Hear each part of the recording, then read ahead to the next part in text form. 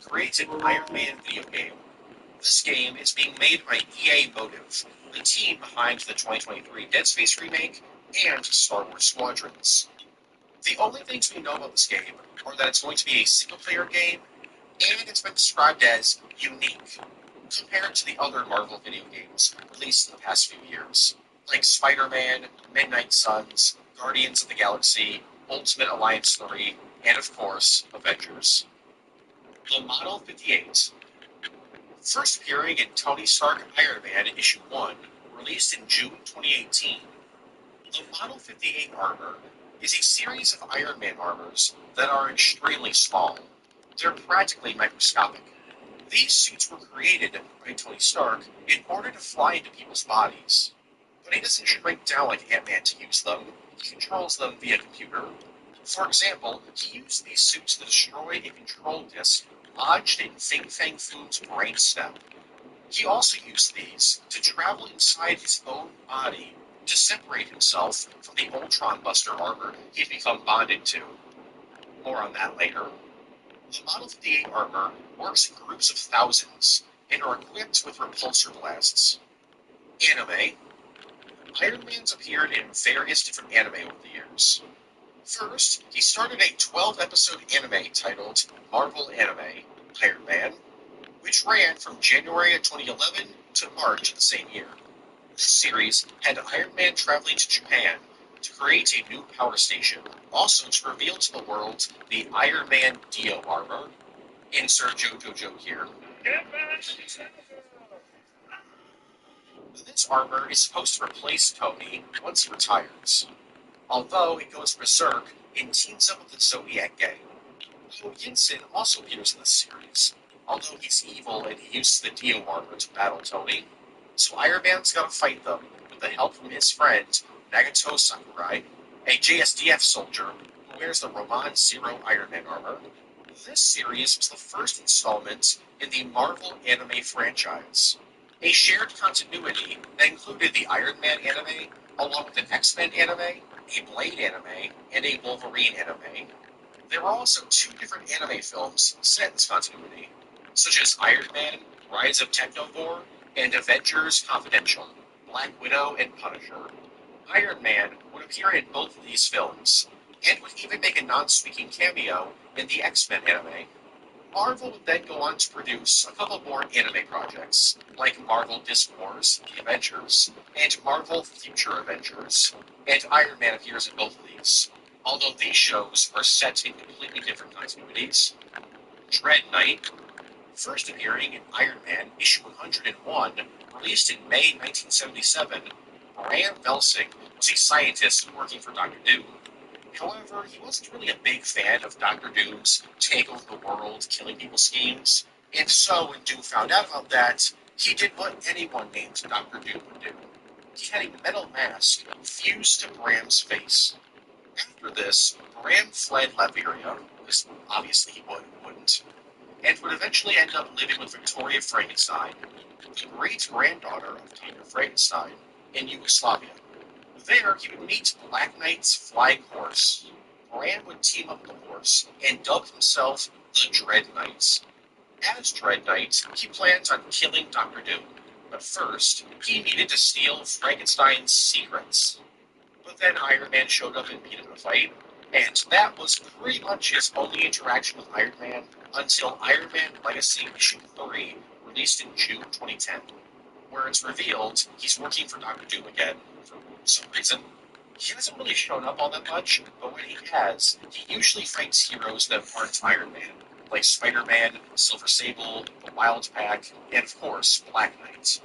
When he first appeared in an Iron Man story, so I'm putting him in the iceberg. Side note, in one of Marvel's many handbooks, it's revealed that Dread Knight was a member of the Masters of Evil, despite him literally never appearing with them in any comic or story. In fact, in the Masters of Evil's entry in that guidebook, he wasn't even listed as a member. As for Dread Knight's abilities, he doesn't have any powers, and instead relies on the Dread Knight armor, a knight-like armor that gives him protection against most weapons. He's also got a lance he designed that has a bunch of weapons built into it, like an electrical entanglement cable, armor-piercing bullets, and twin-force blast pods. He also has a gun that fires knockout gas. I guess when he has to reload the lance, he switches to his sidearm because it's faster than reloading. Corporal Dunn will be proud. Dread Knight has also appeared in media outside the comics, like Iron Man the Animated Series, and kinda Armored Adventures. These stone statue monsters are called Dread Knights, so I don't know, does that count? Cancelled 1980s Iron Man cartoon. In the early 1980s, Marvel wanted to create some cartoons based on some of their characters. And so, a bunch of writers and artists created pitches for cartoons. And one of these was about Iron Man. This artwork was created to pitch an Iron Man TV show. And that's it. That's all we know about the show. This art comes from the magazine Comics Features issue 33. And this magazine also shows off a bunch of other cartoons Marvel wanted to make, like an Ant-Man the Wasp show, a Daredevil show where he'd have a super dog named Lightning, Teen Hulk, Hulk Hound, and the Monstrous, which I can only imagine was made because somebody had a giant fetish. Iron Man making suits for other heroes. So everyone knows about War Machine, Rescue, and the Iron Spider armor, and now you know about the War Widow armor. But there's actually been a few other Iron Man armors that Tony's made for other heroes. For example, in Hunt for Wolverine, issue 3, released in July 2018, Tony Stark, X-23, Jessica Jones, Spider-Man, and Luke Cage were trying to find Wolverine's corpse because he was dead at the time. Don't worry though, he's back. And during the search, they had to infiltrate Mr. Sinister's base, located in the Desolation Islands. So in order to even the odds against Mr. Sinister, Tony built new Iron Man armors for Jessica Jones, X-23, Luke Cage, and Spider-Man. So yeah, Spider-Man's had 2 different Iron Man armors in the main Marvel timeline. I wonder if this will show up in Spider-Man 2. Anyways, these armors had pretty much your standard Iron Man abilities, although there were some changes. For example, Spidey's armor had built-in web shooters, and Luke Cage had a spiked wrecking ball. These armors appeared twice, and then never again. There was also Captain America's exoskeleton. This was an Iron Man light armor that first appeared in Captain America issue 438, released in April 1995. As around this time, Steve's Super Soldier Serum was starting to go away and give him some medical problems, such as a heart attack that left him completely paralyzed. So, being a nice friend, Tony created an exoskeleton to allow Steve to move around and fight crime again. This armor had several non-lethal weapons built into the suit, such as magnetic gloves, beams that caused people to suffer from vertigo, and anti-missile missiles. Also, Captain America, while wearing this armor, was actually bonded with the symbiotes for a short period of time. Gargantuous, the alien caveman robot. First appearing in Tales of Suspense, issue 40, released in January of 1963, Gargantuous is pretty much only known. Okay, so website. Yeah, yeah, I think you're good. Good. Yeah, then we're going to put on a little diet. Cleanse.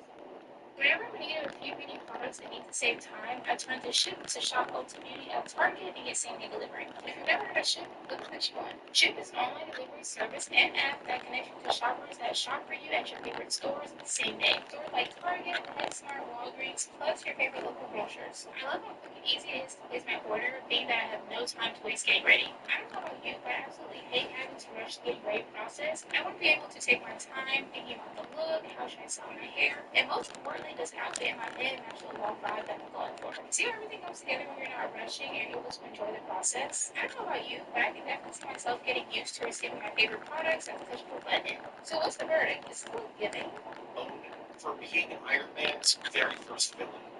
In fact, he's only ever appeared in this issue. Gargantuous was created by an alien race that, by the way, is still unnamed to this day. And these aliens scouted out Earth 80,000 years ago. And because of this, they knew what cavemen looked like. and so they created a robot called Gargantuous that was designed after a caveman. It sets the bait. They sent out this robot to terrorize Earth, but Iron Man just so happened to be in the city that Gargantuous had been invading. So Tony suited up as Iron Man and took him out pretty easily.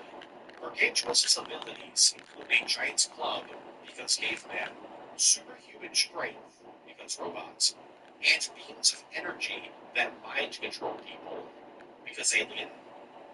Tony Ho, first appearing in New Avengers issue 1, released in October 2015, Tony Ho hated Tony Stark, as when she was only 11 years old, Iron Man failed to save her father, and so she swore that she would become better than him.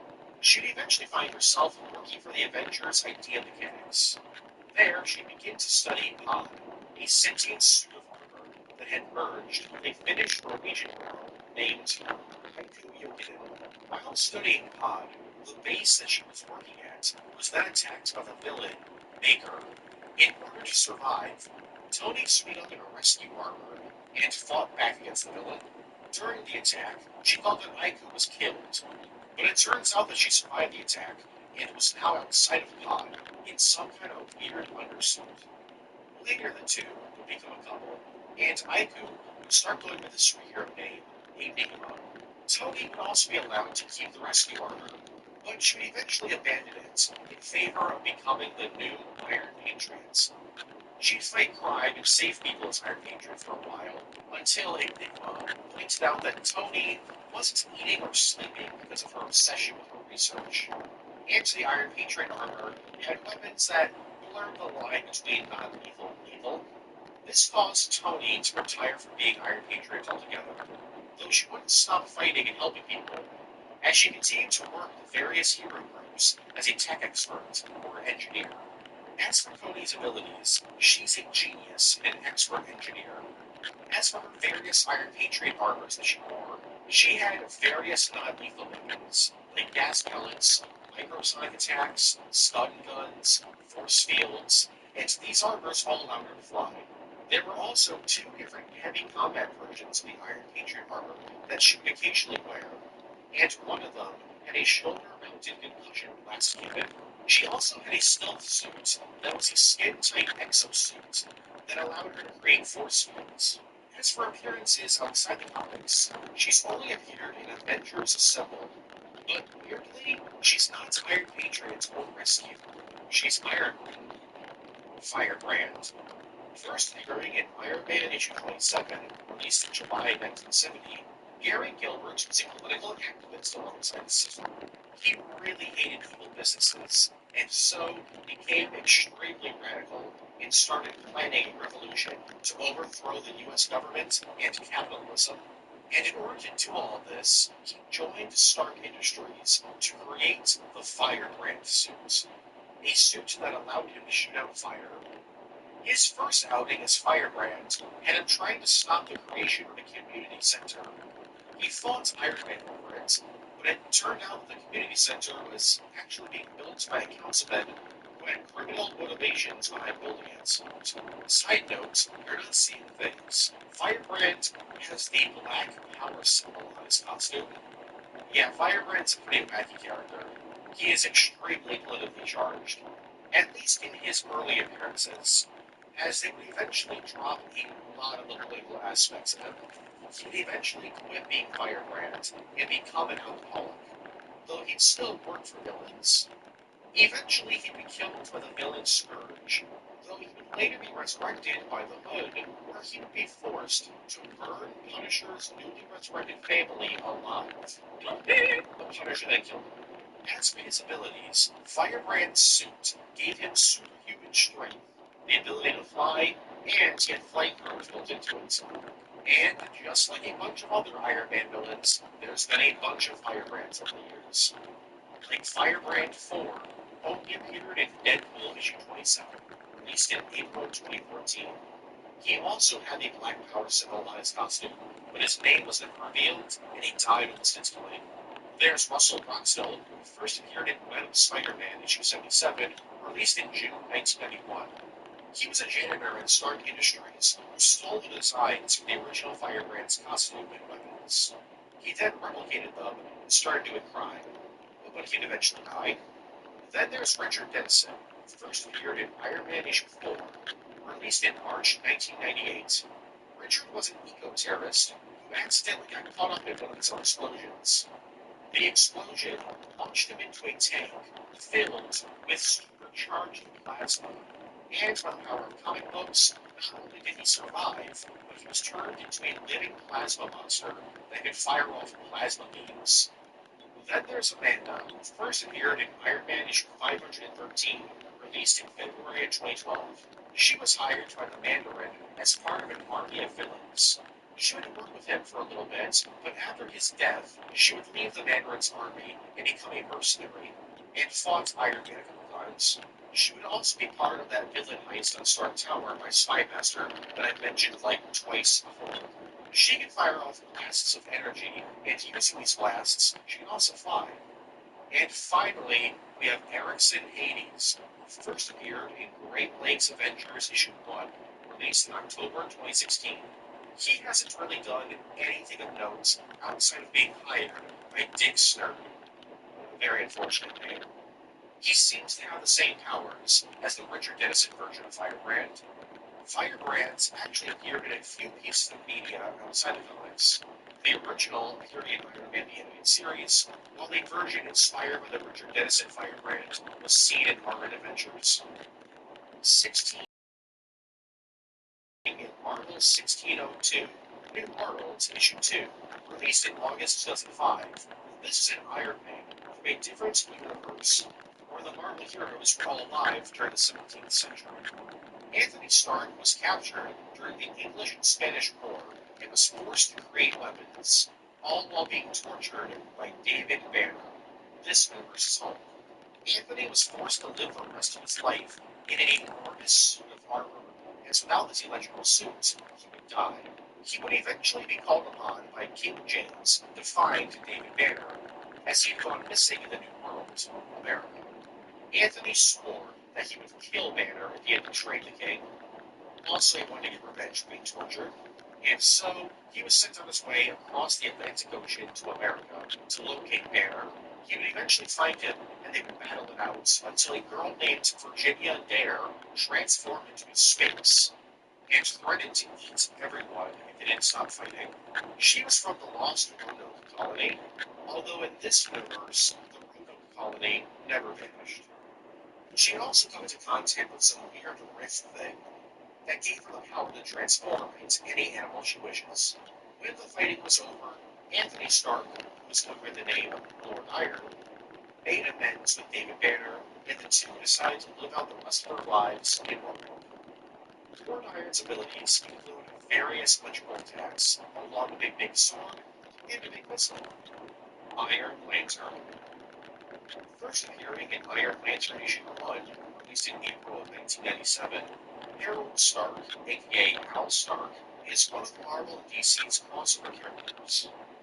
This was an event going on at the time, where Marvel and DC had many of their characters merge into other characters.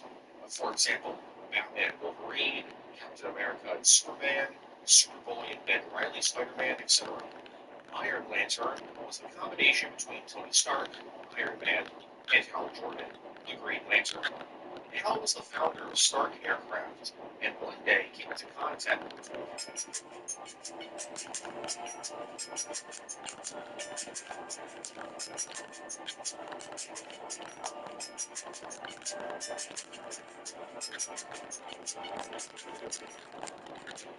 a crashed alien ship. After the flight simulator he was in took off without warning and crashed nearby. Because of the crash, shrapnel was stuck in his chest. Despite being fatally wounded, he decided to make his way to the spaceship, where he found a dying alien. Hal then created a suit of armor made from the alien's technology, and used a battery found in the ship to power the suit up. And that's how he became the Iron Lantern. He fought against a variety of different supervillains, like Madame Sapphire, Great White, and the Mandarin Estro.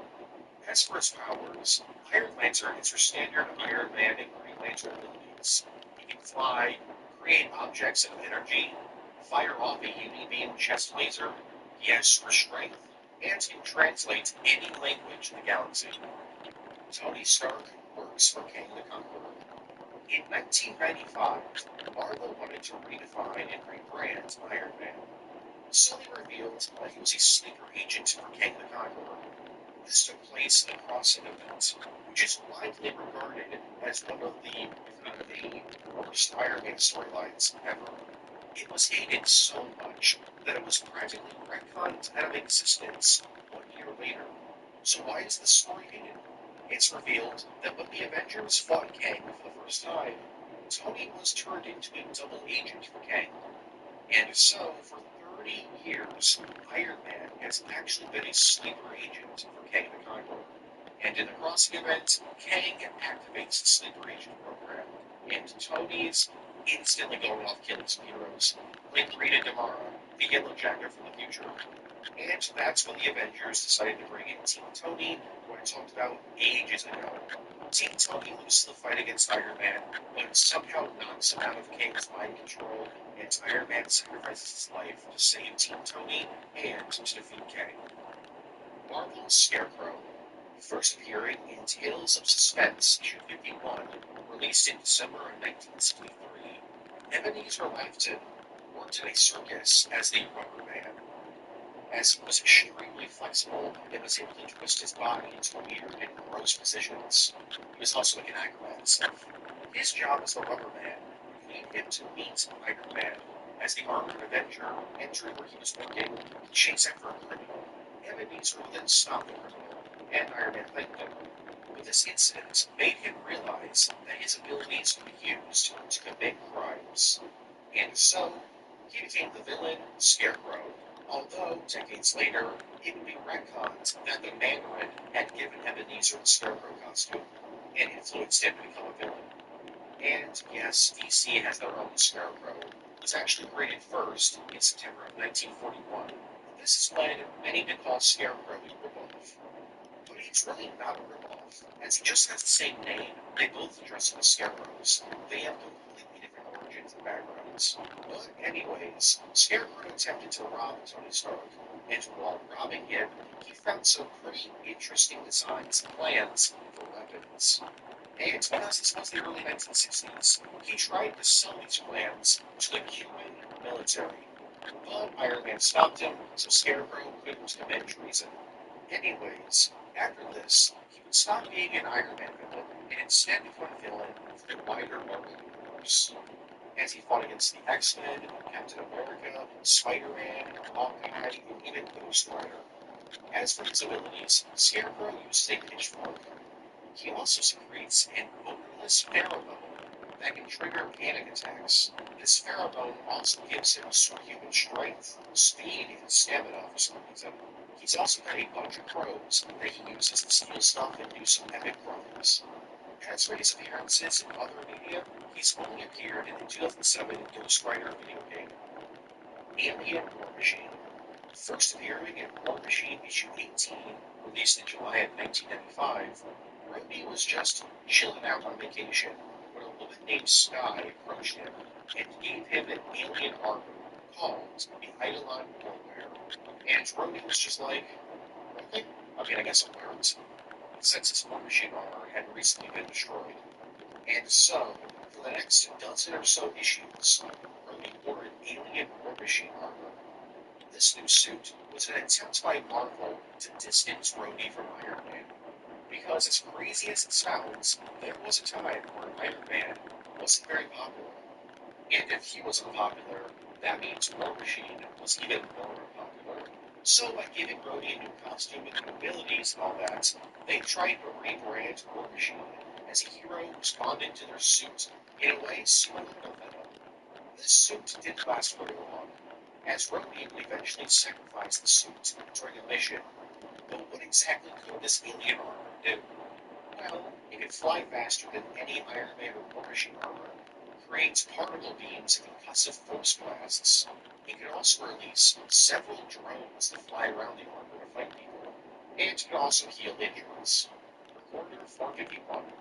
First appearing in Iron Man issue 6, released in February 2013, 451 was a Virgilian recorder. These are sentient robots created to explore the universe and report their findings to their creators, the Virgilians.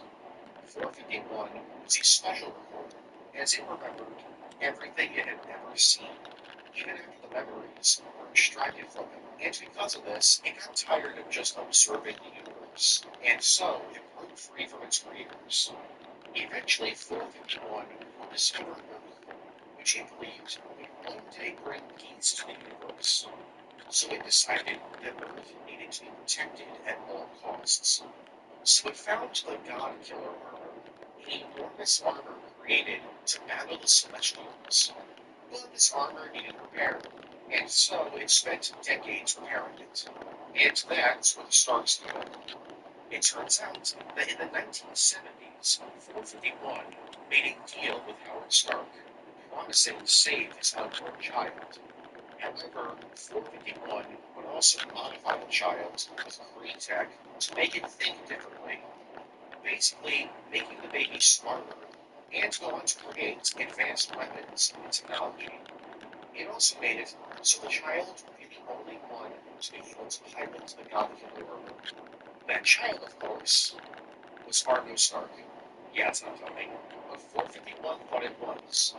451 attempted to force Tony into the God Killer armor by sending the God Killer armor on autopilot to destroy the planet.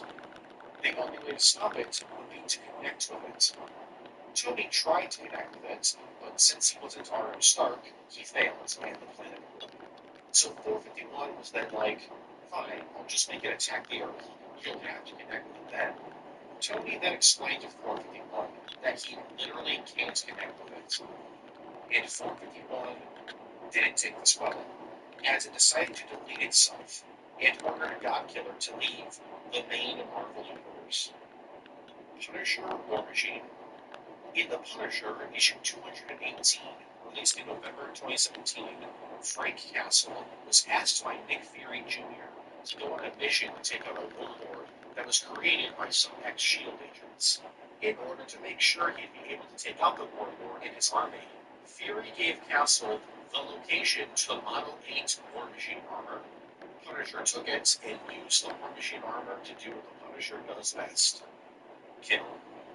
And after the mission was complete, he decided to keep the armor. So he went around eradicating crime in New York City, especially Hydra. Punisher made it his mission to hunt down every Hydra agent in the city. This caught the attention of the Avengers, because a dude flying around in a War Machine armor killing criminals left and right in New York City is bound to get some attention. Punisher was able to evade capture from Captain Marvel, Falcon, Spider-Man, Beast, Iron Man, Hercules, etc. Though he would eventually be convinced to retire from being the War Machine by Rhodey, who had recently been brought back to life. Because if you remember, I mentioned earlier that he was killed by Thanos during Civil War II. Arsenal. First appearing in Iron Man issue 114, released in June 1978. Arsenal, or Arsenal Beta, is a prototype doomsday weapon created by Howard Stark after the US government asked him to make it during the Cold War. Arsenal's processors were based on Howard Stark and the AI that was supposed to help this doomsday robot, named Mistress, was based on Maria Stark. And after their creation, the US government was like, hey, look, Howard, I know we asked you to make a doomsday weapon, but this is really extreme. We can't use this. And so they were put into storage for decades. But not in like a US Army base or something. They were stored underneath Stark Mansion, which had recently become Avengers Mansion. And during a battle with Unicorn and Titanium Man, Arsenal was activated and fought everyone it saw. Tony was able to convince Mistress that the Avengers weren't a threat to them, and told them that Howard and Maria were both dead. So Mistress activated a bomb to kill Arsenal, and then deleted herself. But that bomb didn't destroy Arsenal. It did damage it. You could have done anything with this time. While it away, idle and still. Instead, you came here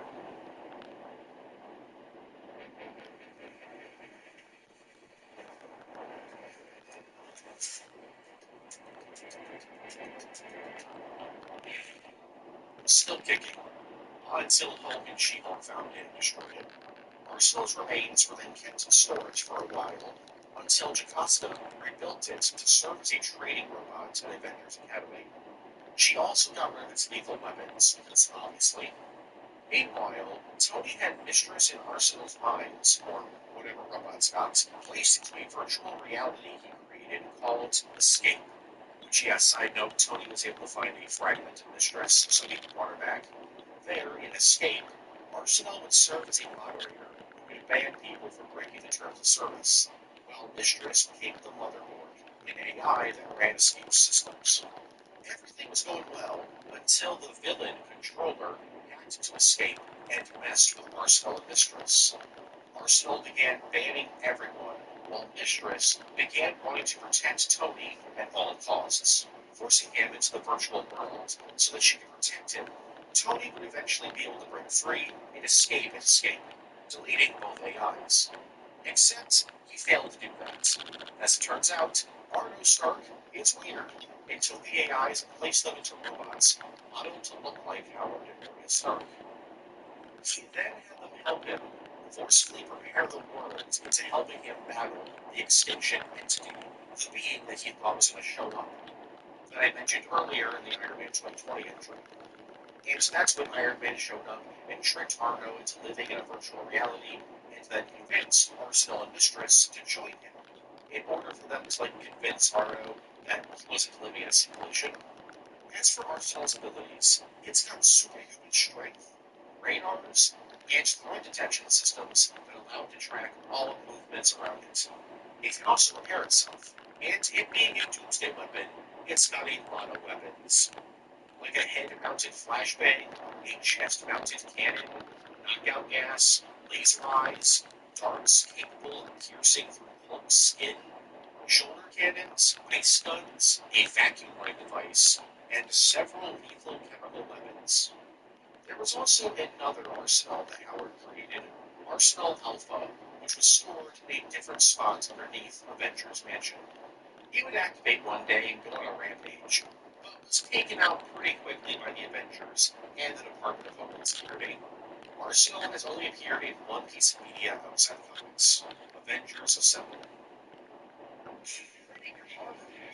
That's Iron Man on Disney XD. Marvel's Iron Man 3 has arrived, and Subway is your ticket to Fresh. Score a chance to win a free ticket to Iron Man 3. Every Better For You Subway Fresh Mint for Kids meal featuring an exclusive meal day. Iron Man 3 in theaters May 3rd. Subway, eat fresh. Blast off. Now that's Iron Man right here on Disney XD. Tony Hawk's Underground.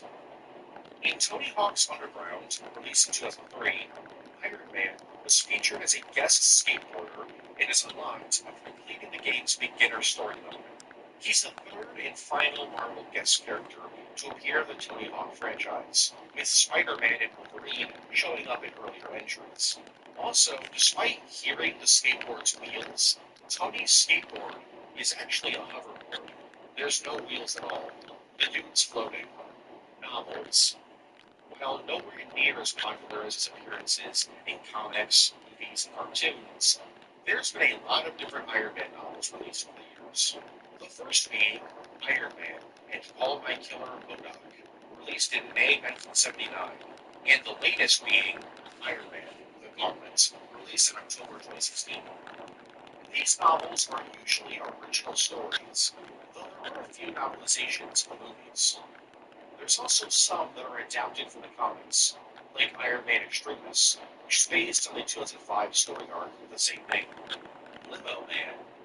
In What If issue 34, released in May of 1982, the world was introduced to Tony Stark of Earth 82348. In this reality, he wasn't Iron Man, but instead Limo Man.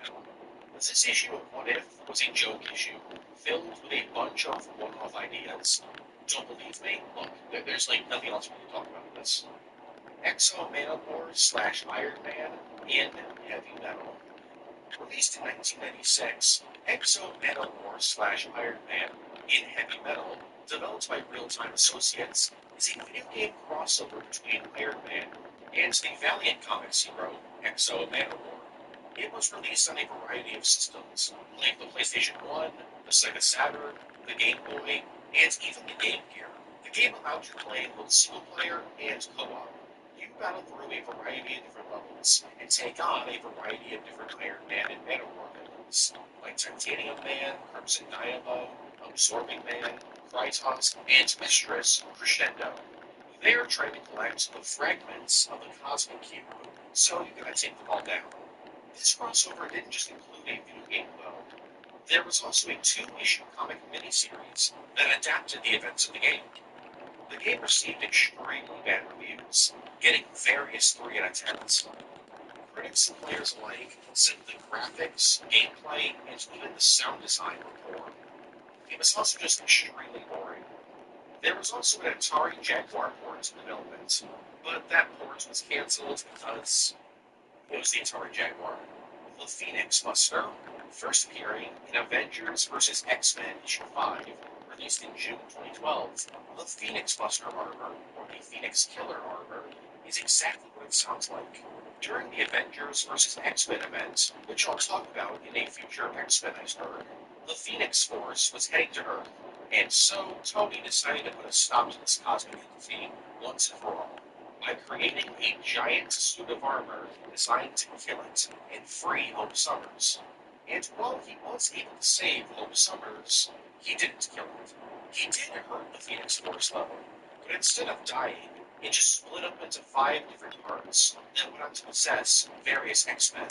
As for its abilities, it's got a giant disruptor beam designed to kill the Phoenix, and it can fire giant repulsor blasts from its hands. U.S. War Machine. That's from September 2001 to July 2003. U.S. War Machine was a series of comics that was part of Marvel's Max line. This was a line of comics aimed exclusively at adults, and most of the series under this line were set in their own continuity, though there were exceptions. U.S. War Machine sees Rhodey leading a team of heroes under S.H.I.E.L.D. to battle various villains, like Doctor Doom, MODOK, and AIM, after being fired by Tony Stark. And he does all the usual War Machine stuff you'd expect, only they say the F word a lot. The team of War Machine armor teammates consists of a variety of different agents of S.H.I.E.L.D., like Dum-Dum Dugan, Shiva Josephs, Parnell Jacobs, George Salzaro, Nathan Manning, and Spiro Sakai. Some of these characters were created for the comic, while others are based on characters from the main Marvel universe, like Dum-Dum Dugan, Shiva, and Parnell Jacobs. Also, you've probably noticed by now, but yes, the first 12 issues of the comic looks like this, while the final 3 issues, called U.S. War Machine 2.0, looks like this. I don't know why they did this. No idea why they went from a comic book to Xavier Renegade Angel.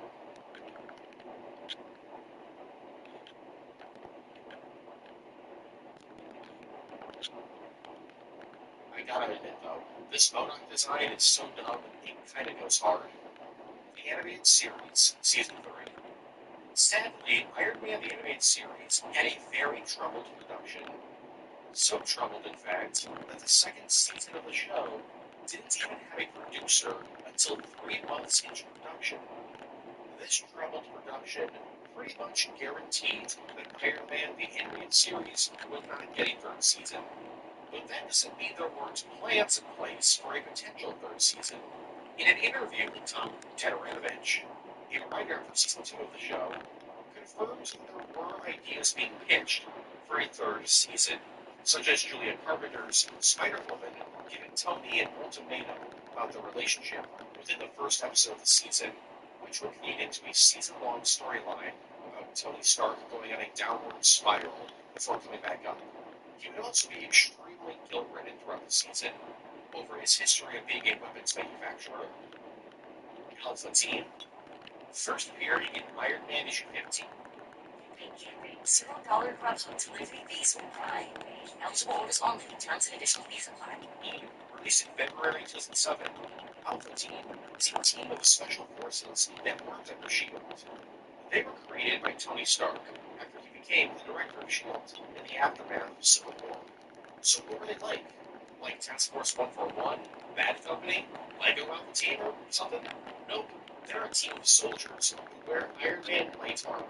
They're not even remotely as powerful as an Iron Man, War Machine, or even a rescue armor.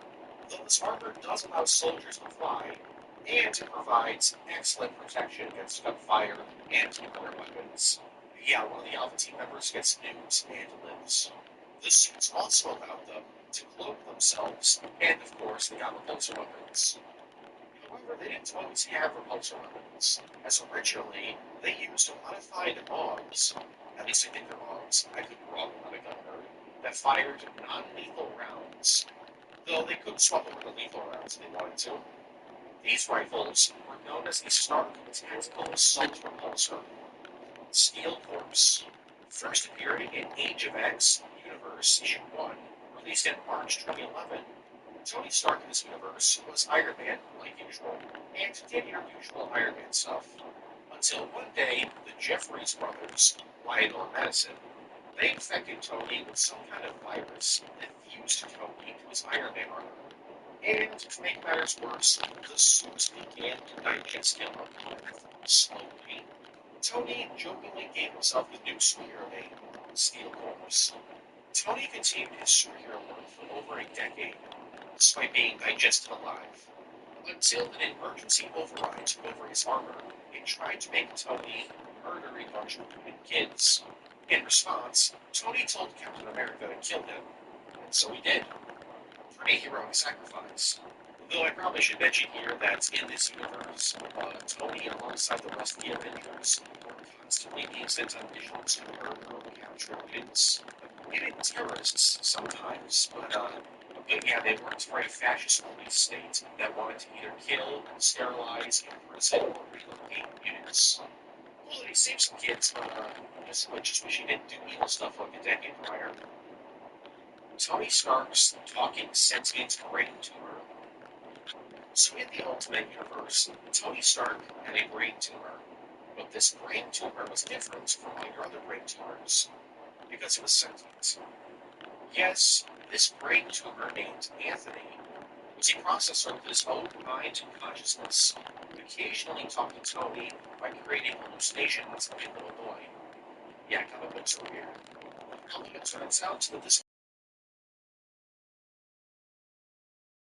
lodged in his brain. Anyways, Anthony can control and communicate with technology independent of Tony. For example, Tony could, and has, piloted Iron Man armor without Tony being in it. He did this once to control a giant Iron Man armor and fought against Reed Richards and a kaiju-sized Hulk. Don't worry though, this little freak is dead. Mr. Fantastic took the Infinity Gem from Tony's brain, so Anthony vanished. Cancelled Activision Iron Man game. Throughout the 2000s, there was an Iron Man video game in some form of development. Activision had the rights to not just an Iron Man video game, but an Iron Man video game that would tie in with the upcoming Iron Man film. And so, there was some early work on the game being done while they waited for the film to come out in 2005. It did not come out in 2005. Then they waited for 2006. It did not come out in 2006. The film was delayed until 2008, with an entirely different team working on the film. So Activision said, screw it, and dropped the license, canceling the game. The concept drawings that you've been looking at were created by Casey Holmes, who designed some level ideas and gameplay mechanics. Go check out his blog about this canceled game. I'll leave a link to it in the description below.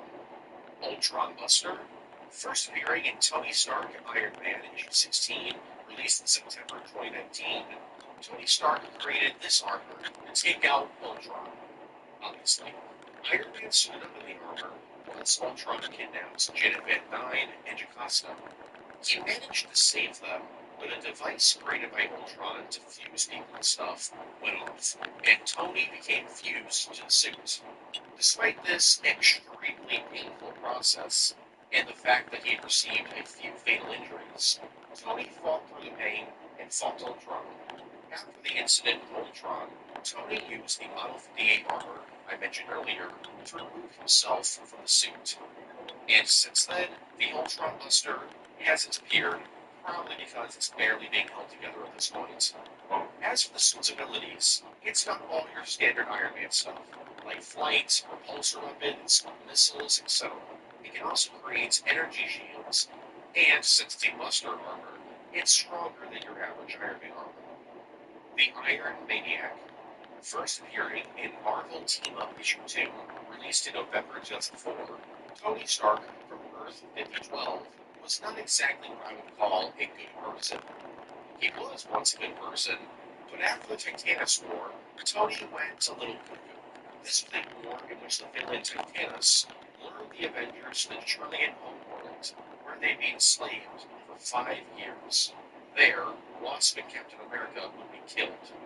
And while this was all happening, the Trillions were attacking Earth. After being rescued, and the Trillions left Earth alone, Tony began to believe that Mr. Fantastic was becoming evil, and so he tried to kill him. In this deranged state, Tony killed Black Widow, Wolverine, and the Human Torch. He would eventually take up the mantle of Doctor Doom and take over the nation of Latveria, where he would plan on conquering the world to save it from Mr. Fantastic. But Reed had different plans and sent Tony to another reality, the main Marvel Universe. There, he would eventually go by the name Iron Maniac, and attempt to travel back to his reality. But he was stopped by Captain America, Black Widow, Spider-Man, and X-23, so now he was trapped in this universe. He ended up being captured, then he escaped, fought some more Avengers, and then was captured again. And that's kind of it. He's still in custody, and hasn't been seen since Marvel Team Up issue 24, released in September 2006. As for Iron Maniac's powers, he's got the ability to fly, create force fields, magnetic fields, use repulsor weaponry, UV beams, he's got super strength, and he also wore a suit that could turn into anything he wanted, like weapons, or tentacle-like appendages to grab people. He's also got a weapon that can temporarily take powers away from people, so that's pretty useful. The Model 72. First appearing in Thor issue 25, released in May 2022, the Model 72 armor was created by Tony Stark by using parts of a dead Celestial. You see, this armor was a Hulkbuster armor, but unlike any that came before, it was practically the size of a Celestial and had an insane amount of power and weapons. It had missile batteries, guns, and repulsor weapons all across the armor, and it allowed Tony to travel through space in practically no time at all. Sounds like a pretty OP armor. Although the only time he actually ever used this armor, it didn't work out that well.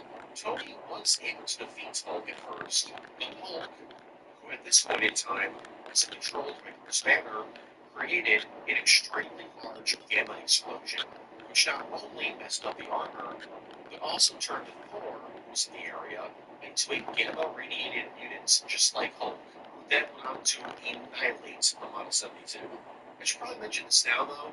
While I said earlier that this was a Hulkbuster, it wasn't originally created to be a Hulkbuster armor. Originally, this armor was created to teleport the people of Earth into a pocket dimension whenever there was a large-scale conflict on Earth, like an alien invasion or something.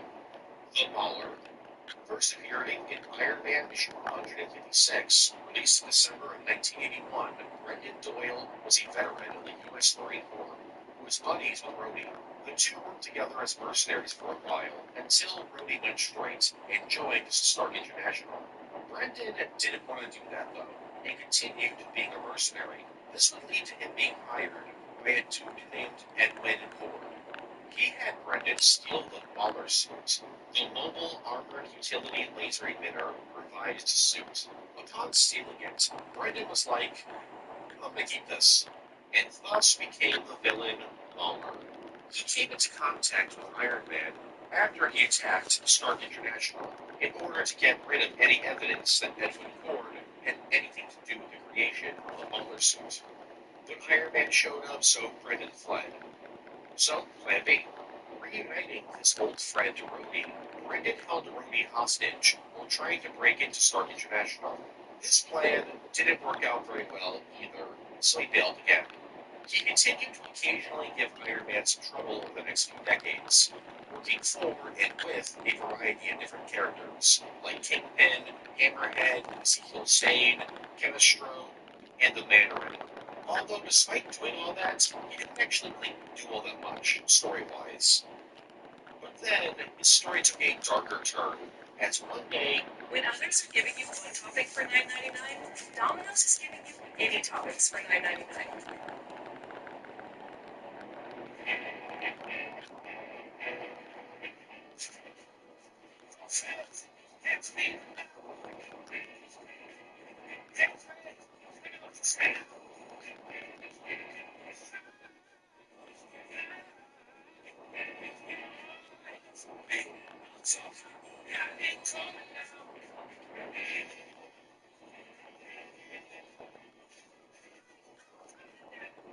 He found out that his son, Danny, was killed in a car crash. This messed him up pretty badly. So badly that when he saw another kid named Bobby that looked vaguely like Danny, he kidnapped the kid in order to raise him as his own. He would eventually snap out of it a little bit later, but still, he kidnapped the kid. As for Baller's abilities, his suit gives him enhanced strength, stamina, and can even allow him to fly. Its main weapon, and why it was so dangerous, is the Blaze Cannon, an extremely powerful laser cannon. He's also got a gauntlet that lets out electrical punches like a galvanical. Brendan is also not the only Baller. There's been three others. There's Aaron Soames, who first appeared in Daredevil issue 167, released in August of 1980, and he was the first Mauler. Aaron was a man in his 60s who got mad when Edwin Cord's company destroyed his legal records, which made it so that Aaron couldn't get his 35-year pension. So he stole the Mauler armor and went out to get revenge. But instead of killing Edwin Cord, he simply destroyed all of his legal documents. And thank Cord security shot and killed Aaron. Rest in peace. Then there's Turk Barrett, who first appeared in Daredevil issue 69, released in October of 1970, although he wouldn't actually become Mauler until Daredevil issue 176, released in July of 1981, and he wasn't Mauler for very long. While working under Kingpin, he stole the Mauler armor and attempted to kill Daredevil. He failed, and then he never wore the armor again. And finally, there's an unnamed Mauler who's worked for the Hobgoblin and Green Goblin. He first appeared in Superior Spider-Man issue 26, released in January 2014, and hasn't done anything. As for his appearances in media outside comics, Brendan Doyle's version of the Mauler has only appeared in the PSP and Wii ports of Iron Man 2, the video game. Iron Giant Man, first appearing in Mutants X issue 30, released in February 2001. This is an Iron Man from another universe, where mutants aren't exactly treated very well. In fact, S.H.I.E.L.D. in this universe was hunting them down. As for Tony, he was part of the Avengers, and mainly had your standard Iron Man abilities, except for the fact that he could grow to the size of a kaiju whenever he wanted to.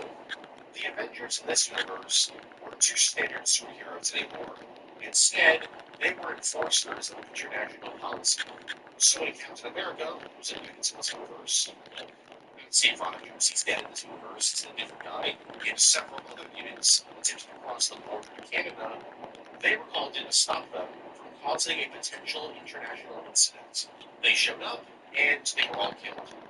And that's really the only thing I can say about this Iron Man. I just wanted to include him in the video because his name is Iron Giant Man. Ice Age Man. In Avengers issue 31, released in February 2020, Tony Stark gets trapped to the year 1 million BC. Tony needed to create a new suit of armor in order to survive the literal ice age he was transported to. So, using pieces of technology from his now destroyed modern-day Iron Man armor and some vibranium batteries, Tony was able to create the Ice Age Man armor. This makeshift armor wasn't all that great in combat.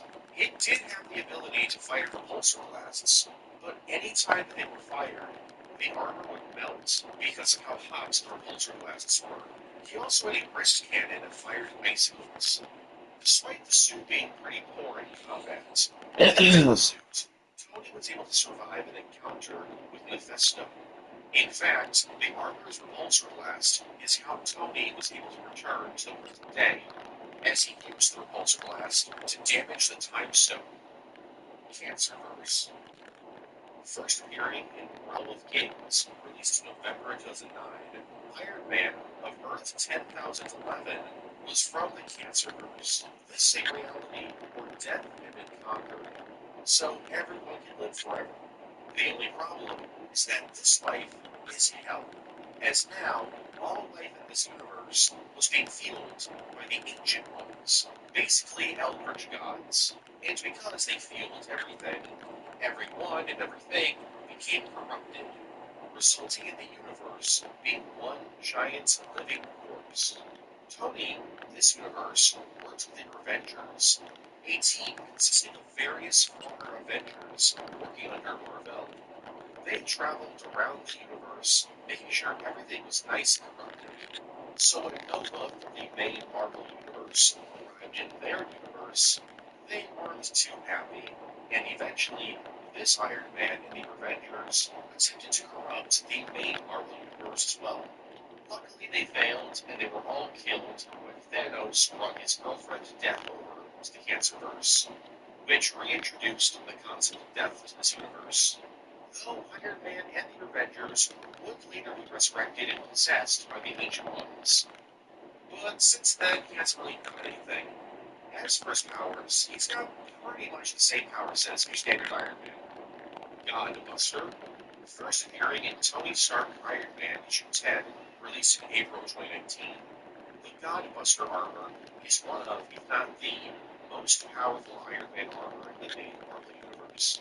I mentioned earlier that Mistress had trapped Tony in the Escape, the virtual reality created by Tony Stark. Well, while in Escape, Tony's mind was free of the restraints of the human brain, so his imagination went wild and created this suit of armor, the Godbuster armor. Not only did he use the armor in virtual reality, but when he returned to the real world, he used several bleeding-edge printers to create the armor in real life. Upon its creation, he used the armor to take out the villain Controller, and then he had the Godbuster armor self-destruct, because he deemed it to be far too dangerous to exist. While we never get to see the armor at its full potential, it's been called Tony's masterpiece and described as the ultimate weapon, and it must be pretty powerful for Tony to flat out destroy it due to its potential danger to the universe. Tony ends the Age of Heroes. In What If issue 64, released in June 1994, Tony Stark decides to go public. Not like reveal that he's Iron Man, although he does do that. He patents the Iron Man armor, and then he starts selling the armor around the world. This results in the deaths of a lot of heroes. For example, the entire Fantastic Four are killed with Iron Man tech purchased by Doctor Doom. An Iron Man arms race begins, and Magneto is not very happy. He tells the United Nations to stop using Iron Man tech. If they don't, he'll destroy them. The United Nations then respond with creating the Sentinels. These Sentinels will go out and kill most of the X-Men, and the final few X-Men that were alive were then killed by Magneto and his forces. So it's up to a team consisting of War Machine, Spider-Man, Daredevil, Elektra, Thor, Kingpin, Wasp, and Iron Man to stop Magneto. Yep, Tony's back in the fights. After going public and seeing all the damage he caused, Tony became recluse for a while, though he's eventually broken out of the slump once he finds out that Magneto is causing mayhem everywhere, since everyone's using Iron Man tech, and Magneto can easily just rip them apart. So Tony creates a giant Iron Man armor made out of polymer and flies off to face him. It also looks really ugly and terrible. War Machine also has a very weird armor. Tony also has a plan. He's going to absorb all of Magneto's magnetic energy to cause his armor to explode, which will then send the energy to some satellites that will then spread the energy across the globe, to destroy all of Iron Man armor and start tech. However, this would force the world into a new Dark Age, so the Avengers calm Tony down, and they decide to threaten the world's governments to stop production of the Sentinels, or they'll send the world back to the Dark Age.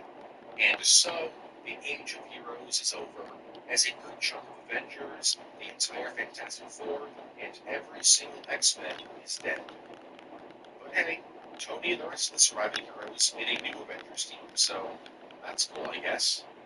Arcanine Armors, first appearing in Iron Man issue 7, released in April 2006.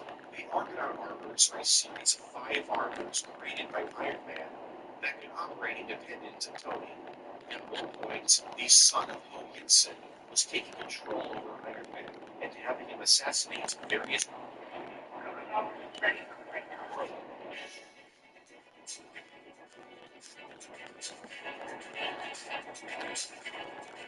Plus a tasty love with the energy you want. Gorilla Protein Plus. Leaders across the globe. Tony didn't really care for being mind controlled, so he eventually found him. But before he could get much information out of him, a shield agent killed the son of Ho Yinsen, which activates the Arcanine Armors.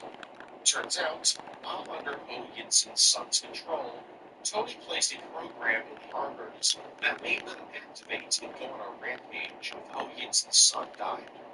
The submarine armor goes off and tries to kill Namor, but it gets destroyed. The stealth armor attempted to kill Iron Man, but failed. The battle armor attempted to destroy some nuclear reactors in Russia, but gets destroyed. The subterranean armor attempted to flood the Persian Gulf with oil, but gets destroyed. And finally, the Hulkbuster armor attacked Times Square and defeated the combined efforts of Captain America, Spider-Man, Carol Danvers, Luke Cage, Wolverine, and She-Hulk. It's only stopped when Tony commits Avengers Endgame himself to sever his connection to the armor, since this Hulkbuster suit was controlled by Tony's subconscious. So he sends 10,000 volts to his heart, which kills him. But don't worry, he's revived about a half hour later, so the day is saved. Iron Man Noir. First appearing in Iron Man Noir issue 1, released in April 2010, everyone knows about Spider-Man Noir. But less people know that he's not the only hero of Earth 9214. Tony Stark of this reality was also a superhero who fought against the Axis powers. In this reality, Tony was an adventurer. Stories about his adventures would be told in magazines, which made him pretty famous. On one of these adventures, he, Rhodey, his friend Virgil, and his girlfriend, Giulietta Nefario, discovered the Jade Mask, which was supposed to cure any disease. But it didn't work, as when Tony put it on, it did nothing to help his heart condition. But then Nefario was like, by the way, guys, I hope this doesn't cause any issue, but, yeah, I'm actually working with the Axis powers. Sorry. And Baron Zemo and Baron Strucker rolled in and killed Virgil. Tony and Rhodey fled, but not before starting a fire, which severely burned Nefarious' face, so she became out of mask. Still looking for a cure for his heart condition, Tony set off to find Atlantis, with the help of the pirate captain Namor. He was able to find it, but before he could do anything, Zemo and Strucker showed up and captured Tony's friend Pepper, who they hired to replace Virgil. After escaping again, Tony and Rhodey suit up in armors created by their buddy Jarvis, and storm Zemo's castle to rescue Pepper. There they battle a ton of Axis soldiers, Zemo, Strucker, and even this universe's version of Arsenal. It's also revealed that Zemo was Tony Stark's father, who had been brainwashed by Strucker.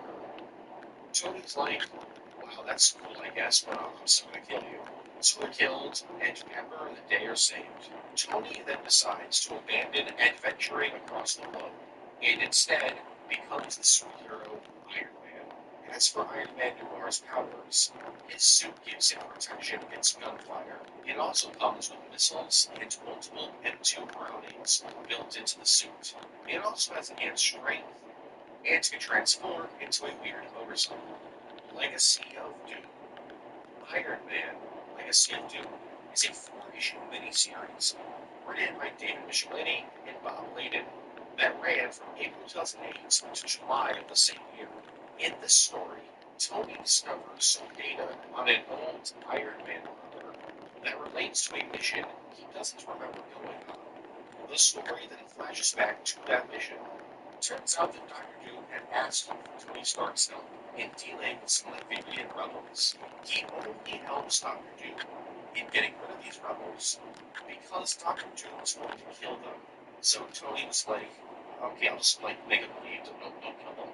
So Iron Man stopped the rebellion, and then Dr. Doom was like, hey Tony, I got a time cube. Want to go with me? And using that time cube, they arrive in Hell. The two then fight off a bunch of demons who all look like weird green blob monsters for some reason, until they find Mephisto, and it's revealed that Dr. Doom had made a deal with Mephisto to bring Tony Stark to Hell in exchange for a piece of the sword Excalibur. Doom then bails, and Iron Man's now trapped in Hell. And there, he fights a demon who's taking the form of his father, Alan Stark. Iron Man is eventually able to defeat this demon and escape Hell, but upon returning to Earth, he discovers that Doctor Doom has now fused with the sword Excalibur. The two fight for a bit until Merlin shows up and tells Tony that he's the champion of King Arthur, so he needs to find Excalibur's scabbard.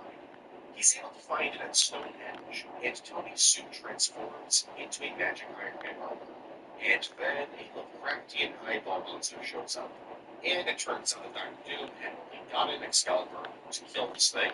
It turns out that the only way to kill this thing is to stab Iron Man in the chest, since he fused with the scabbard. Once they do this kills the monster, and Tony and Dr. Doom are returned to normal, and Merlin wipes their minds clean. It's a wild read. Ready your Marvel movie like that's Iron Man on Disney XD. It's Target Expo for the future. It's on display. That includes the UK of Tomorrow, the results of Stark's merger with Burger King, and the new Bugs. More beef for the big cookie for just a buck.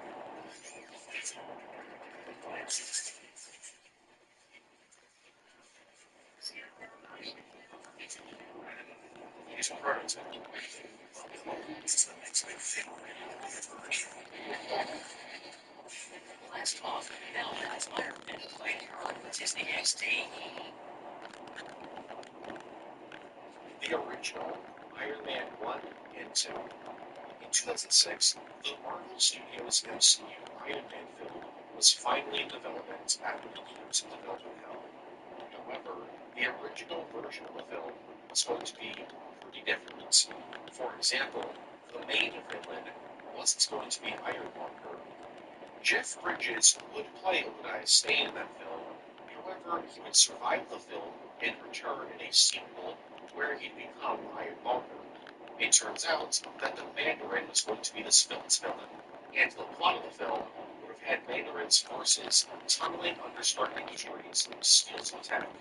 This version of the film wouldn't end up happening because Mark Miller convinced Jon Favreau that the Mandarin wasn't the best villain for an origin film because of his fantastical tone. Upon removing the Mandarin, the plan was then to have Ironmonger survive the film. After the final fight, it would be revealed that Obadiah Stane was somehow able to escape the Ironmonger suit, which would lead to him returning in a sequel. As for Iron Man 2, there was originally going to be 3 villains in this film: Justin Hammer, Whiplash, and Ghost. Ghost never ended up happening, though she did show up later in the MCU in Ant-Man and the Wasp and Thunderbolts. Finally, the original plan for Iron Man 2 was to have Ivan Vanko somehow escape the Whiplash armor before it explodes, allowing him to return in a future film. The Killing Machine. In the 1980s, the late comic legend Dwayne McDuffie pitched an idea to Marvel Comics about a mini-series called The Killing Machine. This story would have been about the Punisher stealing an Iron Man armor, painting it black, and then going around killing criminals left and right. Iron Man really like this, and so we try to stop it. There would also be a sequel about Rhodey donning a black painted Iron Man armor, which would lead into its own series starring Rhodey. Sadly, this storyline never happened. But McDuffie has said before that he likes to think this pitch influenced the creation of the War Machine armor. And decades later, Punisher would end up wearing the War Machine armor. Melter, first appearing in Tales of Suspense, issue 47, released in August of 1963, Bruno Morgan was an industrialist. When he was bankrupt, after the U.S. government found out that he was using some very low-quality materials to build his designs and weapons. Because of this, all of his contracts were then given to Tony Stark. This obviously made Bruno very angry, and so he did what anyone would have done. He created a melting ray, strapped it to his chest, and had to go destroy some Stark Industries factories. Iron Man would then show up and defeat Bruno, who was now known by the name the Melter. Melter's melting ray was specialized in melting iron, so you would think that Iron Man was screwed. But Tony actually made a new set of armor that was made of aluminum, so he was fine. The Melter would go on to become a recurring villain for Iron Man, but would also find himself fighting other heroes, like the Avengers and the Fantastic Four, as he was now part of the group of Masters of Evil. Eventually, Bruno would change up his costume and weapons, because the chest-mounted melting gun wasn't super effective. So he created a melting gun. And by create, I mean he kidnapped Tony Stark and forced him to design a new melting gun for him. He used it against Iron Man for a bit until he was like, alright, I'm just gonna put this thing in my belt. And so he rolled with a belt-mounted melting gun for a while. Over his criminal career, he worked with a variety of villains, like Justin Hammer, Dr. Doom, Whiplash, Lizard, Manbull, and even Ultron. His career ended when the assassin Scourge, not Scourge, rolled in and killed him. And since then, he stayed dead. Bruno's original melting ray was strapped to his chest and could only melt steel and iron.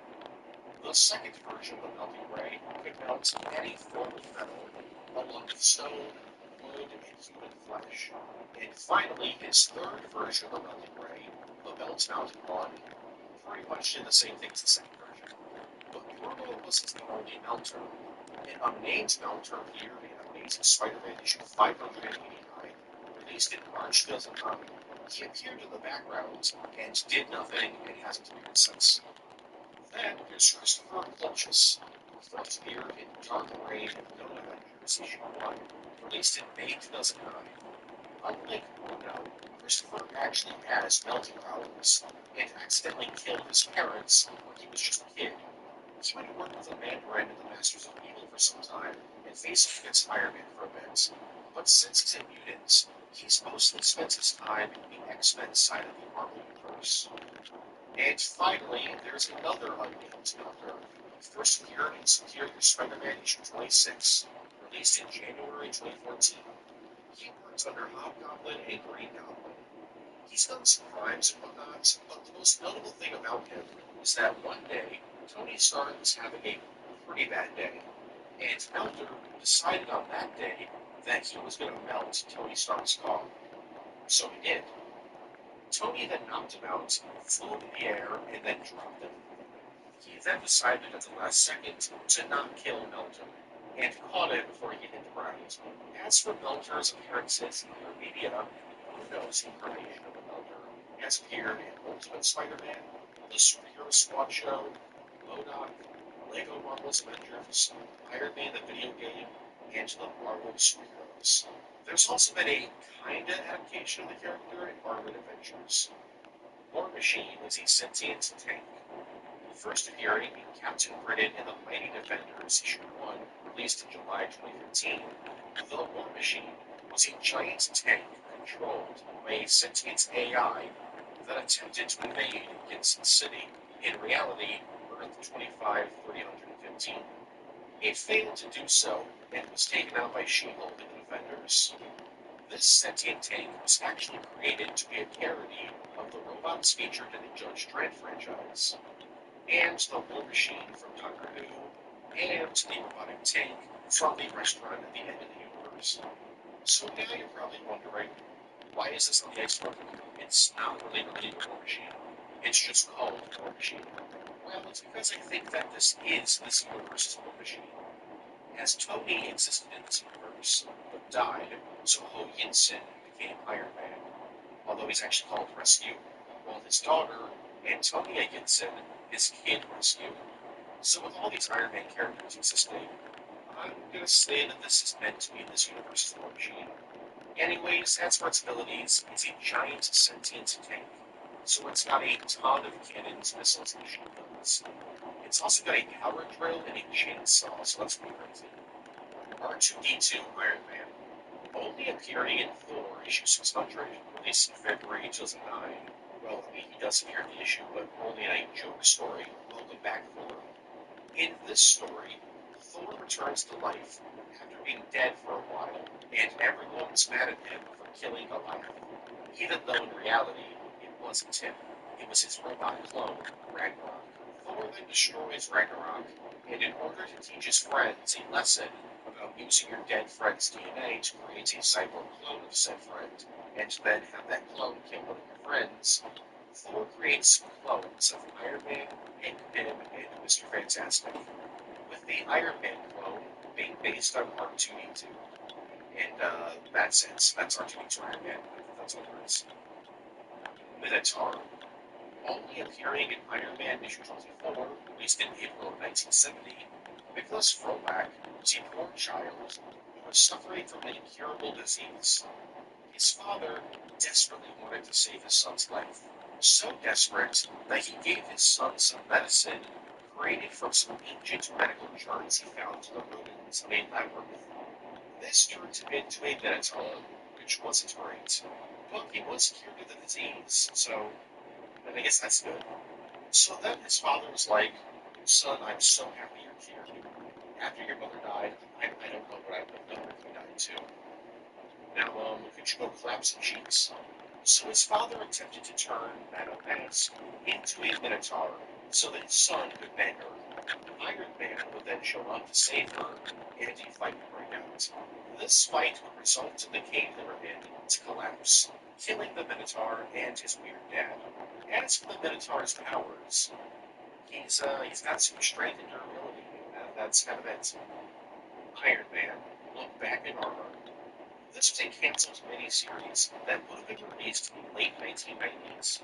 It was supposed to be written by Kurt Busiek and tell the story of what happened to Team Tony after the events of Onslaught and Heroes Reborn.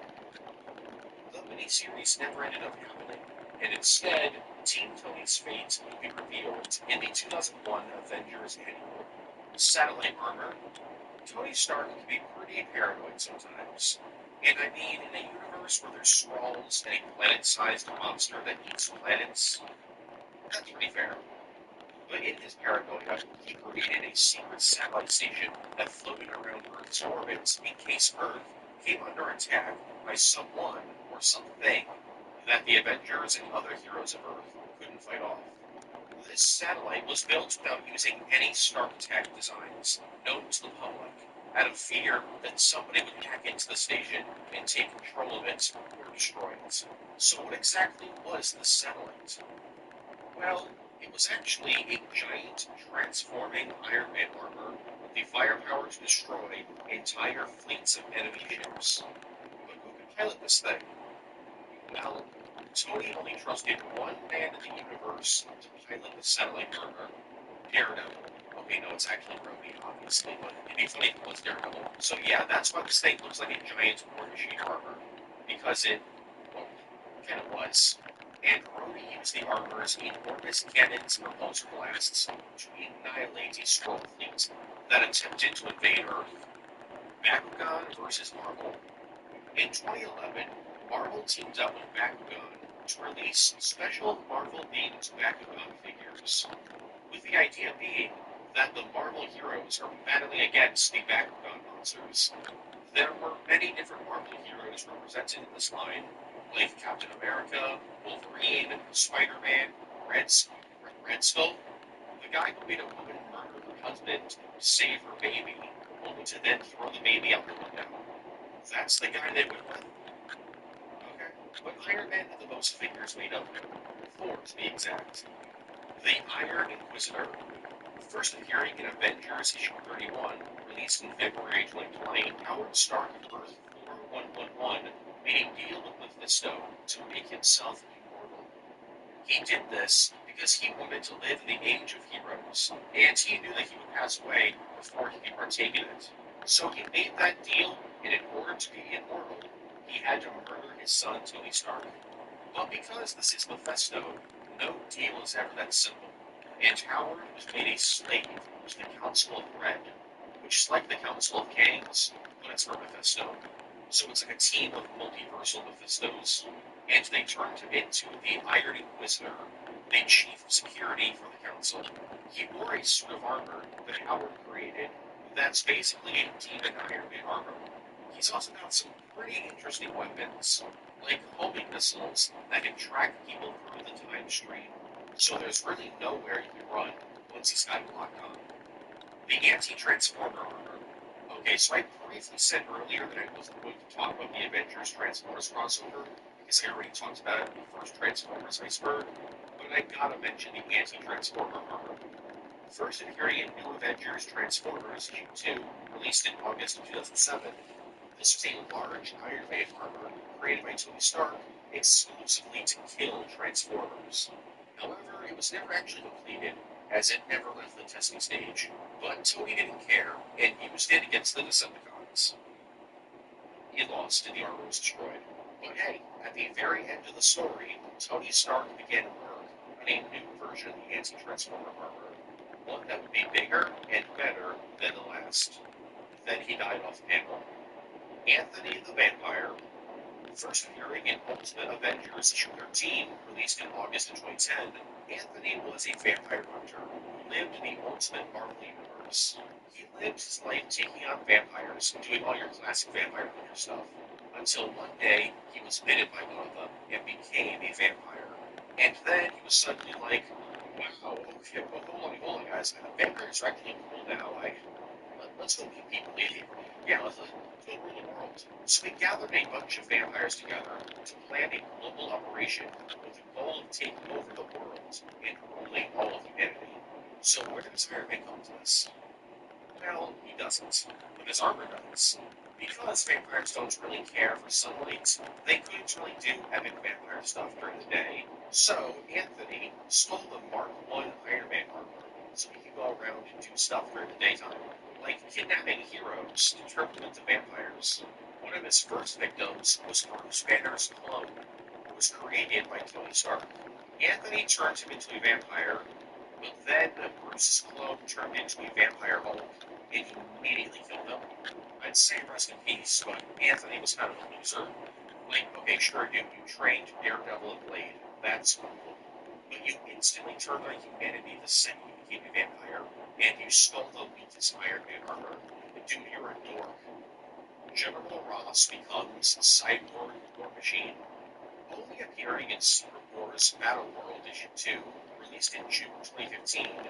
Everyone knows that General Thunderbolt Ross turns into Red Hulk, but not everyone knows about the General Ross who transformed into something very, very different. Ross of Earth 71612 was turned into a cyborg modeled off of a War Machine armor, and so he took the name War Machine.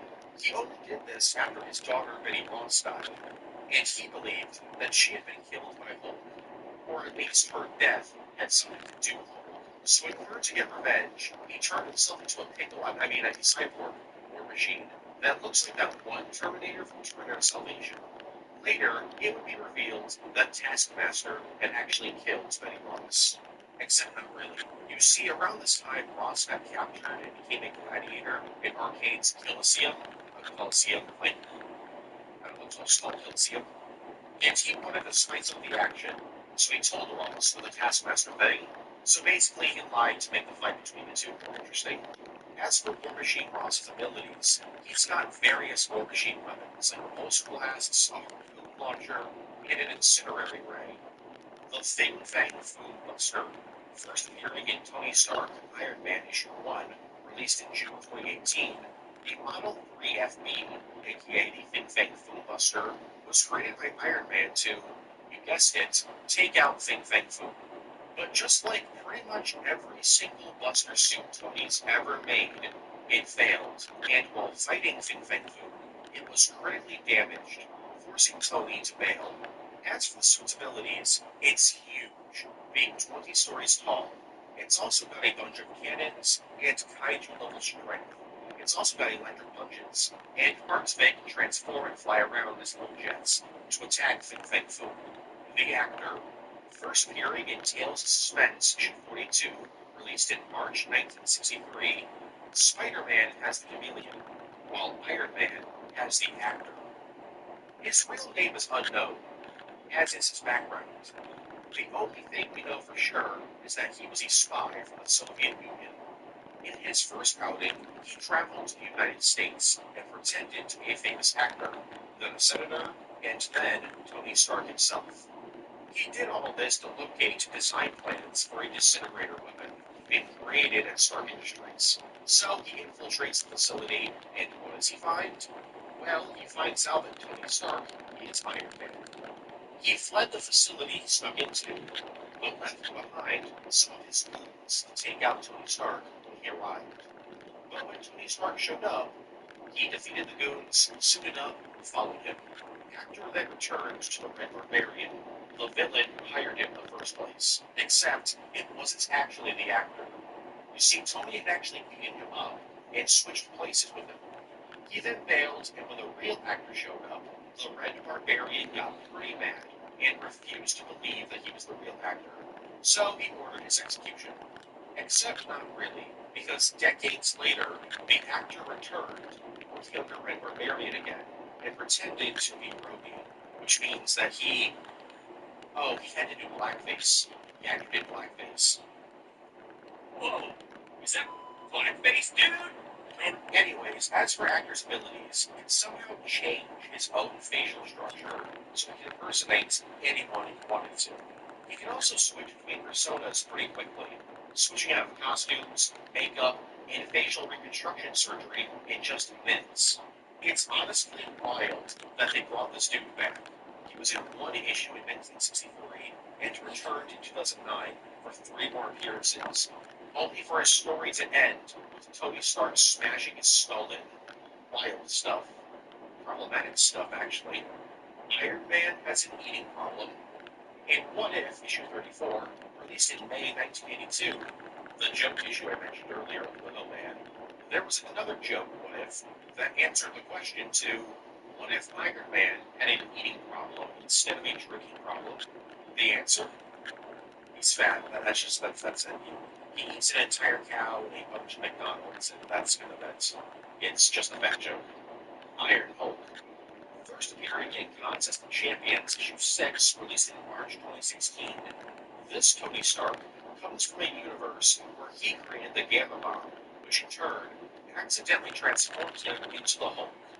And he didn't let this new Hulk body ruin his chances of being a superhero. He built an Iron Man armor designed for this new Hulkish body and went on to become the hero, Iron Hulk. He was then abducted by the Elders of the Universe and killed in Battle Realm by Maestro, took his Iron Hulk armor and began wearing it. Yeah, there's not really a lot to this guy. He's literally only in 2 panels. But luckily, there's another Iron Hulk.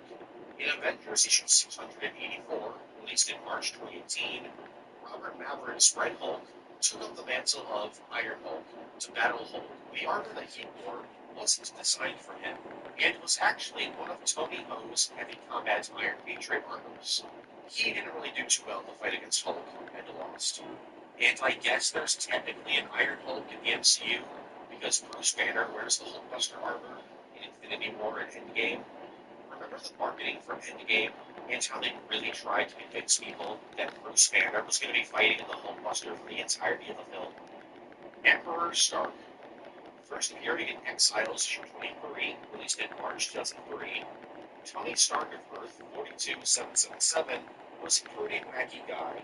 In fact, I'd argue that he was kind of a jerk, as he had everyone who opposed him killed. He also manipulated the entire world into electing him Emperor of the planet for life, which is not some of this idea. But hey, I mean, he was the hero of the Mutant War, a war in which all of humanity and all of humankind were fighting each other. Though he did help start the war and was secretly working with Magneto, but oh well. I mean, he had a global peace prize for developing countermeasures for ground destruction. That's pretty cool. Doesn't really make up for the murder and fascism, but I mean, it's a start. Oh wait, no, he's the one that created the bugs that destroyed the crops. But never mind. He also created technology that controlled all of the weather and seismic activity. So he just created hurricanes and earthquakes whenever. He also had an entire fleet of Iron Man soldiers ready to kill at a moment's notice. He may sound like a pretty popular guy, but surprisingly, not everyone likes Emperor Stark.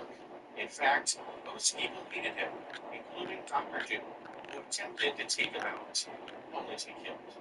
He would eventually meet his end when the Inhumans took him out.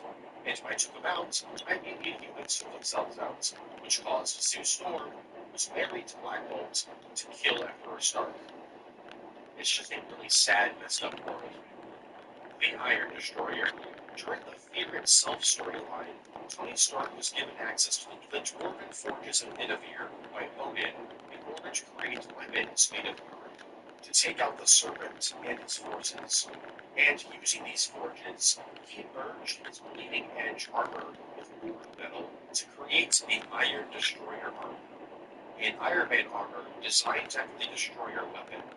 He used this variation of the suit for a little bit until the battle was won.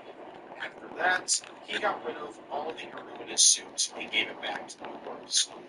As for this armor's abilities, the armor is enhanced by Odin's magic. It's because it has Uru in it, an ancient metal that can store magic, and is extremely durable. That makes the Iron Destroyer armor extremely durable. It's also based on the Bleeding Edge armor, which can fire repulsor blasts, UV beams, pulse bolts, tasers, and even has an energy blade, along with massive guns that come out of its arms. This armor also made an appearance in Square Enix's Avengers game, War Machine Corps. First appearing in War of the Realms Issue 5, released in June 2019, there was an event going on called the War of the Realms. Basically, Malekith and some other Thor villains invade various realms, including Earth. And during this war on Earth, the Frost Giants took over Manhattan. So while Thor and his friends go after Malekith, the Avengers and Earth's other heroes gotta reclaim Manhattan from the Frost Giants. And during this battle, Iron Man had several War Machine armors created for the dwarves of Nidavellir to aid them in battle. And that's kind of it. Iron Man once commanded a team of War Machine dwarves. Sapien Deathmatch armor. First appearing in Iron Man House of M, Issue 1, released in July 2005. This armor was created by Tony Stark as a way to star in the story show Sapien Deathmatch, where people in mechs face off against each other. So it's like Mecha Gladiator stuff. It's pretty cool. Now you're probably wondering, how come this Mecha Gladiator stuff isn't talked about in the main Marvel Universe? How come we haven't seen it again? Well, it's because this armor only exists in the House of M universe, a reality created by the Scarlet Witch in which all of her friends and loved ones get everything they've ever wanted. As for the armor's abilities, it gives Tony superhuman strength, the ability to fly, and has an insane amount of weapons, like a flamethrower, UAV, repulsor blasts, missile launchers, pulse beams, and laser guns. Long Chu. To end the Iron Man iceberg, let's talk about Iron Man's first villain. Kinda. The Robot Caveman was his first villain as Iron Man. This is like Tony Stark's first villain, I guess. Long Chu was a communist commander from the fictional country Kong, although he was originally from Vietnam and part of the NVA, but that got retconned. And he's the one who had Tony Stark captured. Yep, he's the reason Tony Stark became Iron Man. So I won't go into detail about his time holding Tony prisoner, because everyone knows that story already. And at the end of the story, Wong Chu would die. Except not really. Yes, in Iron Man issue 32, released in July 2000, Wong Chu was revealed to have survived his encounter with Tony Stark all those years ago. And in that time, he's risen up to become one one of the most powerful drug lords in the entire world. He led a regime that would literally slaughter thousands at a time if people refused to serve him. Iron Man would eventually track him down and wouldn't kill him. Instead, a dual machete kills him. It's also revealed that Wang Chu and Ho Yinson's still living brain in a jar. It was sold to him by an interdimensional merchant because, I don't know, man, you'd figure it out right now. Comics are weird. As for Wang Chu's abilities, he's a pretty good wrestler and knows some martial arts. He also wears Iron Man armor now, so he has the basic Iron Man abilities like repulsor blasts and flying. As for his appearances in other media, Wang Chu has appeared in the Invincible Iron Man animated film and served as inspiration for Rihla in Marvel anime Iron Man and Raza in the MCU. Alright, so I'm going to keep this outro short. I hope you guys enjoyed. That was the Iron Man iceberg. I don't know how I was able to get a 3-hour-long video out in just over a month. I'm going to go a month and some change. But here we are. I did it. Yay for me. About 2 nights ago, I edited from 9 p.m. to 6 a.m., so it's like 9 hours roughly, straight through the nights to do the iceberg. And yeah, I'm kind of rambling because I'm exhausted. I am slept at all. So yeah, that's it. I hope you guys enjoyed. What's your favorite Iron Man armor? Your favorite Iron Man story? Did you enjoy the video? Do you like the War Machine armor or the Iron Man armor? What are your thoughts on that? I know that's like a popular debate for these ones. Yeah, that's it. Have a good one. Stay safe. Next month, we're going to do a part 2 to the Call of Duty iceberg. Hope you're excited because that should be fun. Hopefully. Now, if you excuse me, I'm going to go to sleep. Have a good one.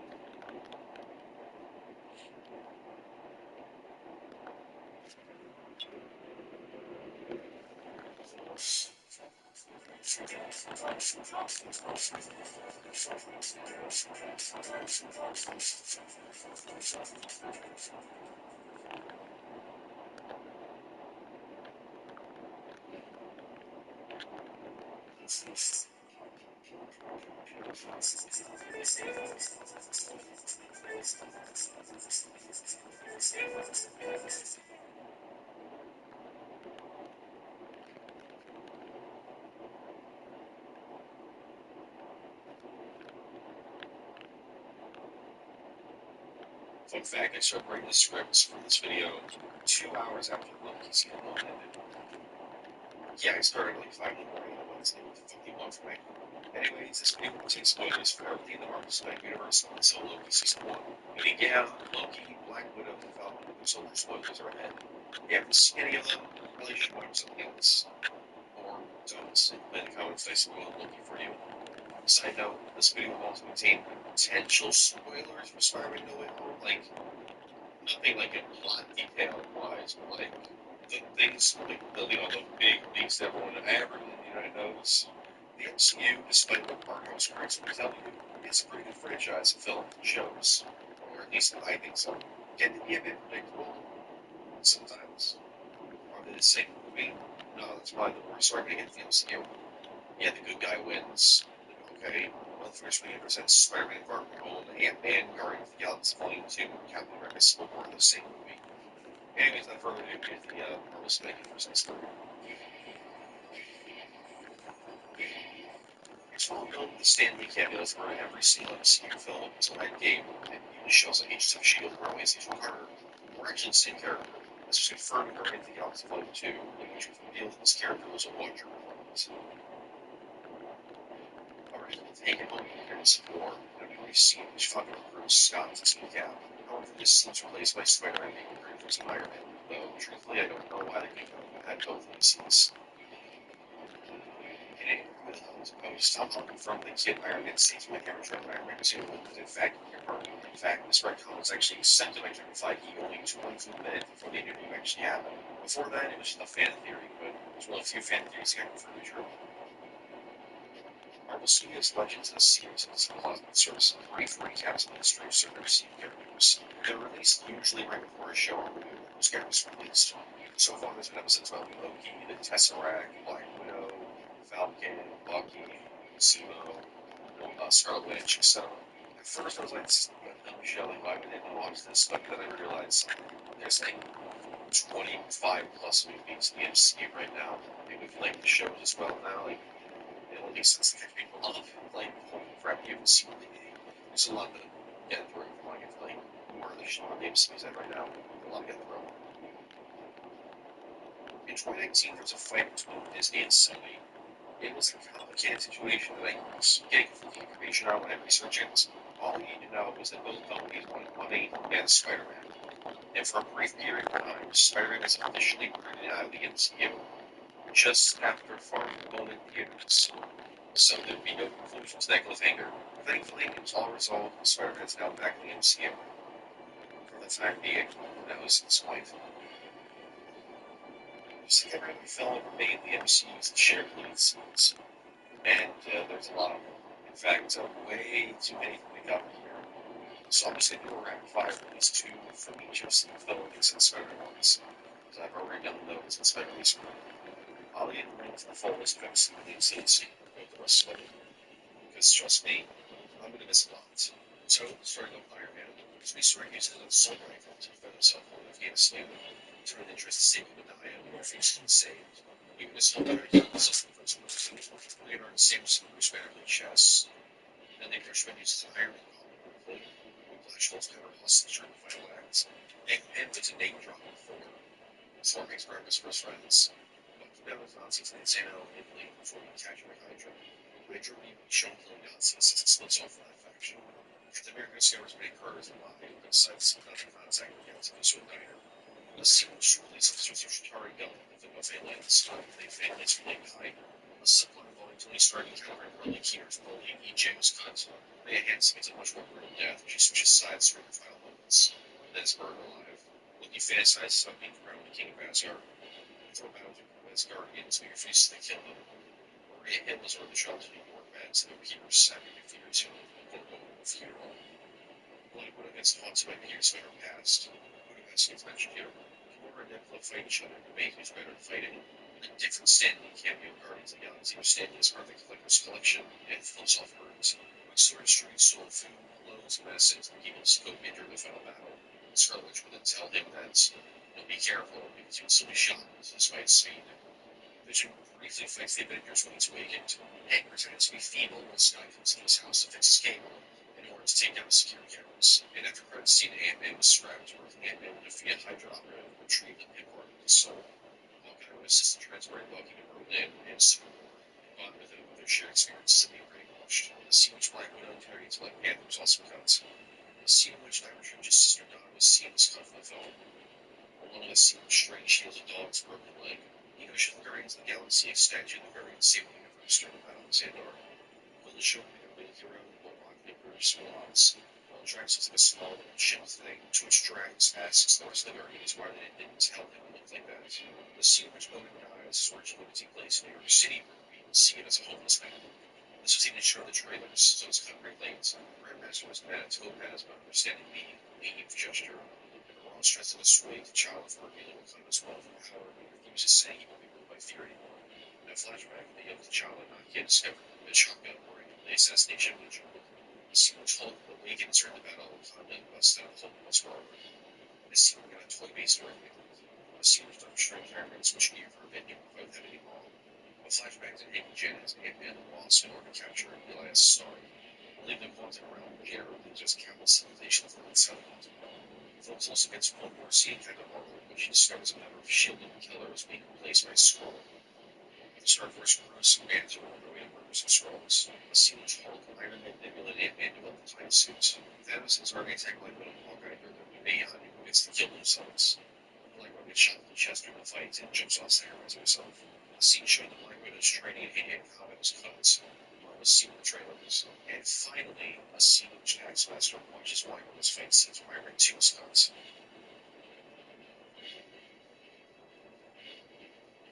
Tom Holland has been known to leak a lot of things by accident. Spider-Man 3's very existence, the poster for Infinity War, Hydra Man's appearance in Far From Home. Well, some of these are obviously just him screwing up. I'm willing to bet a good chunk of them, if not most, these instances are just a form of marketing. But nonetheless, it's become a meme in MC fandom. So Avengers, Guardians of the Galaxy, Age of Ultron, Infinity War, and by extension Endgame, that was a completely different color scheme in pretty much everyone experiences. Why is that? Well, Avengers usually played by Josh Brolin, but instead of stand-in actor, he made prosthetics instead of CGI, so he looks a bit more hanker.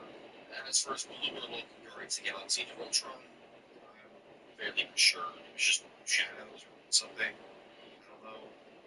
These men look blue and they just kind of what happened. Phil Coulson, played by Clark Gregg, was an original character created for the MCU, first appeared in Iron Man, and then reappeared in Iron Man 2, 4, Avengers, and Marvel. And he became the protagonist in Agents of S.H.I.E.L.D. for 7 seasons because it was part of life after Avengers. Well, 6 of the 7 seasons because in season 6 they fought an evil black hole cloned him or something. Eventually, Phil Coulson died, named Sarge. Oh, wait, no, actually, 5 seasons because in season 7 that's just the life of Ronald Decoy, the real Coulson, not the actual Coulson. Agents of S.H.I.E.L.D. gets complicated. I've never seen it. I'm still not the wiki for Agents of S.H.I.E.L.D. stuff, and it's kind of nuts. And I guarantee you I got some little thing about the clone and Sarge wrong or something, I don't know. Point being is that it gets complicated. Anyways, Coulson, the first MCU created character that appeared in other media. For example, he's in 2 episodes of Spider-Man, an episode of Iron Man or Adventures, and even an episode of Marvel This Wars The Avengers. He's also jumped to the mainstream Marvel Comics timeline as a playable character in Marvel Future Fight, Superhero Squad Online, and appears in Marvel Heroes. Sonic, aka Sonic Universe Marvel characters, or Smoke, Sonic Pictures Universe Marvel characters, is a cinematic universe with Spider-Man characters without Spider-Man, at least for the time being. It began with Venom in 2018, continuing with Venom Carnage, Morbius, and Criminal Hunter movies, although it's still a TV show. Now, there's a lot of conversation about whether or not the universe can into the MCU. For example, the Marvel report that Tom Holland filmed a cameo with Venom, but Marvel Studios asked for some improvement. This has never been confirmed, completely and outright denied. Certainly then even claim that Venom and Spider-Man were in the same universe and would eventually face off. But then Marvel's used to back these claims. But then in Morbius trailers, we see Michael Keaton disappearing as, well, we don't know, but it's probably the Vulture. And there are posters from Morbius that show Spider-Man's on the run at the events of Far From Home. However, it's not the Tom Holland Spider-Man that appears in the posters. It's the Raimi suit from the Spider-Man PS4 game, so I make that big if that was you will. I think it's safe to say that they're canon. Like some is more than many multiverses in the MCU.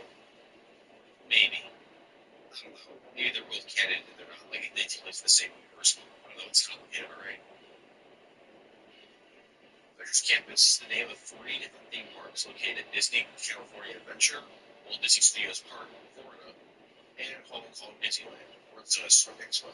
It's based directly in the MCU, was making from take place in the Marvel theme park universe, because of course it does. This timeline is the same as the normal MCU up until Infinity War, as in this universe, Thanos never had stones. So Infinity War, Endgame, and all of Phase 4 except Black Widow never happened. They got attractions based on Guardians of the Galaxy, which I'll go into more detail later. Spider-Man, Doctor Strange, and restaurants like the Pig Test Kitchen or Shawarma House. I'm tired of the shawarma joke, I get it. Terrence Howard was the actor who originally played Wolverine in Iron Man 1 before being replaced with Don Cheadle in the sequel. He walked away with the franchise after a pay dispute between him and Marvel Studios. And I mean, look, it sucks that there was a pay dispute, but at the same time, I have we got Don Cheadle's roadie. I think he fits the character way better. No doubt, this is probably the single most cool age thing in all of cinema.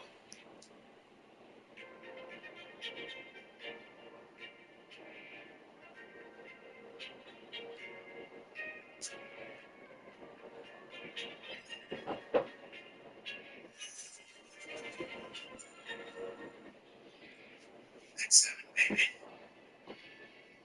For years, people thought Iron Man 4 would happen. And while technically we're getting Iron Man type shows with War Machine and Ironheart, a fourth Iron Man film has been deferred to happening, or was never in production to begin with. The only things ever said to hint at a fourth installment was in 2016 when Robert Downey Jr. said that he was hoping to reprise the role of fourth installment. More New Warriors. New Warriors was an MCU show in production that would air Freeform alongside Cloak and Dagger. It would star the superhero group, well, New Warriors, which included Squirrel, Street Mortal, Night Thrasher, Speedball, Microbe, and Imperial. Side note, the Arbiter himself, Keith David, was actually in the pilot alongside the main cast, though he was part of the recurring cast instead.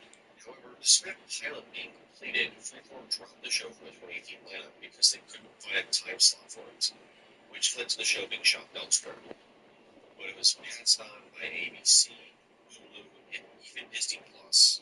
And so, in 2018, it was announced that it was officially canceled. I hope they eventually release the pilots, but it's not likely since the only other scrapped MCU show that filmed pilots never got theirs release. Speaking of which, Agents of S.H.I.E.L.D. Most Wanted was a canceled spin-off series of Agents of S.H.I.E.L.D. that would star Mockingbird and Lance Hunter being hunted by bounty hunters, while also working with Common Fortune.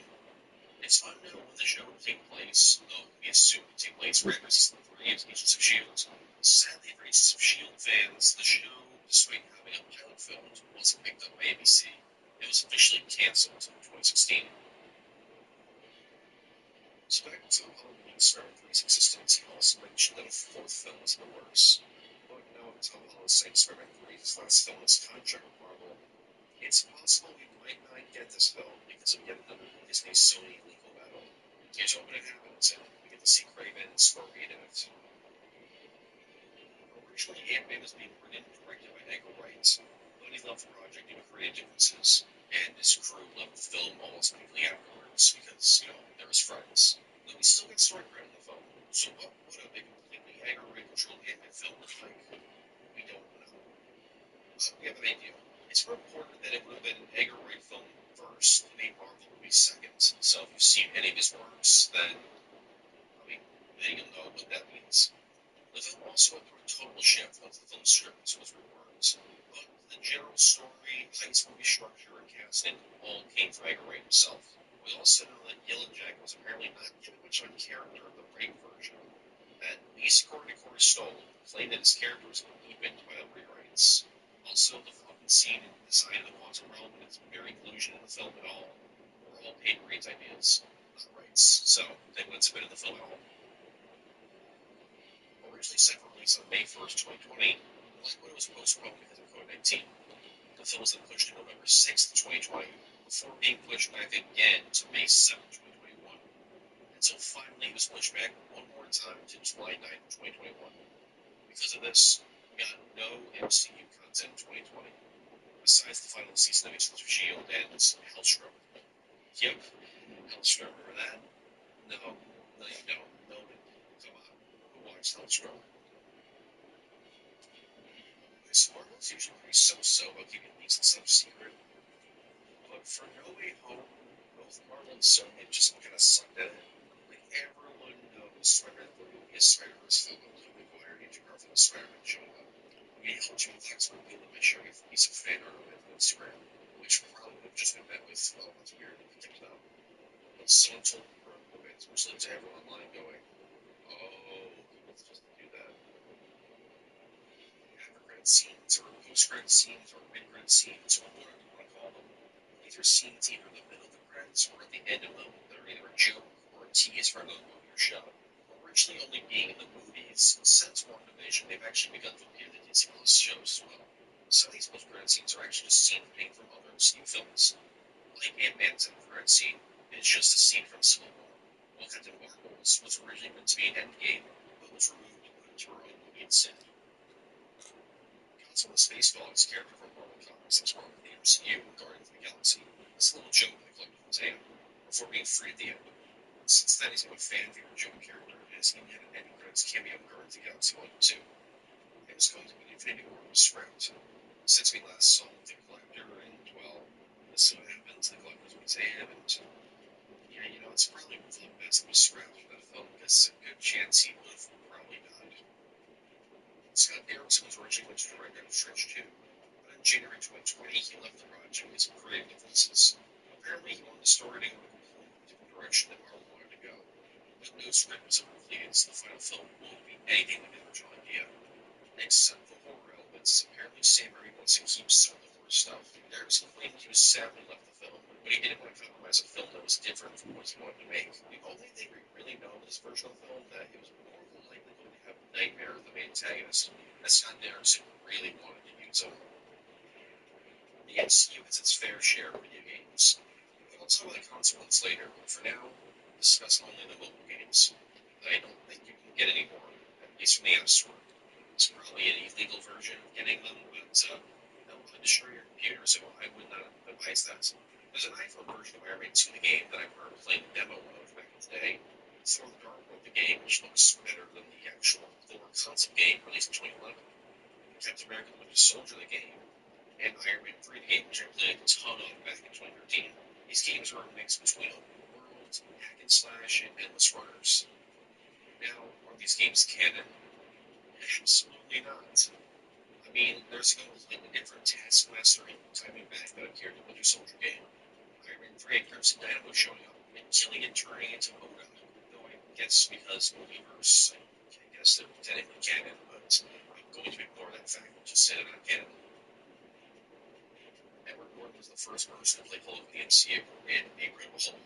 Though he was let go from the MCU officially because Edward Norton was apparently hard to work with. However, that's not actually the case. Or at least it was heavily exaggerated, as Edward Norton would later go on to say that was the case. Apparently, there may have been some trouble on set, but it was extremely minor. The real reason was because Norton wanted to diversify his career and didn't want to be associated with playing just one character for his entire career, which, fair enough, that's an understandable reason. Miles Morales actually cans the MCU, using name dropped in a deleted scene in Spider-Man Homecoming. He's mentioned by Aaron Davis when Peter fails to interrogate him, so you might be thinking, oh, we're going to see in Spider-Man 3, 4, whatever, right? Well, no.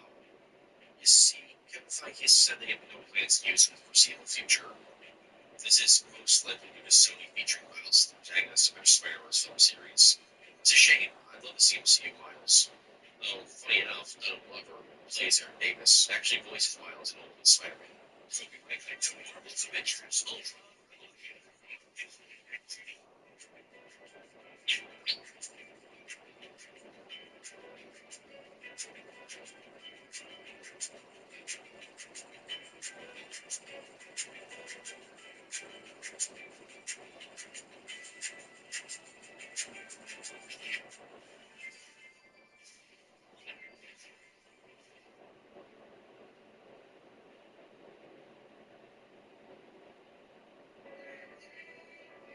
Key to being rich is knowing what counts.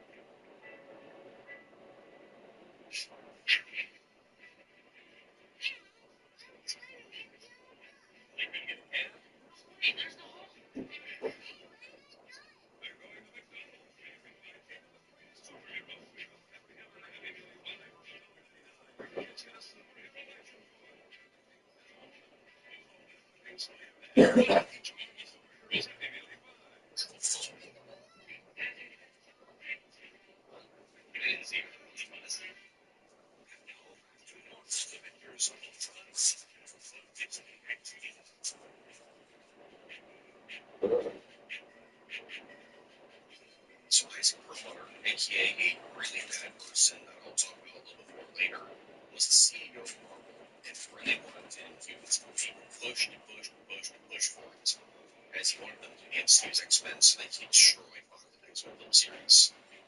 Eventually, Marvel caved and the Inhumans film was announced in 2014, along with the rest of Phase 3, minus both Spider-Man films and Ant-Man and Wasp.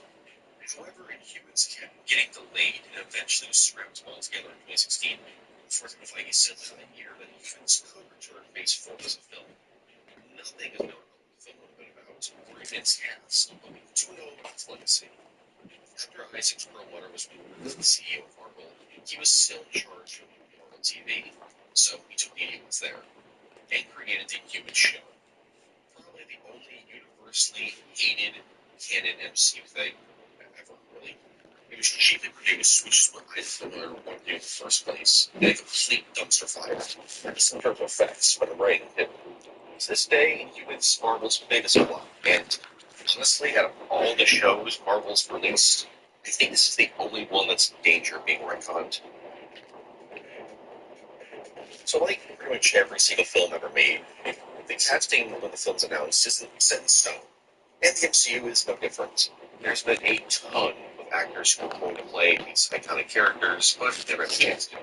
But because of how big the MCU is, I can't go over every single one of them. So here are the most notable ones in my opinion. Natalie Portman and Emily Blunt were originally going to be Black Widow. Karen Gillan was going to be Sharon Carter before finally becoming Nebula. Sebastian Stan, before becoming the Winter Soldier, was going to originally be Captain America. Chadwick Boseman, the legend himself, was going to originally be Drax. That's a really weird concept. Tom Cruise is going to be Iron Man, which most people I think know about nowadays. Daniel Craig was going to play Thor. Channing Tatum and Dane Cook were also in the running to play Captain America. Dave DeVito and Jim Carrey were also in talks to become Rocket Raccoon's voice. Both Ken Watanabe and Morgan Freeman were in talks to be the Ancient One. Joaquin Phoenix auditioned for Doctor Strange. Mel Gibson was in talks to be Odin. Glenn Howerton was in talks to be Star-Lord. And Olivia Wilde was going to be Gamora.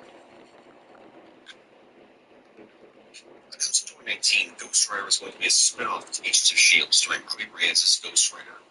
Though it intended to be a spin-off of the show, it wouldn't reference any events from Agents of S.H.I.E.L.D., or at least there'd be very, very, very, very minor references. So it's really just like a standalone series. The show was originally discussed in 2016 and apparently had the chance of becoming a Netflix series or a film before finally becoming a Hulu series.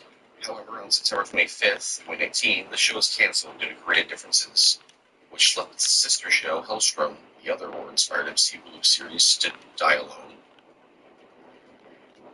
Jim Hammond, aka the First Human Torch, is an android, one of Marvel's first characters, being introduced in 1939, and he's been canon to the MCU since 2011. And at least maybe he is.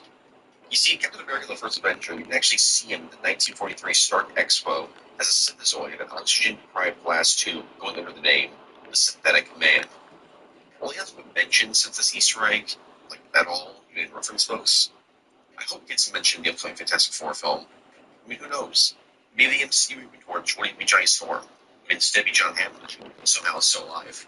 Actually, there's no way that would happen. People get really mad, and I mean, understandably so. I mean, proper adaptation of the Fantastic Four, and they don't Johnny Storm, that would not go over well at all. Team Thor is a three-part non-canon promotional documentary film series of Thor Ragnarok that was screened at the 2016 San Diego Comic-Con. It tells the story of Thor during the events of Captain America's Civil War, as he moves in with a man named Daryl in Australia, and deals with the knowledge that his friends basically left him out of their big movie, or their big fight. The first part was released online on August 28th, 2016. Part 2 was released with Doctor Strange's Blu-ray release on February 28th, 2017. And the third and final part was released on February 20th, 2018 with Thor Ragnarok's Blu-ray. The third part actually doesn't even have Thor in it, but instead has Grandmaster live with Daryl instead. They're really funny. I'll leave links to them in the description below. In 2008 to 2011, 5 MCU games were released. Iron Man, which I played the demo of for countless hours back in 2009 before renting the game and realizing, wow, this is horrible. I also played a demo of it at Six Flags in 2008. I don't know why I remember that. I can remember algebra or any kind of math or science or something, but no, I remember Six Flags Iron Man demo. Holy shit, that shouldn't annoy me as much as it does. The Incredible Hulk, the video game, which includes multiple Hulkbuster drones for whatever reason. Also, if you had Iron Man save data on your console, you can actually play as the Hulkbuster in-game. Iron Man 2, the video game, which was not good. Thor: God of Thunder, which somehow got most of the film's cast to reprise their roles. And Captain America: Super Soldier, which is the only one I'm even remotely interested in playing. It's literally just a Batman Arkham clone. None of these games were well received, and are really only ever mocked and discussed online. However, there's actually been more MCU games released since Super Soldier that aren't mobile games, like Spider-Man Homecoming Virtual Reality Experience and Spider-Man Far From Home Virtual Reality Experience, which were released in 2017 and 2019, and as the name suggests, are VR games. First airing on August 1st, 2015, and ending on June 9th, 2019, Guardians of the Galaxy was a cartoon series that continued the adventures of the Guardians after the events of the first film. Or at least that's what people thought it was going to be. For whatever reason, it was reported that this show would be like MTV's Spider-Man cartoon, where the first film is canon, but it's not canon to anything else. However, this was quickly debunked by James Gunn, who flat out said, "Is that what somebody said? Because that's not true. There's no way. It's totally separate from the Marvel Cinematic Universe. Whoever said that, it pisses me off." Turns out the person who started this rumor was Marvel's Vice President of Innovation, Stephen Wacker, who said this show was plowing to pick up where the movie left off. I have no idea why you say that, since this show is very clearly not canon. Marvel one-shots are a series of short films that range from just a few minutes long to 15 minutes in length. They were attached to Blu-ray releases and serve as little side stories or teases for potential projects. The three most notable one-shots are Agent Carter, which is basically a pilot episode of the series Agent Carter, All Hail the King, which is about Trevor being captured by the real Mandarin, and was pretty much made as a direct response to Trevor Lucas' Backlash in Iron Man 3. You should probably watch this one before seeing Shang-Chi. I guarantee you'll somehow tie into it. And finally, Peter's To Do List, the most recent one-shot, that while technically not called a one-shot, it fits the description perfectly. This one is notable for being shown in Far From Home's trailers because this entire short was actually going to be in the film itself, but all the scenes were scrapped. But thankfully the short was made using the footage, so it's canon. Other one-shots include The Consultant, A Funny Thing Happened on the Way to Thor's Hammer, and Item 47. There's been a ton of canceled one-shots that have been scrapped because they didn't have time to make them, which is why they just stopped making one-shots to begin with. These include shorts about Loki, Young Nick Fury, Black Panther, Miss Marvel, Crossbones, Jessica Jones, Damage Control, Howard the Duck, Cosmo the Space Dog, Luis, and Sid. There's also one more, but I'll save that for its own spot next because I think it deserves it. I think everyone and their mother loved Daredevil. It was the perfect adaptation of the character, which was extremely successful. It got critical acclaim. So the show was cancelled as a shock to literally everyone, including the creators of the show themselves, who were literally in discussion of what Season 4 would be when they got the news. They even pitched ideas for Season 4 back in November 2018 to Marvel. Charlie Cox himself said he was sad with the cancellation, that he felt there was a lot more story to tell. Amy Rutberg said the show's fourth season was expected to begin filming in February 2019, and the cast and crew thought the show would last at least 5 seasons, with a new antagonist being featured in the fourth season before a final showdown between Daredevil and Kingpin in the fifth and final season. Hopefully, Hulu or Disney Plus picks up Daredevil again, because we need to see the ending to an amazing show. Originally, Marvel had announced Captain America Civil War as Captain America Serpent Society, as a joke during the Phase 3 announcement, because most of the other announcements would pale in comparison to this. So they kept it as a twist to the end of the presentation, with Chris Evans, Robert Downey Jr., and Chadwick Boseman appearing on stage to announce it. In 2016, a commercial featuring Ant-Man, voiced by Paul Rudd, and Hulk fighting each other and then bonding over a Coke snake can aired during Super Bowl 50. The commercial for the Russo brothers was even nominated for Outstanding Visual Effects in a Commercial at the 15th Visual Effects Society Awards, though it didn't win. When WandaVision was airing, everyone thought Mephisto would be revealed to be the big bad of the show. Fan theories went wild, though some of these theories actually had genuine backing to them, and there were a plethora of fake leaks going around. So by the end of the show's run, we never got Mephisto, to the disappointment of many. Since then, it's become kind of a running joke in the Marvel fan base to declare a character's identity as Mephisto before they're officially revealed. For example, many did this during Loki Season 1, before Kang was revealed, and some even did it when Black Widow was being marketed, suggesting that maybe Taskmaster was actually Mephisto all along. So every single Marvel movie, let's be real here, every single superhero movie is filled to the brim with Easter eggs. The Guardians films are no different. But there's one Easter egg that nobody's found yet. When Guardians 1 was released on DVD, James confirmed there is one Easter egg that nobody's found yet. And well, 7 years later, and it still hasn't been found. Or maybe it has. In 2020, the YouTube channel New Rockstars may have found the Easter egg, as James Gunn flat out confirmed on Twitter that they found a big piece of it. So, what is this big piece? Well, many believe the Easter egg surrounds Meredith Quill's true identity. In fact, our thoughts from New Rockstars think the Easter egg is the fact that Meredith Quill actually created the Infinity Stones in She's Eternity. It's a complicated Easter egg that uses the film's soundtrack and other stuff like that, and I don't feel confident enough to explain it proper because I'm an idiot. It's just a screenshot from a Looper article. Keep in mind, though, this hasn't been confirmed yet, so for all we know, the Easter egg can still be out there. Originally, Hawkeye was going to appear as a minor antagonist in Captain America: Winter Soldier, where he'd be tasked by S.H.I.E.L.D. to track down and capture Captain America. However, Cap would eventually talk him down after a fight, only for Hawkeye to just kind of fuck off the rest of the film. Not even showing up during the final battle. I guess Hawkeye just had some other things to do. The Incredible Hulk was originally a sequel to Ang Lee's 2003 Hulk film, which is why the film begins in Brazil, since Hulk 2003 ends in Brazil. The film, however, was reprinted in 2007, cutting all ties to Hulk 2003 besides the opening setting. That's probably a good thing. In 2015, ABC were in pilot for a half-hour single-camera show set in the MCU based on Damage Control, the construction company in the MCU that deals with the aftermath of certain events. The description of the show reads, Marvel's Damage Control centers on the overworked and underpaid cleanup crew of the Marvel Universe.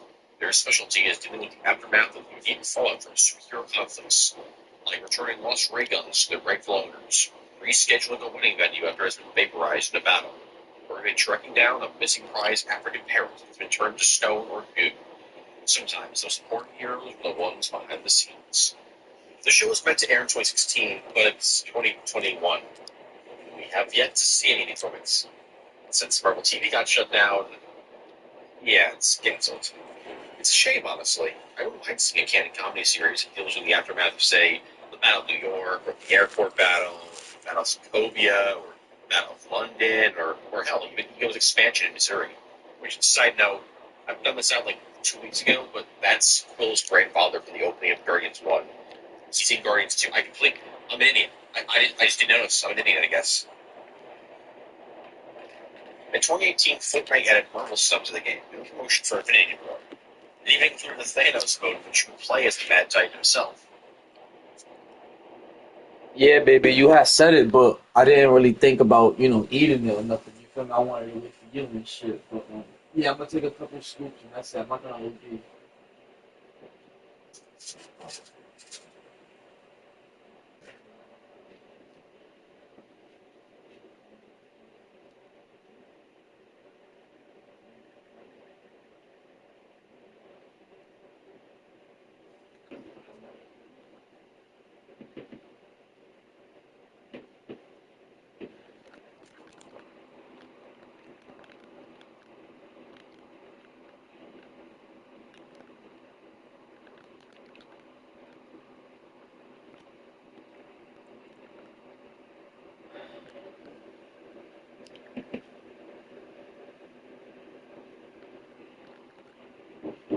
Yeah.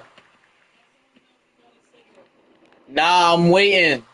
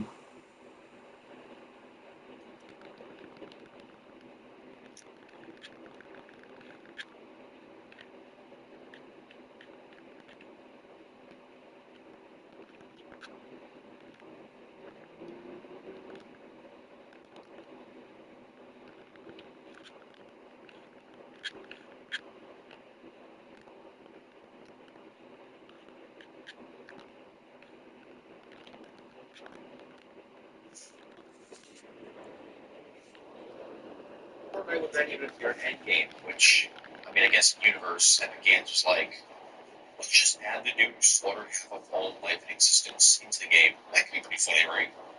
I remember while playing Fortnite Thor and PTSD, we saw Thanos go Fortnite dance. Anyway, since then, there's been a ton of Marvel skins into the game, like Iron Man, Panther, Captain Marvel, Black Widow, Groot, and even non-MC Marvel characters like Wolverine, Storm, Doom, and the Conqueror and Daredevil.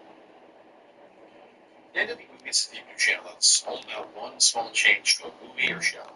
He's one of my favorite channels. And yeah, he covers more than just the MCU, like DCU, for example, or even Star Wars.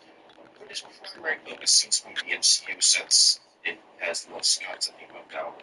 You'd say he's a bit of a nitpicker, doesn't like his podcast or see nitpicking, but his ideas are usually pretty great.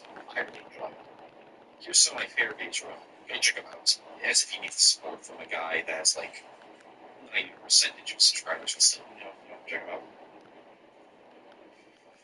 Being made by THQ, The Avengers, the movie, was a tie-in video game for the first Avengers film, though it being incredibly different from the film. In fact, it wasn't even made recognizable as a video game adaptation of the movie. It dealt with the Skrulls attacking New York City, the Skrull Queen disguising herself as Spider-Woman, the Skrull stealing the abilities of Wolverine, the Fantastic Four, and Cyclops. Well, Vision and Ultron serve as little minor antagonists for the fights. Ultron, a very minor one. It would have been a first-person shooter-like game with Captain America, Iron Man, Hulk, and Thor all being playable exclusively in first person, along with Widow, Hawkeye, Captain Marvel, and War Machine being alive.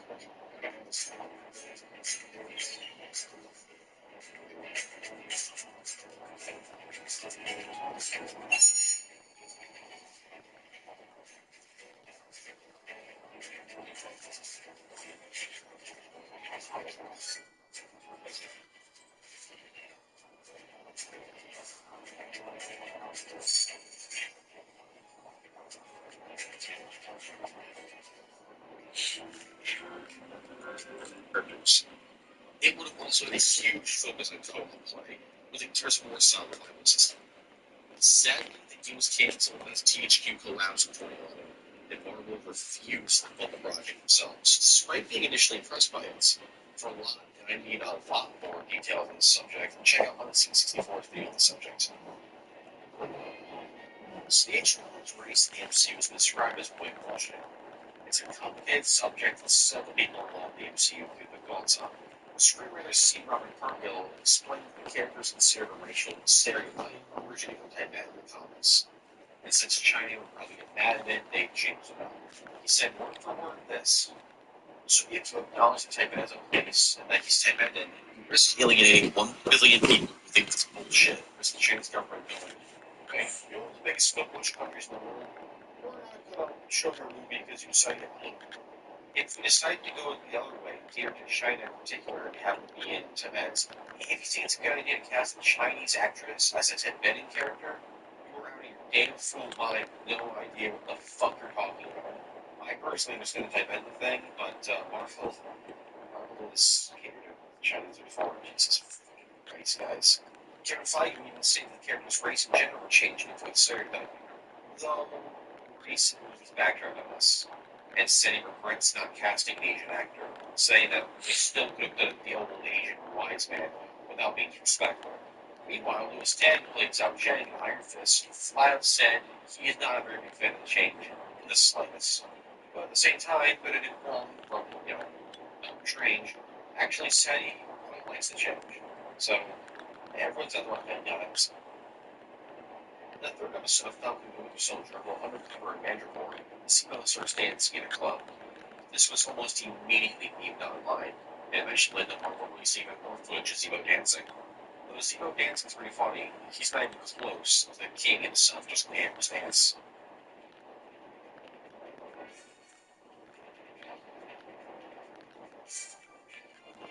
Sometimes the MCU just has the absolute worst luck when it comes to leaks, and the decent part of the leaks come from Lego sets.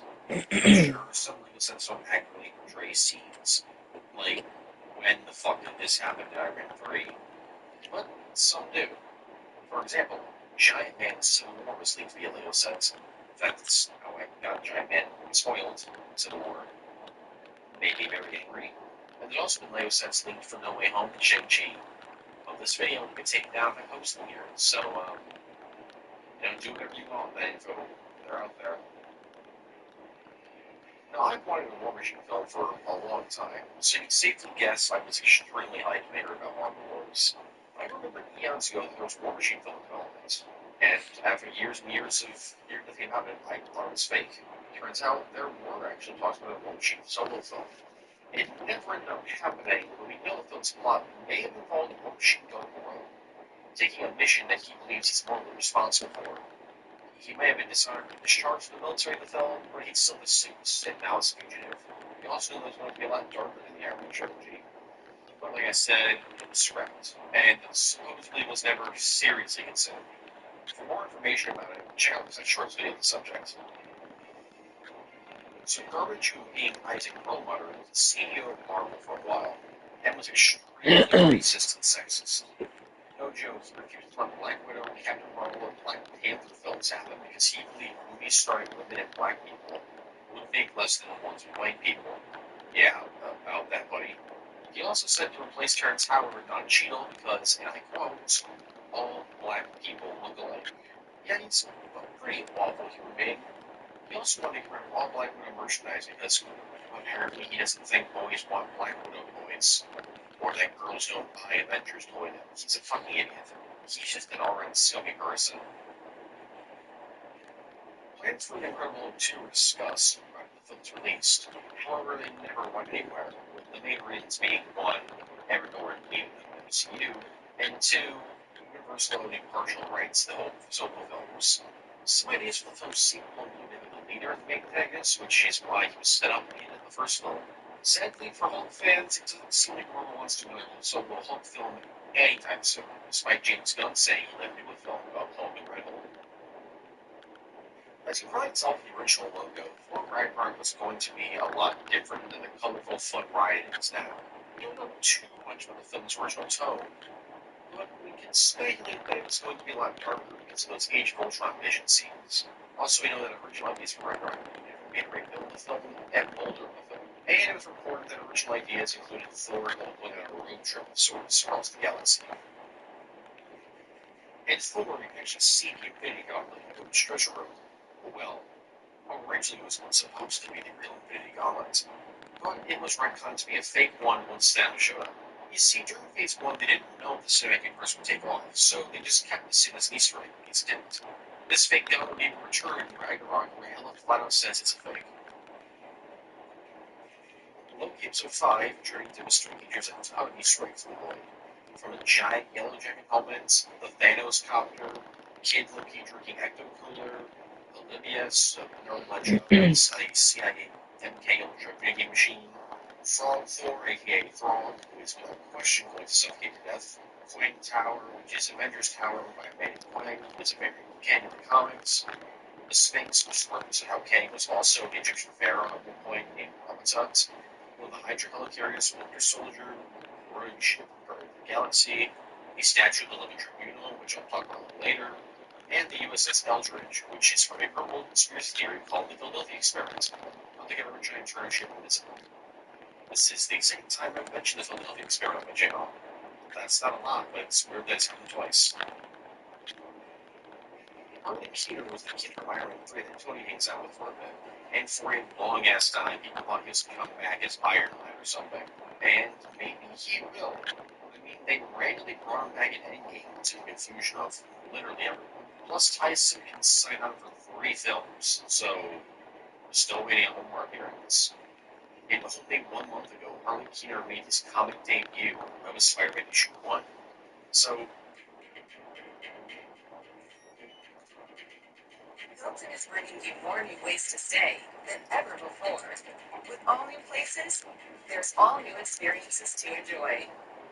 Hilton for the stay.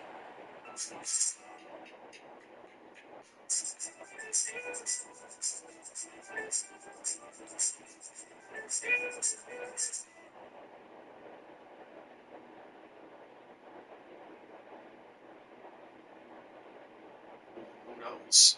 Maybe this is teasing his eventual stardom in the MCU. Ever since Spider-Man Ross returned to Captain America, there's been countless rumors about the Thunderbolts movie or show. And to be honest, there is a lot of backing these rumors. I mean, originally there was going to be an end credit scene in Civil War showing Ross turning into Red Hulk, but this was scrapped. That live Black Widow where Natasha points out how sick Ross looks, obviously set up for Red Hulk. The fact that Ross is in charge of the Raft, which currently houses Zemo, Trish Walker, and Diamondback, Abomination being heavily tied to Ross, and now with Valentino recruiting U.S. agent Milana into a mysterious organization, they could be setting up Thunderbolts. Or Avengers. Originally, WandaVision's ending was going to have Doctor Strange appear to help my wife Scarlet Witch stop Agatha. It be revealed that the commercial breaks in the show would be his attempt at reaching Wanda and trying to break her out of the spell she's in, and he'd even briefly appear in the 7th episode of that commercial. But his role was scrapped in favor of focusing the show on just Wanda and Vision. There's this common complaint that every villain in the MCU is somehow related to either Tony Stark himself or Stark Industries. I don't think that's true. Like, they may excuse the villains of the Iron Man trilogy since, they're Iron Man villains. But other than that, who else is there? Ultron, Mysterio, Vulture, and I guess most Shockers by extension. And I guess Zemo, but that's supposed to be an Avengers thing, not a Tony Stark thing. But what about the other villains? Like Thanos, Abomination, Loki, Ronin, Gangro, Ghost, Malekith, Red Skull, Crossbones, Achilles, Killmonger, Hela, the Winter Soldier, Zola, Yellow Jacket, Claw, Ego, Taserface, Curse, Sunny Purge, Alexander Pierce. You get my point. They're not all related to Tony Stark. The amount of villains that aren't related to Tony Stark heavily outweigh the ones that are.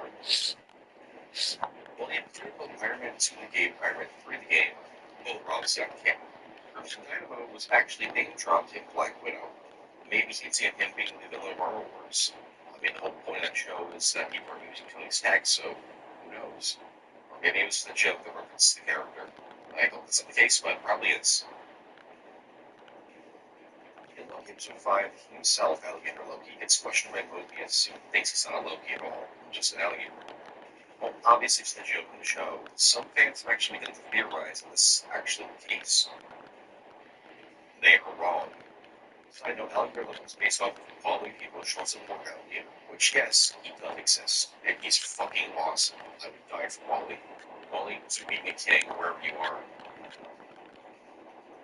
So something nobody really talks about is how technically Star-Lord and Mantis are half siblings. Or at least that's how it was originally intended to be.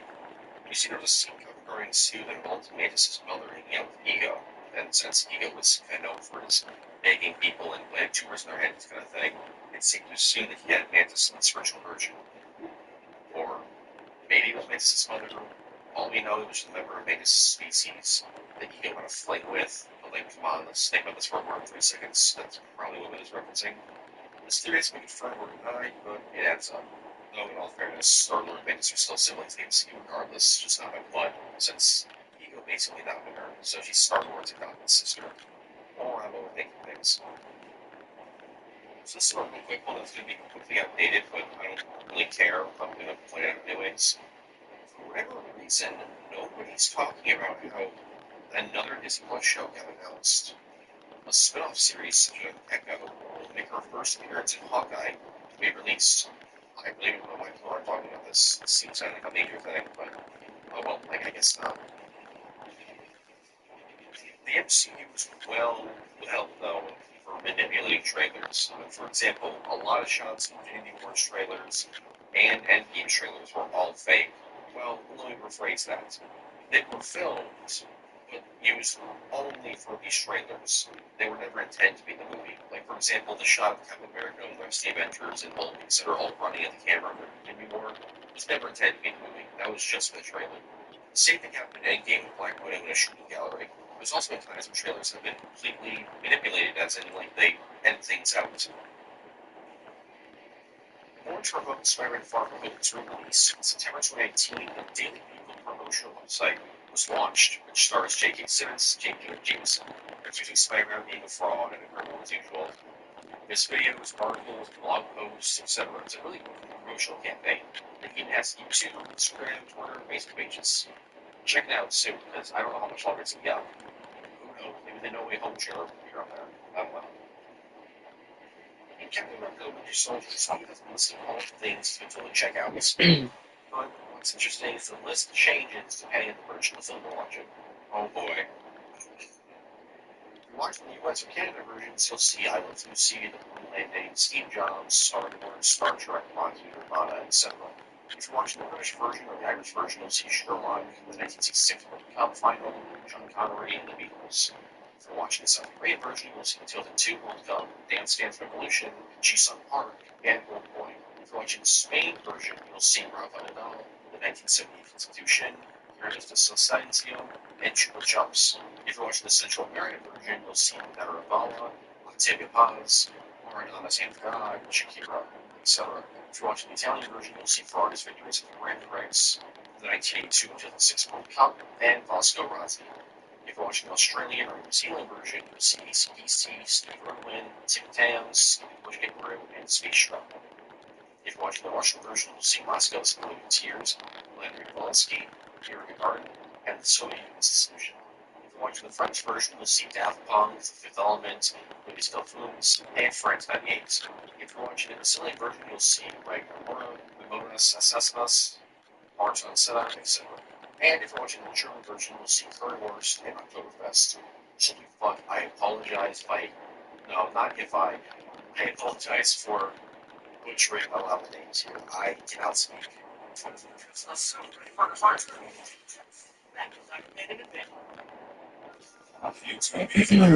what you like. What would you go from here? Try one month first.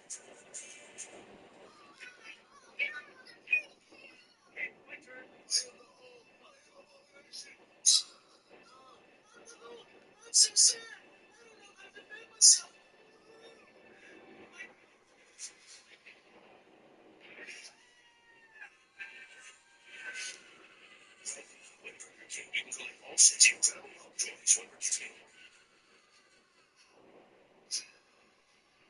Incredible Hulk toys are now in BK. It's the Fury. Now back to the Incredible Hulk on Disney XD.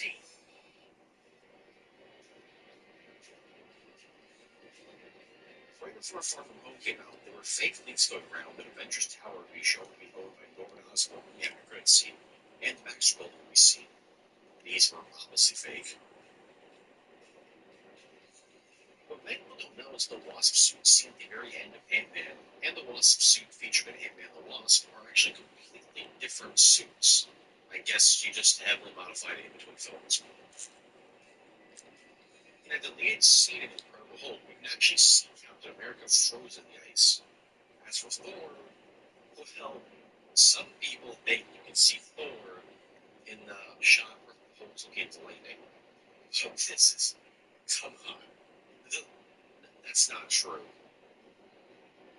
There were rumors there was a scrap plotline about the Winter Soldier, with rumors saying that the plotline was about a deadly virus, which would not look very good in a post-COVID world. So Disney quickly changed it and scrapped it from the show completely, which is why there's certain scenes about the Winter Soldier that feel kind of off. However, this has been officially debunked. Well, they could be lying, but the official story is there wasn't any scrap plotline. Throughout some of Runaways, we actually see head suspensions of Spider-Man, Iron Man, and Thor. I guess Tony was just like, sure, you make toys of us, I don't care. Because I doubt Peter or Thor would be cool with this.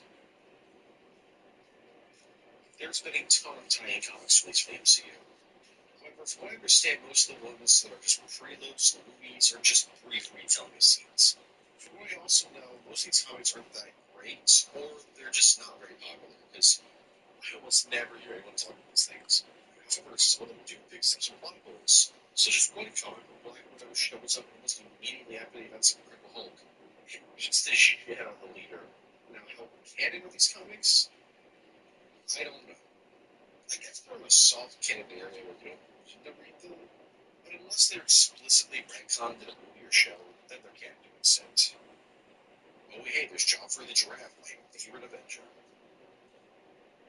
Asian's Field Slingshot, released in 2016, was a web series that lasted 6 episodes and ties into Captain America's Civil War. It takes place roughly in the middle of season 4 of the main show, and it's about Yo-Yo or Enriquez being forced to sign Sokovia Accords because.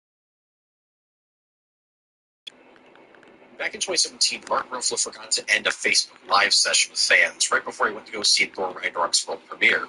So nearly 2,500 people listened to the first 20 minutes of Thor Ragnarok before a Disney executive heard shouting, "Turn off the phone! Your phone is on! Turn off the phone!" Funny enough, Kevin Feige wasn't actually mad at this. Apparently, when Ruffalo went to apologize to Feige, Feige gave him a bear hug and told him that they got more press from that incident than the entire premiere. So this is one of the strangest things ever created. Right before Infinity War came out, a 416-page Thanos prequel novel was released, and apparently was based a lot on Thanos' post-Ragnarok film. And it's meant to act as a narration of the MCU version of Thanos. Despite it not being canon, yes, Thanos Titan consumed the Thanos prequel novel that used the MCU designs, and it's meant to be the MCU Thanos. It's not canon. Not only that, but the official synopsis book that was released a month before Infinity War came out spoils the movie. It flat out says the villain that the Avengers can defeat. It even says Marvel Studios Avengers Infinity War on the cover. How is this not canon? I could spend all day discussing the hundreds of fake endgame leaks, but because this video is already long enough, I'll just give you a couple of examples. One of the most major fake leaks was the idea that Thor, Valkyrie, Rocket, and Hulk would travel to Hell to recruit my wife Hela and her army to battle Thanos' army. Another included home training nonstop, which Cap asks him why he's training so hard. Which Holt responds with, my rematch is coming real soon. I can feel it. This league also said Tony would give us a new shield of the Wakanda throne room, and Baku would be the new Black Panther, and the title of the film would be Avengers Annihilation. Oh, and old man Tony Stark would be in the film as the new leader of S.H.I.E.L.D. and would have a orange briefcase with him that was implied to be Marv technology. Another major leak was that Tony was going to become Kang the Conqueror and would be the true villain of Endgame. Boy, that's aged perfectly. And finally, another big leak was that Loki didn't actually die, and was actually Banner in disguise. Marvel created the cinematic universe art exhibit displayed exclusively at the Queensland Gallery in Waterloo, made in September 2017. The exhibit included 300 plus objects, costumes, drawings, storybooks to explain the creation of this nearly 30-film franchise. Marvel Future Fight is a mobile game released in 2015, over 200 playable characters, some of which are the MCU incarnations of certain years' villains, like Iron Man, Captain America, Daredevil, Thor, Spider-Man, Falcon, Hawkeye, Thanos, Black Widow, Killmonger, Nebula, the Hulk, Armor, Vision, Captain Marvel, Scarlet Witch, Hulk, War Machine, Luke Cage, Ultron, Black Panther, Shuri, Wasp, White Vision, Yellow Jacket, Rescue, Ghost Rider, Deathlock, Mockingbird, Red Guardian, etc. What is the MCU characters? And there's been entire events themed around recent MCU releases like Endgame, Falcon, Winter Soldier, Black Widow, Agents of S.H.I.E.L.D. Season 3, etc. The Wakanda Files in-universe lore book released in 2020. It's a collection of papers, articles, blueprints, and notes about the history of Wakanda and the request of Shuri. It also covers a ton of the technological advancements made throughout the MCU. I don't really know when this book was written in universe, maybe before this and that, maybe after, but what I do know is that the Wakanda Files actually references several of the MCU shows, which I know some people argue are canon. For example, the Helicarrier from Age of Ultron is the one from Avengers 1, which was a detail exclusively mentioned in Agents of S.H.I.E.L.D., and Anton Vanko is shown as he appeared in Agent Carter. Guardians of the Galaxy mission Breakout was a drop tower Darkbright based in California Adventure Park.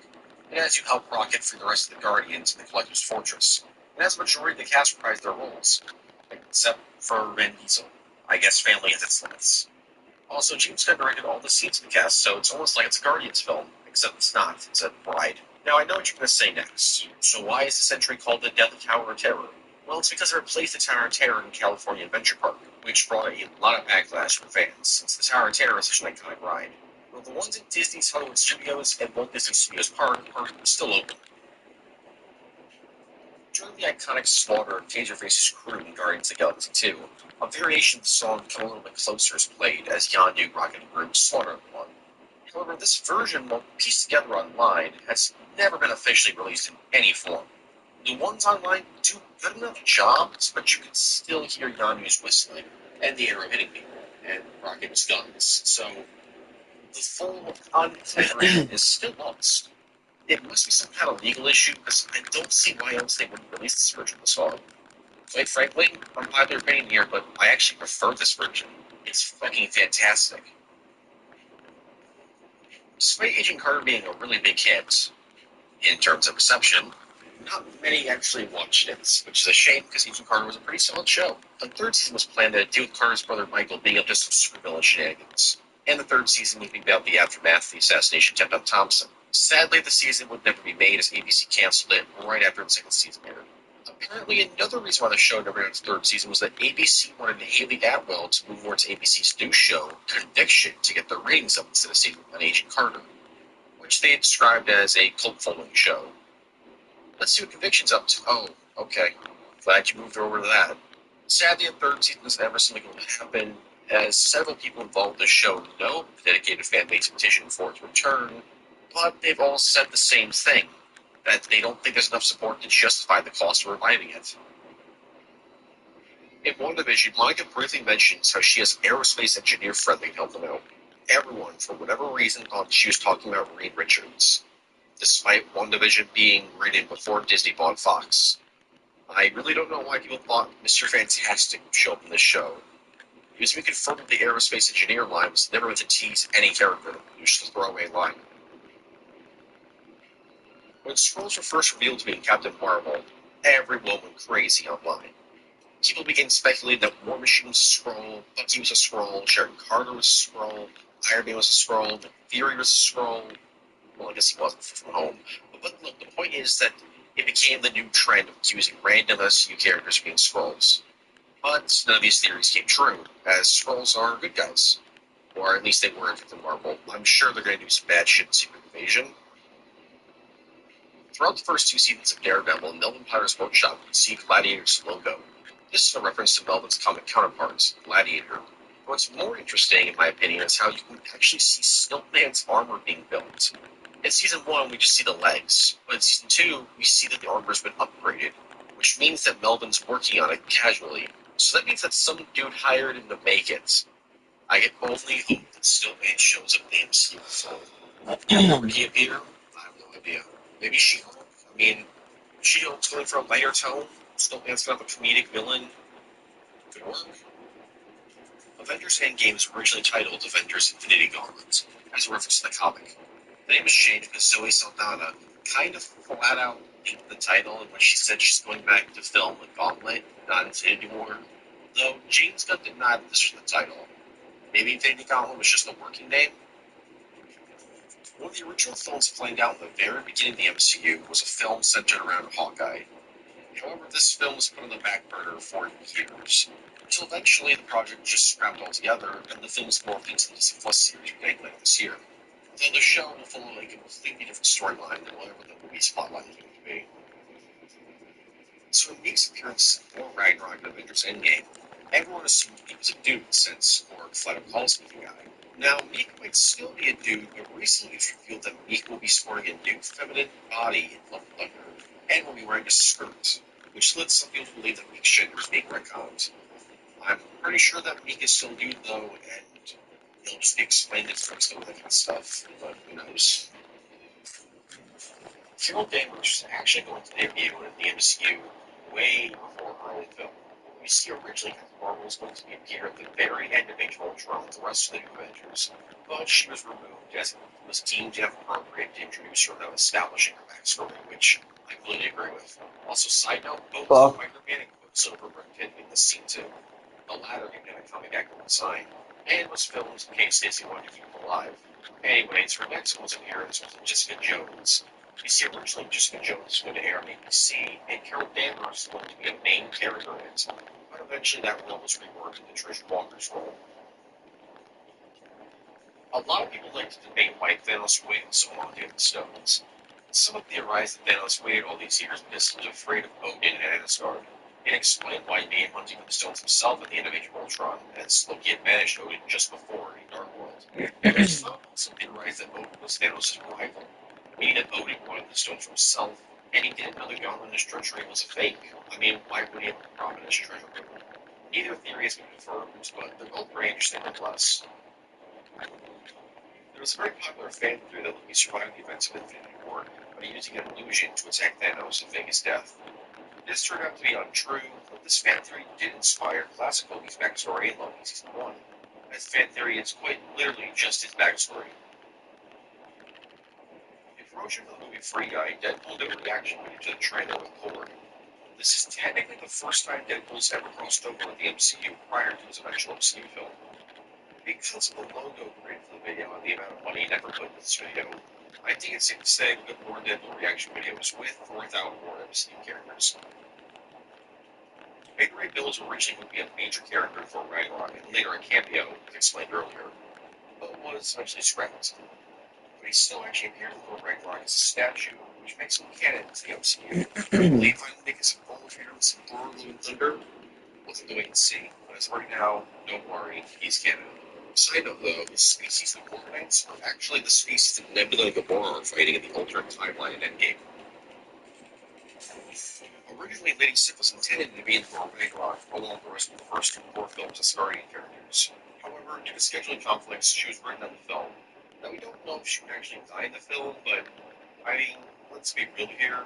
What are the chances of her surviving when pretty much every single Asgardian named character except for Heimdall dies in this movie?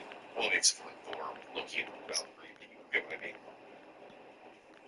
Watch the game was a promotional short film, at least in parts, during commercial breaks for Spider-Man Homecoming and the 2017 NBA Finals. In this, Spider-Man is invited by Tony Stark to the NBA Finals party he's hosting, and is casting snacks for it by Abby Hogan. While doing so, he stops a robbery, meets CJ Cowlin, and eventually gets to the party, where it's revealed that Tony Stark's not actually even there. He's at the actual game itself. Nelson and Murdoch, attorneys at law, was a promotional bench placed near New York Comic Con in 2015 that promoted the law was Nelson and Murdoch from Daredevil. There were also posters from Daredevil strips and business cards that had website URL that led to the Nelson and Murdoch websites where you could download artwork from Daredevil. Jarvis' signature experience in the original app released for Iron Man 3 based on Jarvis. You'd have Jarvis give you reminders or set alarms, you can get the weather, the date through the app, and make direct notes to Facebook with it. There was also a secret function that allowed users to scan hidden codes in Iron Man 3's Blu-ray to unlock several features, like looking at the entire Iron Legion with a bunch of information about each armor, which is by far the standout feature of the app. Because the MCU was so successful, Marvel Comics and games have been severely influenced by them. For example, Iron Man now looks like Robert Downey Jr. Star-Lord's design has been greatly redesigned to look more like the movies. Scarlet Witch looks over where retcon did not mean mutants anymore, which I think is extremely stupid, but whatever. Well, yeah, do you guys remember the Ultimate Comics where Silver and Scarlet Witch were fucking Fantastic Four comics just flat out canceled because Marvel didn't own the rights to the movies, and the characters took a back seat for quite some time. The comics began to focus more on Thanos and Gamora's relationship. Loki in the comic basically acts identical to Tom Hiddleston's Loki, and he looks like him. And the X-Men and Fantastic Four characters were dropped from Marvel vs. Capcom Infinite because they weren't in the MCU. Also, I'm speculating here, because Miss Marvel and Kate Bishop are making their MCU debuts pretty soon, I think it's kind of interesting that Kate Bishop and Miss Marvel are two prominent characters in the recently released Avengers game. I don't know, maybe this is getting audiences ready for the characters or not. I don't know. I Later Craig Craig was a song created for promotion for the second season of Jessica Jones. It's an in-universe song created by Trish Walker that's prominently used in the episode aka I Wonder Craig Craig. And before you go, wow, this song is awful. That's kind of the point. The Living Tribunal is an extremely powerful character in the comics who has existed as long as the universe itself. It exists in a way to safeguard the multiverse and is known for exacting brutal judgments. Aside from Loki, which I mentioned earlier, the Living Tribunal has made reference before in Doctor Strange, as Mordo has a bit of its power stuck inside the staff of the Living Tribunal. The more interesting fact here is that an entire sequence was cut from Infinity War, in which Doctor Strange would send Thanos to the Living Tribunal in order to judge him for his crimes. According to Christopher Marcus and Stephen McFeely, we wrote a scene in which he appeared during the Titan fight, and everyone was like, what? It's got 3 heads, and it would indicate a whole different level of architecture to the universe. I think that was just too much thrown. Take your 30 dishes to the kitchen. See you in a few.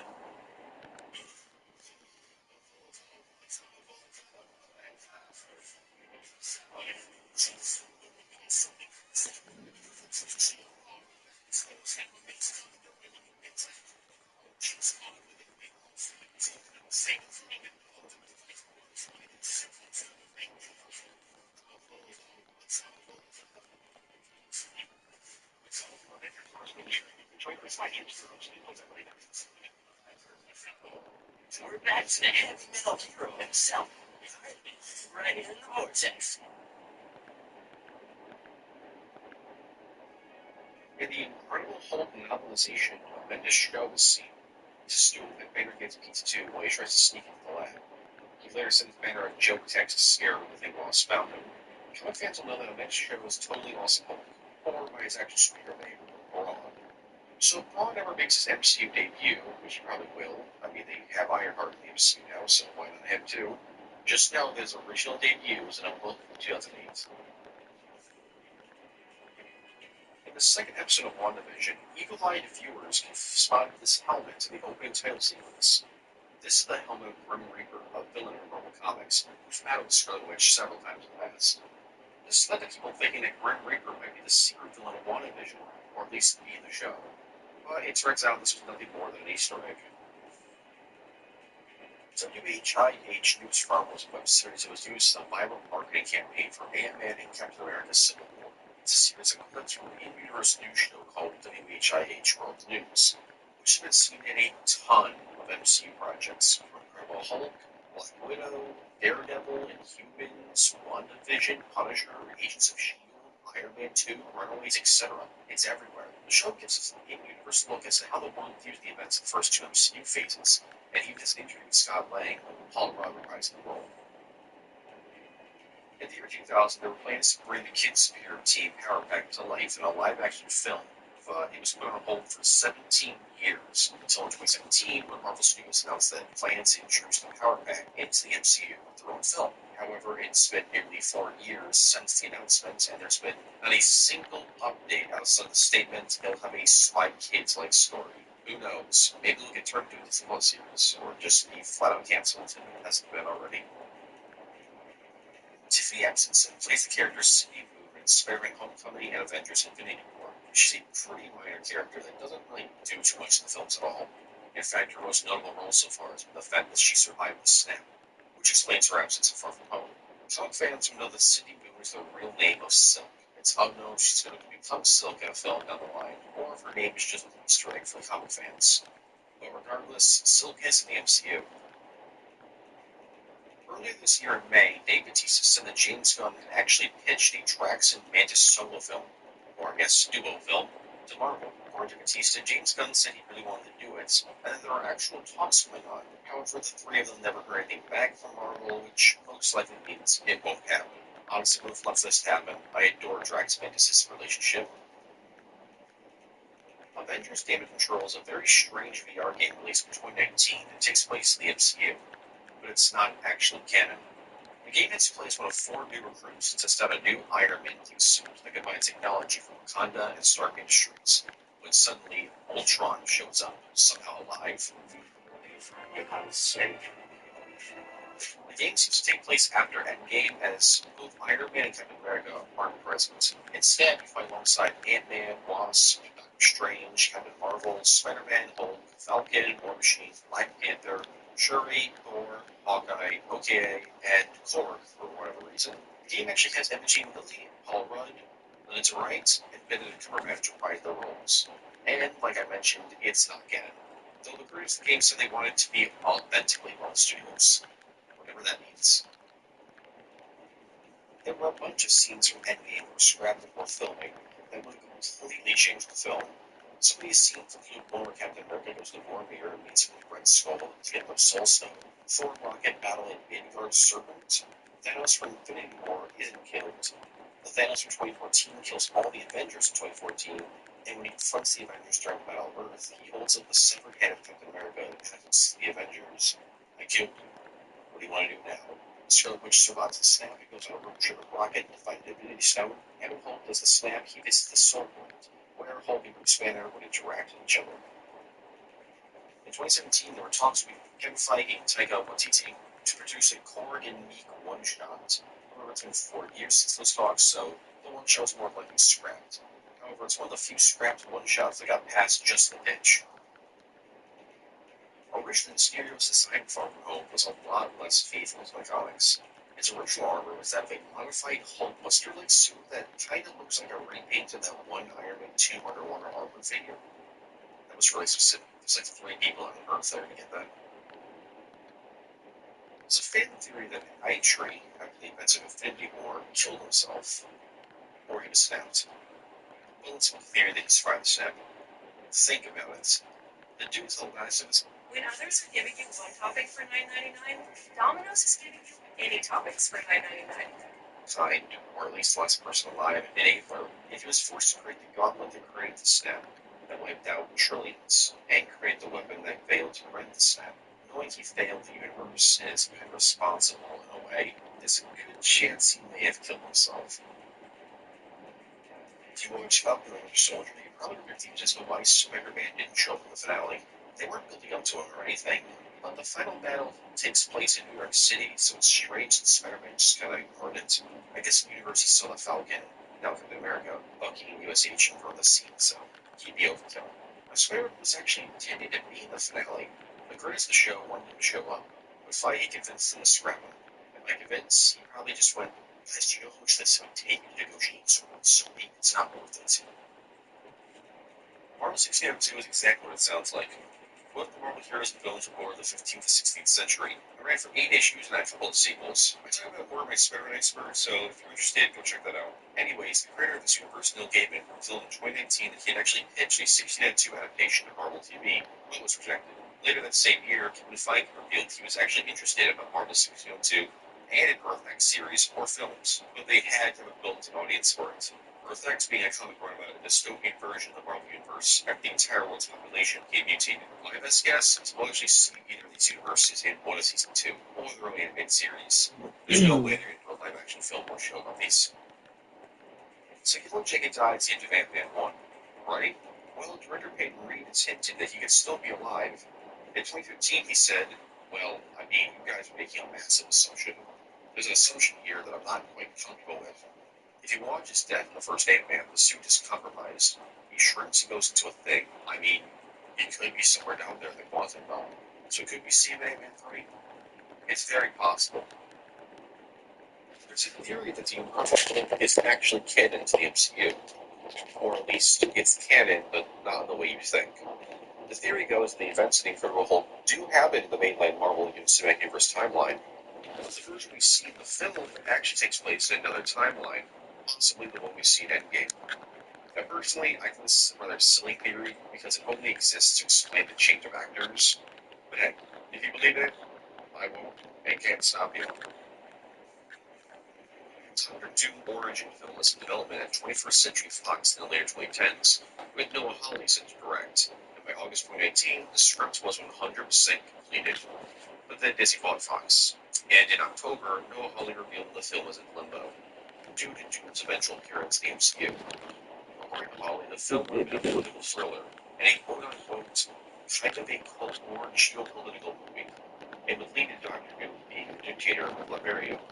According to rumors, Hawley also approached Feige about having the film in the MCU, to which he was declined.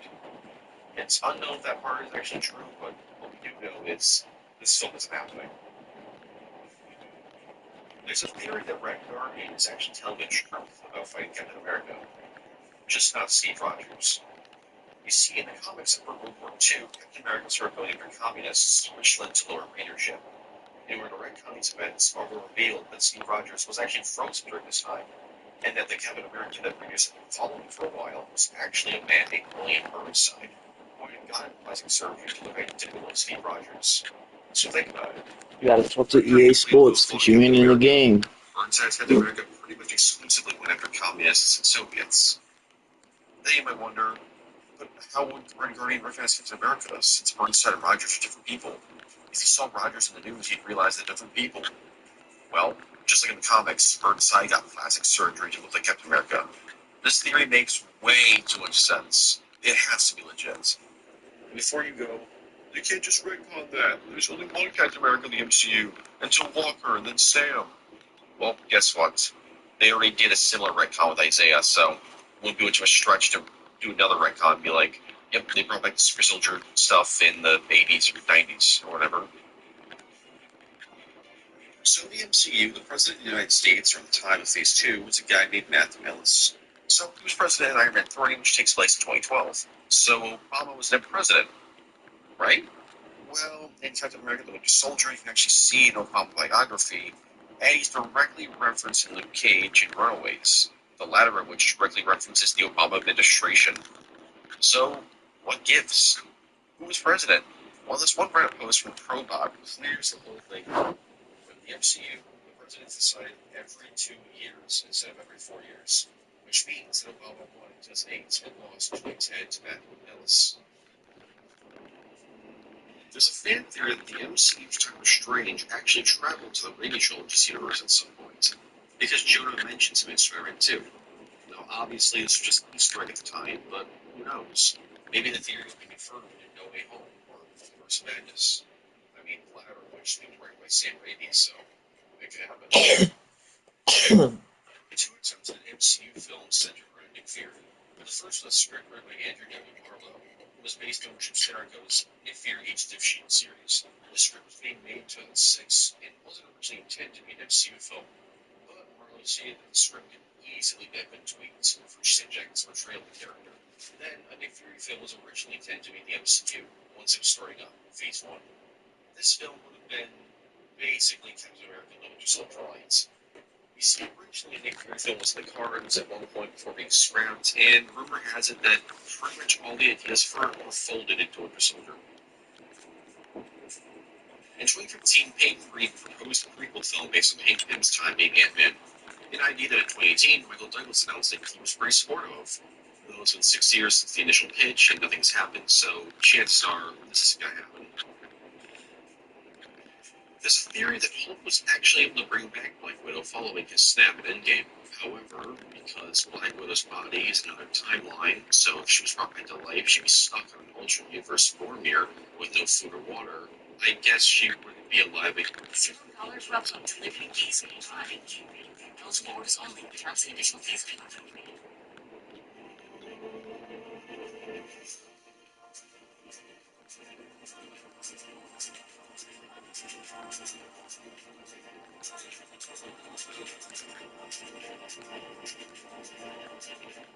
And it's very long. There's a theory that one of the many reporters surrounding Tony Stark in Iron Man 3 was from the Daily Bugle, or the person that Tony broke the phone of went on to create the Daily Bugle after the video went viral. There really isn't anything backing this theory, but a lot of people believe it. There were a ton of canceled MCU TV shows that were originally going to air on ABC. However, the shows about to mention never got proper announcements outside of the fact that they were happening. So we don't really know what they would have been about. The first canceled show would have been written by John Ridley. All we know about this project is that it would have incorporated the socially conscious nature of Jessica Jones and American Crime, but it fizzled out in 2017. Then there was the Alan Heinberg series announced in 2018 that would have been about lesser-known female superheroes. The production for this show didn't last too long as the pilot was scrapped in February 2019, not even a year after its announcement. In 2016, Paul Lee announced that a second comedy ABC MCU series was being developed after Damage Control. But that's all we know. Seriously, there was never no follow-up to this announcement. It just kind of disappeared. And finally, there was a show that focused on female superheroes that was unrelated to Alan Heinberg's show. This show was rumored to go to A-Force, but I mean, how? I doubt they had the money to get all the female heroes in the movies on ABC. In season 1 of Daredevil, unnamed ESU sniper appears in the 6th episode where he kills Christian Blake. This sniper's face is hidden and exclaim a signal bullet. What's interesting here is that you can actually see a playing card in his bag. Many people begin to theorize this was actually Bullseye, as Bullseye uses playing cards all the time as weapons. But when Bullseye was introduced in Season 3, the theory kind of fell apart, as Bullseye was never part of the ESU and the MCU. Though he was part of the FBI. I mean, I guess you could say he was undercover or something like that, but I think it's fair to say that this was just an Easter egg. In the final episode of Loki Season 1, Kang is killed and the multiverse is unleashed. We then see all the branching timelines begin to split off. This has led some people to theorize that because this is the birth of the multiverse, then this is by extension the birth of the Raimi trilogy and Taskforce timelines, along with Ang Lee's Hulk, the Ghost Rider duology, Fox's X-Men series, the Fantastic Four duology, the 2003 Daredevil duology, and the Punisher 2004 universe. That famous after-credits scene where Nick Fury approaches Tony Stark in the environment and tells him that he's not the only superhero in the world actually had a different take that was released up until a couple years ago. In this version, Nick Fury reveals how Tony is part of a big universe in which there are gamma accidents, radioactive bug bites, and an assortment of mutants. This obviously is referring to Hulk, Spider-Man, and the X-Men. Weird to think that originally the Fox X-Men series and Raimi Spider-Man trilogies were intended to be in the MCU. To help promote Iron Fist Season 1, Netflix ran a commercial which featured ESPN anchor Stan Barrett watching the show, before bumping into UFC champion Conor McGregor, and then proceeds to challenge him to a fight. The fight is on, but Barrett sent McGregor a threatening video of him later that day of him swinging the Iron Fist punching through a wall, which caused McGregor to call it the fight. But it was never going to all be a dream. One time a dream theory was actually correct. According to Jessica Henwick, Colin Wing's actress, there were late discussions for a Daughters of the Dragon series that was intended to be the second Netflix series spin-off show, the first being Punisher, technically. The show would be about the comic duo Daughters of the Dragon, which consists of Colin Wing from Iron Fist and Misty Knight from Luke Cage. The two actually even teamed up in the second season of Luke Cage, which was very clearly a backdoor pilot for the show. However, the show never came to be, even with Jessica Henwick being very vocal about creating it. In 2008, it was announced that Marvel Studios was creating a film based on the Runaways, with Drew Pearce hired to write the film, and Peter Sellers to direct in 2010. Then, in October of that year, Marvel announced that they were holding back on the film in favor of the Avengers. And in 2014, it was revealed that the Runaways film was in serious danger of being scrapped. With Kevin Feige saying, they can't make all the projects they want. Thankfully for Runaway fans, in 2016 it was revealed that it would be a series on Hulu instead of a movie, and premiered in 2017, getting 3 seasons. It's almost like getting a Runaways trilogy of films, in a way. So I know, I love how in the MCU, they're just like a big rounder that no one ever talks about. I just think it's really funny. In 2019, there was a leak that revealed a ton of MCU Disney Plus shows, and one of the shows included in that leak was a show called Lady Sif. Now, everyone thought this leak was fake at first, but one by one, the leak shows were revealed to be real. WandaVision, Falcon and the Winter Soldier, Ironheart, Miss Marvel, Nick Fury, War Machine, etc. So the question now is Lady Sif show still happening? Was it scrapped in favor of her being in Thor 4? I guess we'll have to wait and see. The only plot details about the Lady Sif show that were in the initial leak, it would take place before Thor Ragnarok and have Beta Ray Bill be a main character. Revealed literally just days before this video goes live, James Gunn revealed he had apparently pitched a Ravagers spin-off show to Disney+. Apparently, Feige told him that if Guardians 1 was a hit, he could do anything.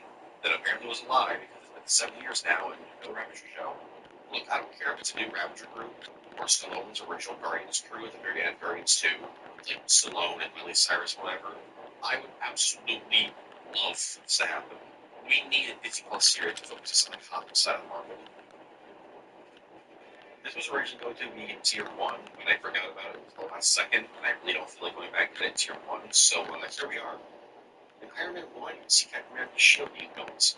Obviously, this isn't his actual shield, it's just a prototype or something, a replica maybe.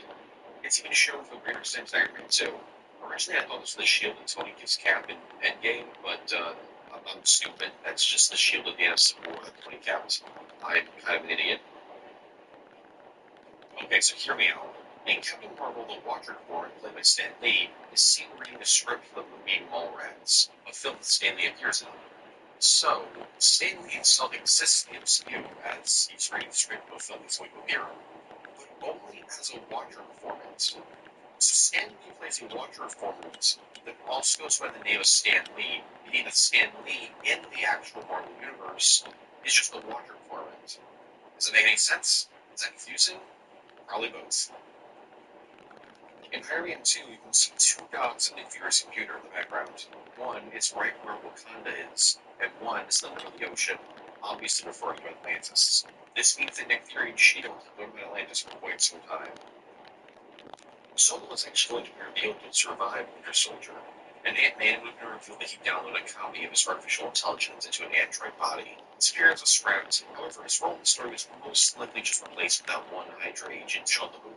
Side note, in Captain America the First Avenger, we actually see blueprints for his robot body that looks much more like his comic counterpart. First appearing in Avengers issue 162 in 1977, Jocasta is a robot built by Ultron so that he'd have a wife. That's not a joke, Ultron was very horny at one point. Anyway, she was built on the personality and mental residue of the boss, but eventually became a hero. And she's actually getting into the MCU. Kinda. In Age of Ultron, after outlining Jarvis, Division, Tony looks for a replacement AI. After some debate, he chooses Friday, while the other AIs, I guess, chooses Rod or something. I don't know what happens to them. Anyways, one of those AIs was actually named Jocasta. Will she appear in the MCU? Maybe? I don't know. I feel like if they had plans for her, they would have kept Ultron around. This one's kind of a stretch, but people believe it, so I'll include it. In the first Iron Man film, Obadiah Stane is shown owning a chess set. Now, I just think it's part of the background, but people claim it's actually an Easter egg reference to the Chessmen, a group of assassins created by Stane in the comics in order to kill Tony Stark. The assassins each represented a chess piece and were outfitted in the garb and accessories associated with their respective ranks. So you had like a bishop, a knight, etc. Maybe it's reference to them, I don't know. I do hope the chessmen show up in the MCU at some point, though, with their comic accurate designs, because these are just great. So it's the theory that the next Avengers film won't actually be about the Avengers, but instead the Young Avengers. People point to the fact that the MCU is introducing a ton of new heroes in Phase 4, like Miss Marvel, Kate Bishop, Ironheart, Eli Bradley, and Speed, Wiccan, Kid Loki, and America Chavez, and evidence that they're doing Young Avengers. Along with the fact that Cassie Lang is being cast again, so she's a bit older, so maybe she'll take up her role as Snatcher or Stinger in the comics. Also, now that Kang will be in Ant-Man 3, maybe we'll see Iron Lad, since that's a variant of Kang and the founding member of Young Avengers, and the love interest of Cassie Lang, so who knows? Chances are these theories are probably true. Let's be real here. So in order to include Quicksilver and Scarlet Witch in Age of Ultron, Marvel and Fox had to play ball. This deal Marvel trade Negasonic Teenage Warhead for Ego to Local Planet. But that's not important right now. The important part is that the deal was that both studios can use both of these characters, with the condition that they could not make references to the other studios' properties. For example, Marvel can't mention how Quicksilver and Scarlet Witch are mutants, while Fox can't mention them being Avengers. That was just one of the two Quicksilver situations, however. Years later, Evan Peters appeared in WandaVision as Quicksilver. This led to many people to speculate that this was the Fox version of Quicksilver appearing in the MCU. I mean, the show's subtitles even labeled him as Fox Quicksilver, but then it was revealed that it wasn't him, despite the clear references to him being Fox Quicksilver, and that he's actually just a new named Ralph Boner that Agatha gave the powers of Quicksilver to. This angered a lot of people. In Avengers Infinity War, it looks like red blood on the Laura's body is lying on Vormir. This has led people to speculate about three things. One is the blood from someone else sent to gain the Soul Stone.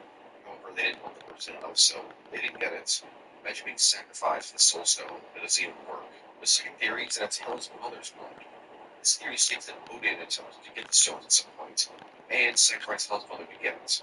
And the final theory is that it's Black Widow's blood, since she died there too, but in another timeline, so that wouldn't be hers. On July 15th, 2021, Olivia Richards confirmed on Instagram the character he plays in Black Widow is Ursa Major from the comics. You know, the giant bear mutant. And yes, I said mutant. He claims that Ursa Major is the MCU's first ever mutant. Now, is that actually true, or is he just claiming this? Well, I mean, it doesn't hurt that he's the first MCU mutant. If you read the post, you can tell he's really passionate about this, so I don't believe he's the first mutant. Now, on Marvel's work on the situation, they have yet to comment on it. So in the comics, there's only one TVA that watches over all the multiverse. And since the MCU has been given their own official Marvel multiverse number, this lets some people to speculate that the TVA in Loki is the same TVA from the comics, meaning that this isn't an adaptation of the TVA from the comics. This is the TVA from the comics. This is because the MCU is part of the larger Marvel multiverse. There can't really be two TVAs. Personally, I just don't consider the MCU to be part of the larger Marvel comic multiverse, so this whole situation doesn't really bother me. Sting has no idea what he's in for. Stay in the vortex. Hey, have a nice day. See you tomorrow. He said to take it only appears more so tickets on sale now. Rated R. Oh man, I can get into that soon right now. It's just a movie, right? I know.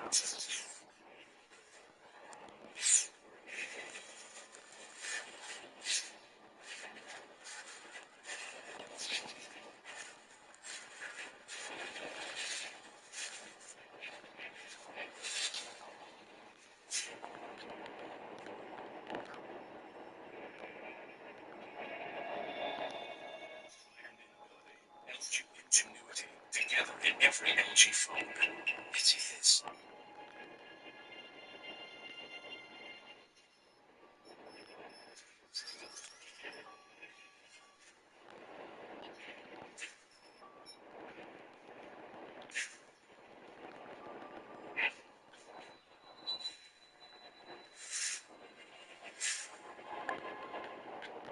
And we're back.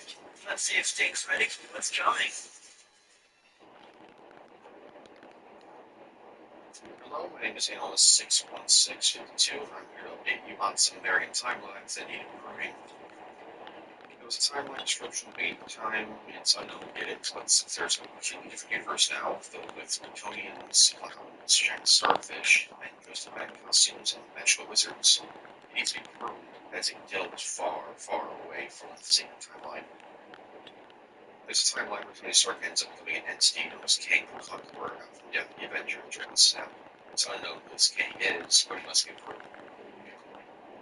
In this timeline, every Avenger is Guardian of the Galaxy, etc., or Skrulls. They're taking over the universe as we speak, so this universe should be number one on your list of proving. In this timeline, Captain Marvel was tricked by the Skrulls into thinking they're innocent. Turns out they weren't, and Carol Danvers had to prove herself worthy of the Kree Empire once again to make up for her failure. She sets to become a warlord of the Kree Empire, one of the most respectable but brutal figures in all of the galaxy. Instructions are located at the end of time. Somebody has activated something called the Universal Key Death, which is the ending all of the universe. It was sent all our men in there to find out who did it and to ruin that universe. There's a timeline in which a man going by the name of Pigpen is creating an iceberg image and video based on the Marvel Cinematic Universe, which is a film franchise based on the Sacred Timeline. Don't worry, you don't deal with the Marvel Universe or the DCU with one now. This timeline is already in the process of being proven. Alright, the MCU iceberg is complete. About time, alright? Yeah, I don't know why this took so long. It's not nearly as long as, even the Transformers iceberg. Star Wars iceberg, for that matter. But yeah, I really enjoyed making this. I hope you enjoyed watching it on TV. I think it's getting a little silly, but so is Hogan, last year's icebergs. As for the next video, it will either be mini iceberg or the Halo iceberg. The thing is, the mini iceberg is that the topic I want to do, what I want to say, because I don't want to spoil it, but I thought about doing for the mini iceberg, but the more I think about it, the more I'm like, I could probably stretch this to like an hour at tops, it could be its own video, and so big iceberg doesn't have to be a small one, but we'll see what happens. Other topics that I'm going to cover in the future include like the Gears of War, the Fate franchise, Science Gate, along with like Robotic No Spike Extension. I don't like getting their science fiction series outside of Science Gate Magnets, so I'm going to cover them. Sorry for the Chaos Head fans, sorry. Also, another Transformers iceberg will happen at some point, probably after that Halo iceberg. It won't be nearly as long as the first one, but I thought I'd, come back and finish the franchise off, because I missed some things, and just keep putting it in the comments, and I'll try to put it in the comments below. But yeah, I hope you enjoyed this, and get ready for like 90% of this iceberg to be outdated within like 2 years, because I mean, What If comes out literally any day now, and Shang-Chi comes out September 3rd. As of right now, it could be delayed to COVID and Delta variants. And most of these are, a lot of these are theories, and they might get confirmed or denied, debunked. So, I don't want to continue this huge drama point at the end, outro section, so nobody actually listens to this. So if you listen to this, type in the comments, I don't know, Iron Man is pretty cool. So, very, very controversial take there. Until next time, have a good one. Join Benefits today and save $28 more. Just $1 down, $15 a month. Deal ends February 28th. The best AI video model is now on free pay. Try Google Veo 2 for hyper-realistic videos.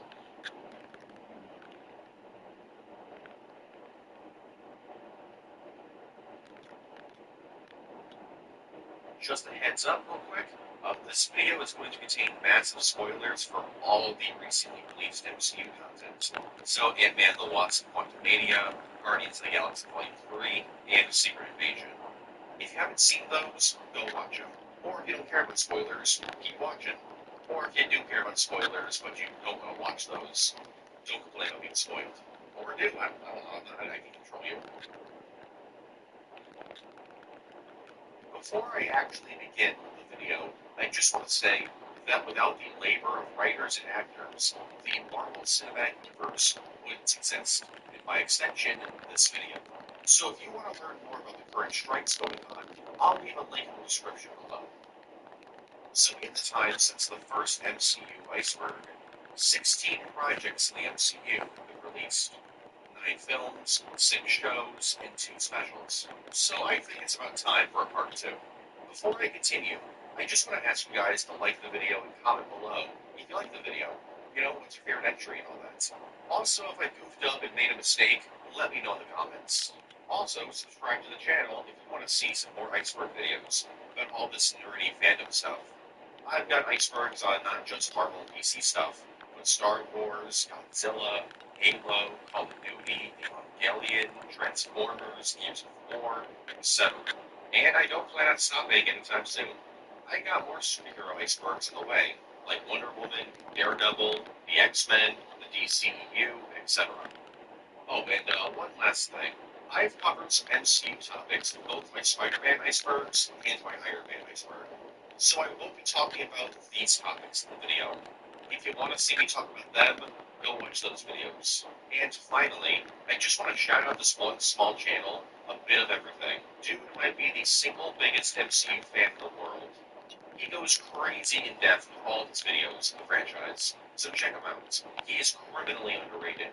Here are some of my favorite videos from him. So, with all that being said, let's begin. Spider-Man No Way Home, the more fun stuff version. So in September of 2022, Sony and Marvel released an extended cut of Spider-Man No Way Home called the More Fun Stuff version. This special edition of the film was basically just the theatrical cut, but with all of the completely deleted scenes added back into the film. It featured a variety of scenes, like Tom Holland's brother's cameo that was cut, a new scene with Matt Murdock, a scene where Betty Brant actually does something in the film, an entirely new post-credits scene, and various new and extended scenes featuring Tobey and Andrew Spider-Man. They even released a poster for this version, and it's the definition of clutter. While this film is looked at as the definitive version of the film, and by extension the canon version of the film, it did have some controversy surrounding it, because, unlike every other Marvel or Spider-Man film, No Way Home's Blu-ray release featured no deleted scenes at all. And it's very obvious why this was the case. They were saving the deleted scenes for the extended cut. Nick Fury's grave. At the end of Captain America the Winter Soldier, Nick Fury's grave has the Bible verse, "The path of the righteous man," Ezekiel 25:17, written on it. This is the same Bible verse said by Jules Whitfield in Pulp Fiction. This wouldn't be that notable if it wasn't for the fact that both Nick Fury and Jules Whitfield are played by Sam Jackson. Don Cheadle was nominated for an Emmy for his role in Falcon and the Winter Soldier. That's it. That's the entry. Don Cheadle made a cameo appearance as Rhodey, although maybe it's Skrull Rhodey, we'll get to that, in the first episode of Falcon and the Winter Soldier. He had 98 seconds of screen time, had 6 lines, and was nominated for an award. Don Cheadle himself found this pretty funny and didn't understand why he was nominated. Deleted scenes. So I went over a bunch of deleted scenes in the first MCU iceberg. However, I only talked about scenes from Iron Man 1 to Black Widow, and I didn't talk about the deleted scenes from the Disney Plus shows. So here's 3 deleted scenes from every MCU movie and show from WandaVision to Secret Invasion, minus No Way Home and Black Widow, because I've already talked about deleted scenes from those movies in other videos. In WandaVision, there was a scene in which Monica, Darcy, Ralph Boner, and Wanda's kids attempted to steal the Darkhold from Agatha's basement of Sprout. Agatha's rabbit would transform into a demon in battle. An entire subplot was cut from the show, involving Monica in therapy dealing with her mother's death. And finally, there was a scene in which Wanda snaps the members of S.W.O.R.D. for acting like Tony Stark was the only Avenger who died fighting Thanos. In Falcon and the Winter Soldier, both Captain America and Yelena were supposed to cameo on the show. Yelena's cameo was scrapped because Marvel wanted to save her introduction for Black Widow. As for Captain America, his cameo was scrapped because it was far too soon to reintroduce the character. There was also supposed to be a fight scene in Puerto Rico, where Battlestar would be shown using electric gloves. And finally, Anthony Mackie suggested that Sam take a jab at Donald Trump's "Make America Great Again" slogan during his speech at the end of the show. but this was rejected, probably because Trump was never president in the MCU. Oh wait, never mind, he was. In Loki Season 1, in the opening episode, there would be a scene with Loki in Stark Tower saying, "Glorious." This was cut fairly late into development, as it's shown in several trailers. Mobius would show Loki footage of a young Loki turning Thor into a frog, only for Frog Thor to be young Loki. And finally, there was supposed to be a scene in which Loki goes on a time-traveling adventure via montage. He would visit various time periods, have some pretty explicit meetups with men, women, and aliens, collect all the Infinity Stones, and take the throne of Asgard. The throne scene was actually shown in several trailers. In Shang-Chi, Razor Fist was originally going to die at the hands of a Soul Eater, after encouraging Cable during the final battle. There was originally going to be a scene in which, in a flashback, the Mandarin would have been given a progress report about how Raza and the Ten Rings were destabilizing Afghanistan. This was an obvious reference to Iron Man 1. And finally, there was a scene in which Trevor and Katie bond while chilling out in the car. In Eternals, Gilgamesh and Kingo bonded over films while traveling through the Amazon rainforest. There was also a scene in which Sprite and Akari reminisce over humankind while in the ruins of Babel. And finally, a mid-credits scene involving Athena, Akari, and Eros talking to Archie and Scott. In Hawkeye, a flashback scene set in 1984 about Clint and his mom going to a fair with Scott. Clint would steal a watch and then win a rigged shooting gallery game. And his mom is just like, it's okay to do bad things to bad people. She would then try to have Clint help her rob a gas station. Clint would refuse to shoot the gas station guy, and his mom would be arrested. There was also a scene in which Clint and Kate were shopping for arrows at a sports store that was cut.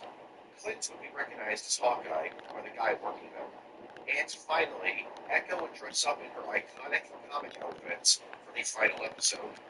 However, this was scrapped in order to save the costume for her own show.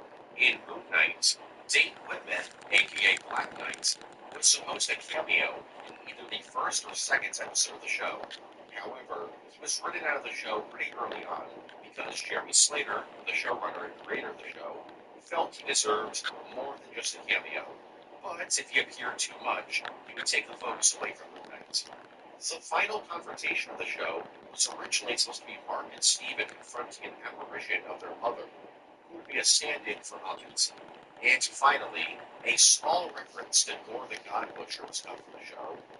It was cut because Marvel execs felt it would be unnecessary. In Doctor Strange and the Multiverse of Madness, main universe Mordo was going to die at the very beginning of the film while trying to assassinate Wanda. Wanda would not only kill him, but straight up decapitate him. The scene was cut so late into development that there are still several posters of the film that still reference the scene.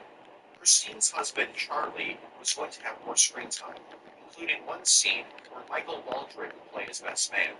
Waldron was the head writer for Loki Season 1 and Doctor Strange 2.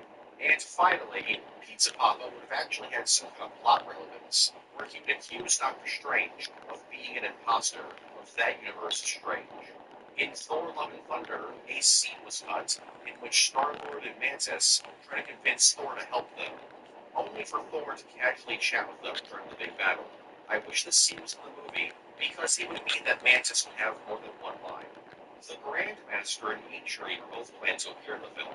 Both Jeff Goldblum and Peter Dinklage filmed their scenes, but both ended up being scrapped for unknown reasons. Lena Headey also filmed the scenes for the movie, but all of her scenes were scrapped as well, and it's not publicly known who she was playing.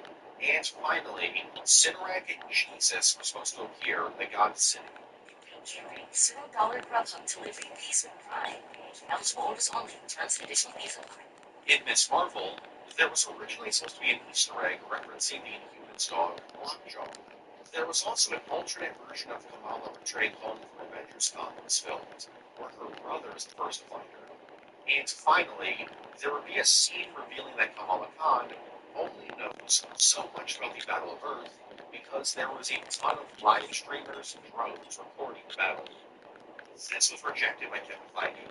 In She-Hulk, Originally, at the end of the first episode, She-Hulk would defeat Titania by punching her in the garage. This was actually filmed, but scrapped.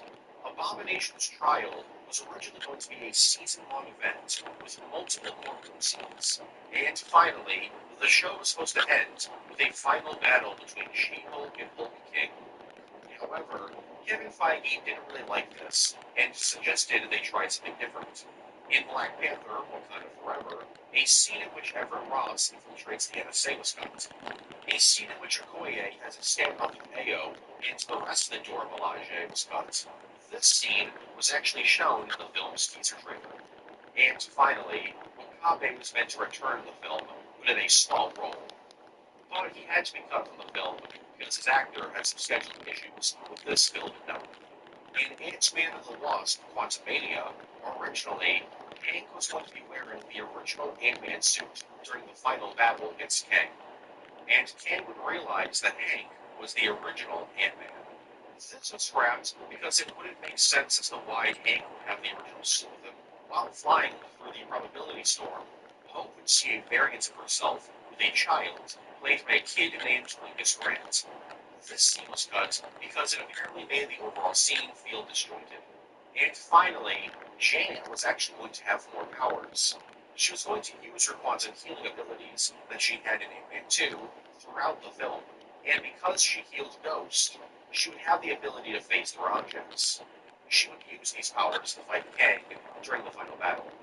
In Guardians of the Galaxy Volume 3, an alternate version of the dining room scene encounter was filmed, in which Peter apologizes for his friend Drax being an idiot, and then Drax complains that he's hungry.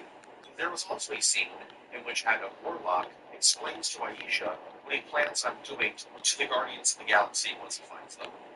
There was a scene in which High Evolutionary is locked up by Rocket to nowhere, while Kraglin recruits Adam Warlock into the Guardians.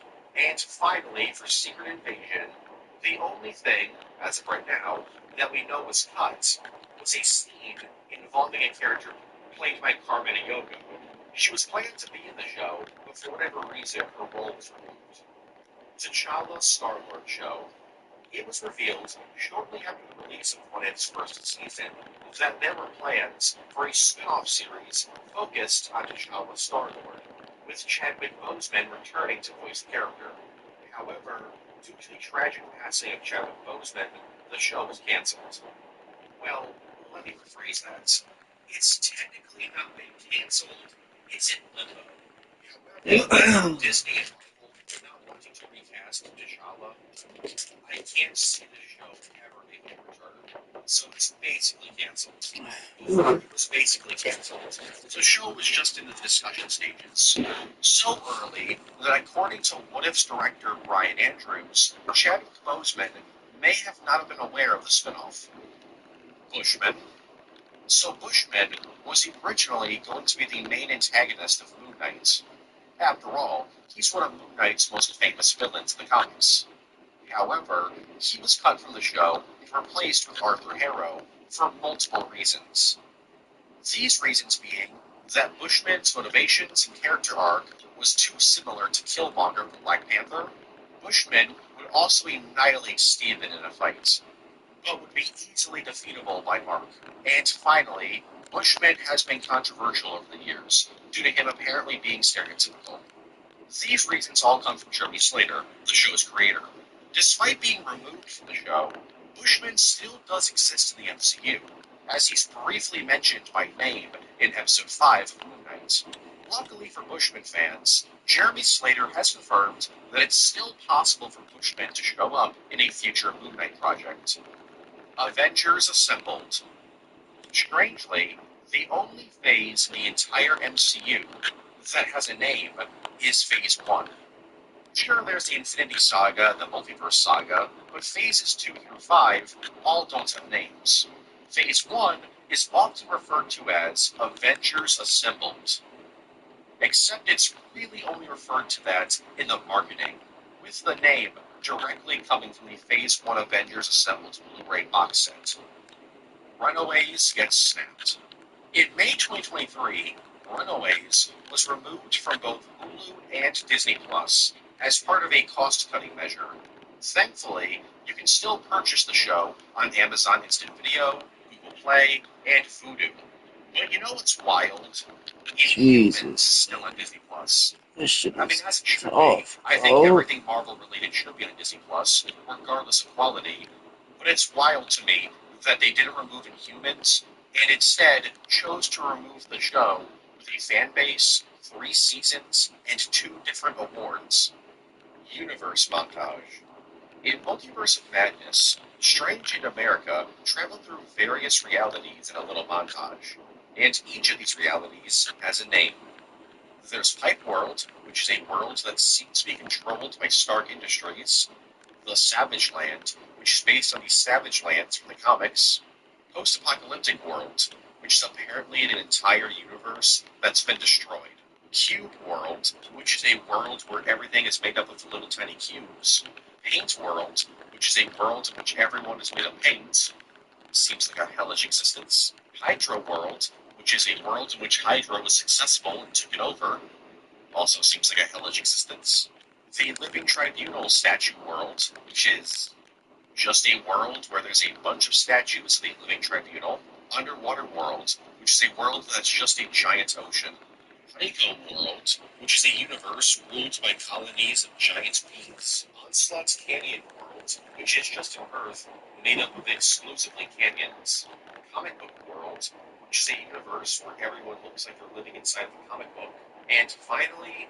Alternate New York. It's just like New York, except it's different, I guess. Earth 616 Confusion. So for a long time, the MCU was listed in the Grand Marvel Multiverse as Earth 199999. It's even referred to as that in Across the Spider-Verse. However, it's since been confirmed in Multiverse of Madness that the main Marvel universe in the MCU is called Earth 616, the same name as the main Marvel Comics timeline. So, how does that work?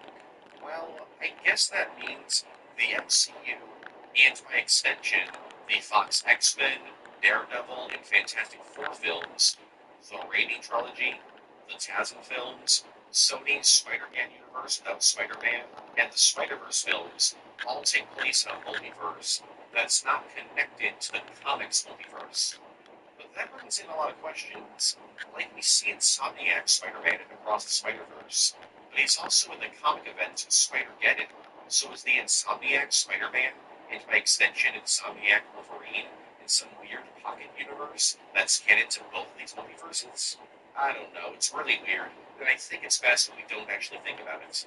Last thing I'll mention here is that Iman Vellani, Kamala Khan's actress, actually got annoyed with the name change, and even confronted Kevin Feige about it. Armor Wars miniseries. On December 10th, 2020, it was revealed that a 6-episode miniseries inspired by the Armor Wars comic event and starring Don Cheadle as War Machine was in development. A few months later, it was confirmed by Don Cheadle that the show would begin production in mid-2021. That did not happen. Then, in February 2022, it was reported that the show would finally begin production in October or November 2022. Then, on September 10th, 2022, it was revealed that production would actually begin sometime in 2023. But then, only 2 weeks later, on September 29th, 2022, it was confirmed that the Armor Wars miniseries was cancelled and would be redeveloped into a film. All we know about the original series was that Ironheart was going to appear in the show in some capacity, and, obviously, Tony Stark's death would have a huge role in the story. Fake Multiverse of Madness leaks. Before Doctor Strange the Multiverse of Madness was released, people went crazy online, posting leaks and rumors about the film, and a lot of these so-called leaks and rumors were completely wrong.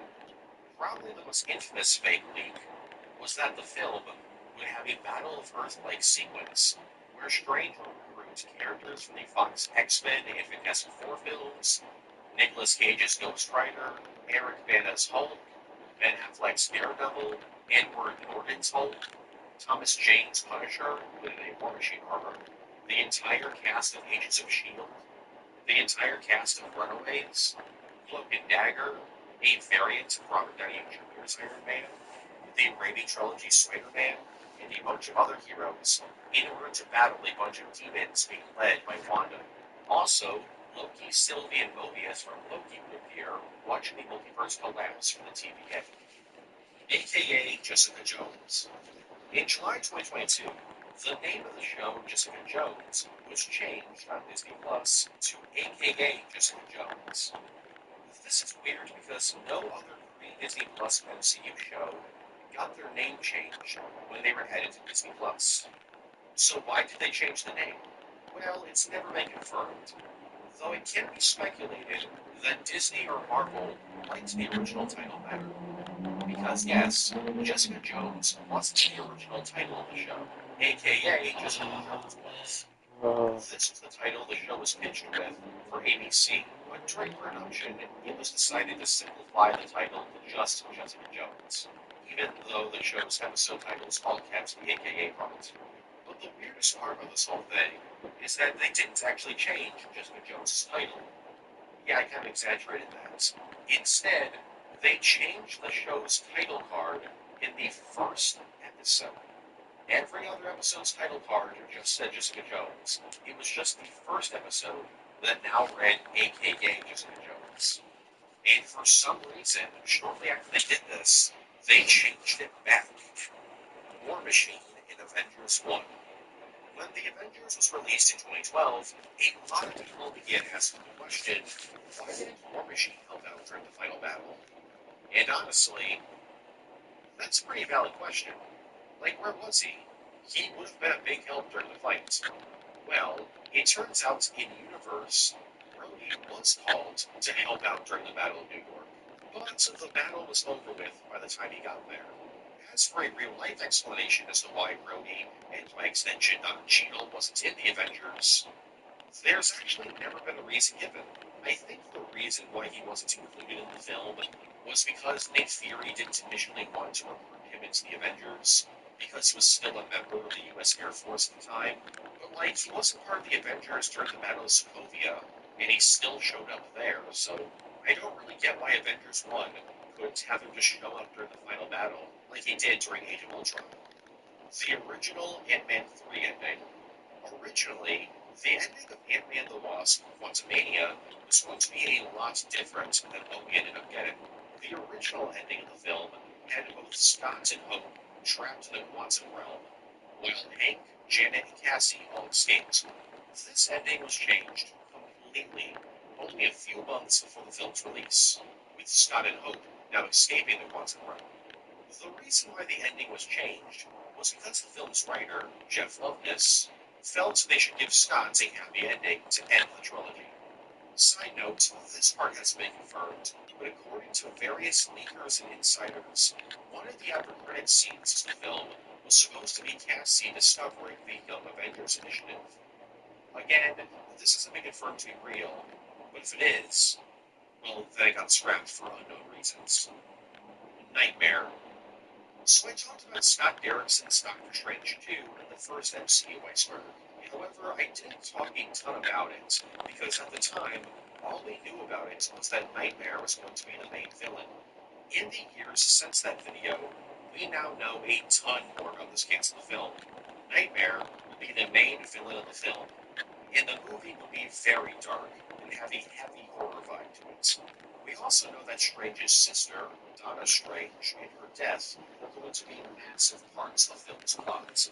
The concept art of Scott Derrickson's Doctor Strange 2 was leaked, in which we see Strange visiting a lake house where his sister drowned. There, he'd face off against Nightmare, who'd be riding on a horse.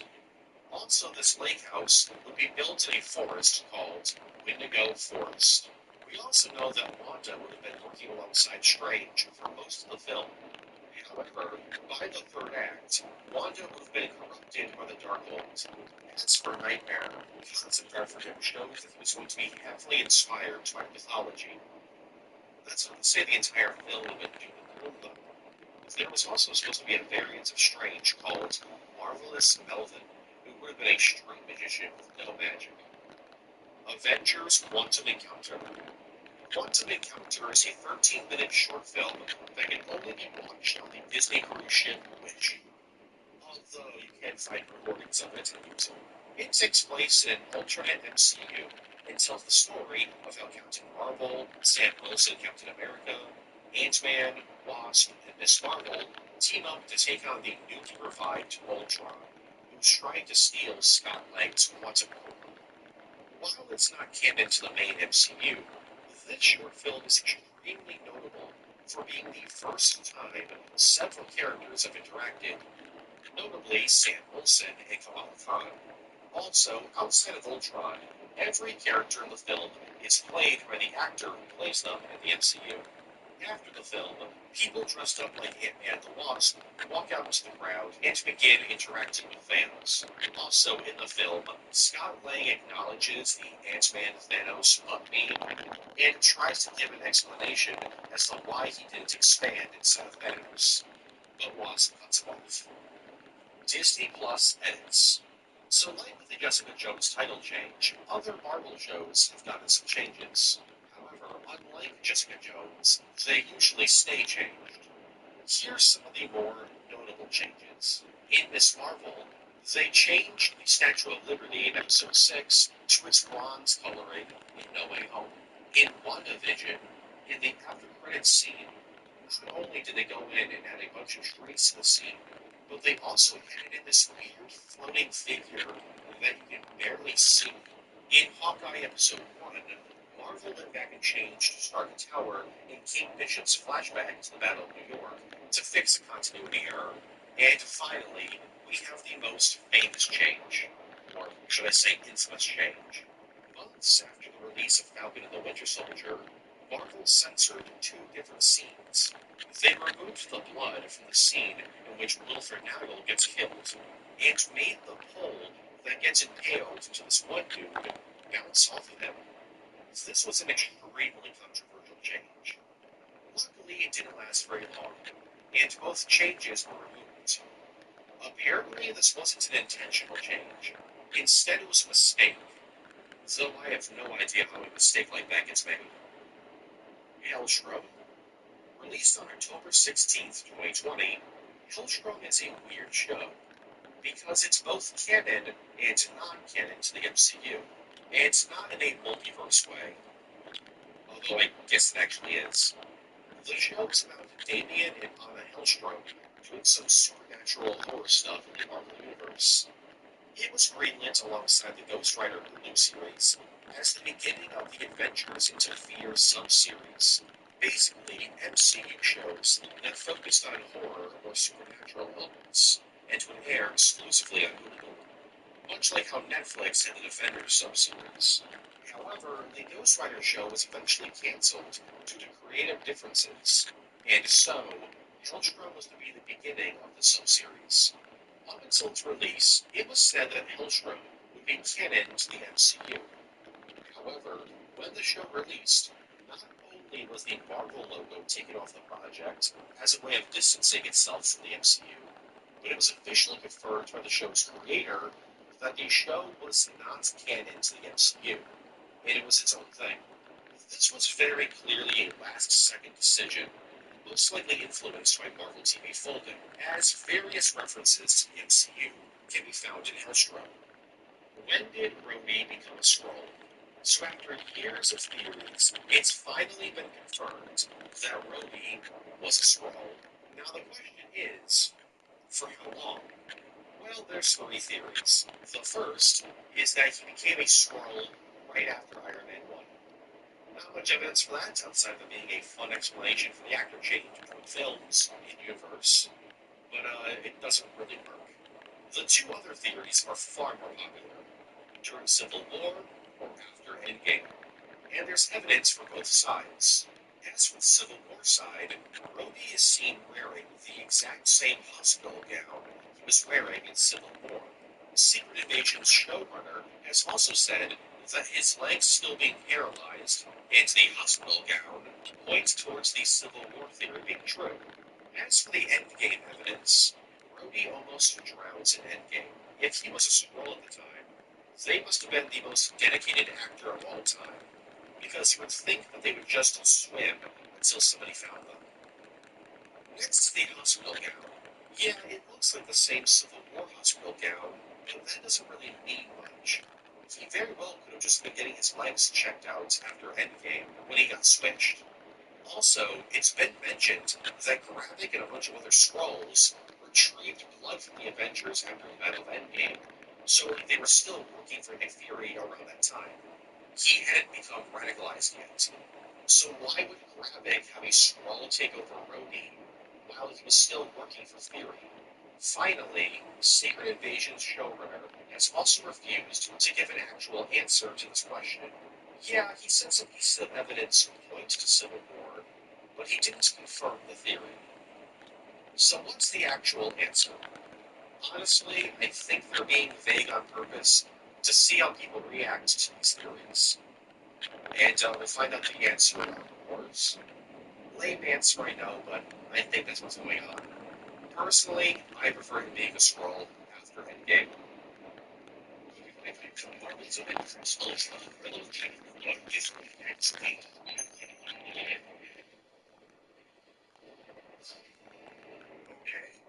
you? Man, do you have a sidekick? No. Nemesis? What? I'm a people person. I could not do it. Everyone needs a supply of milk and chocolate milk. What's wrong with it? The calcium in milk doesn't make your bone strong.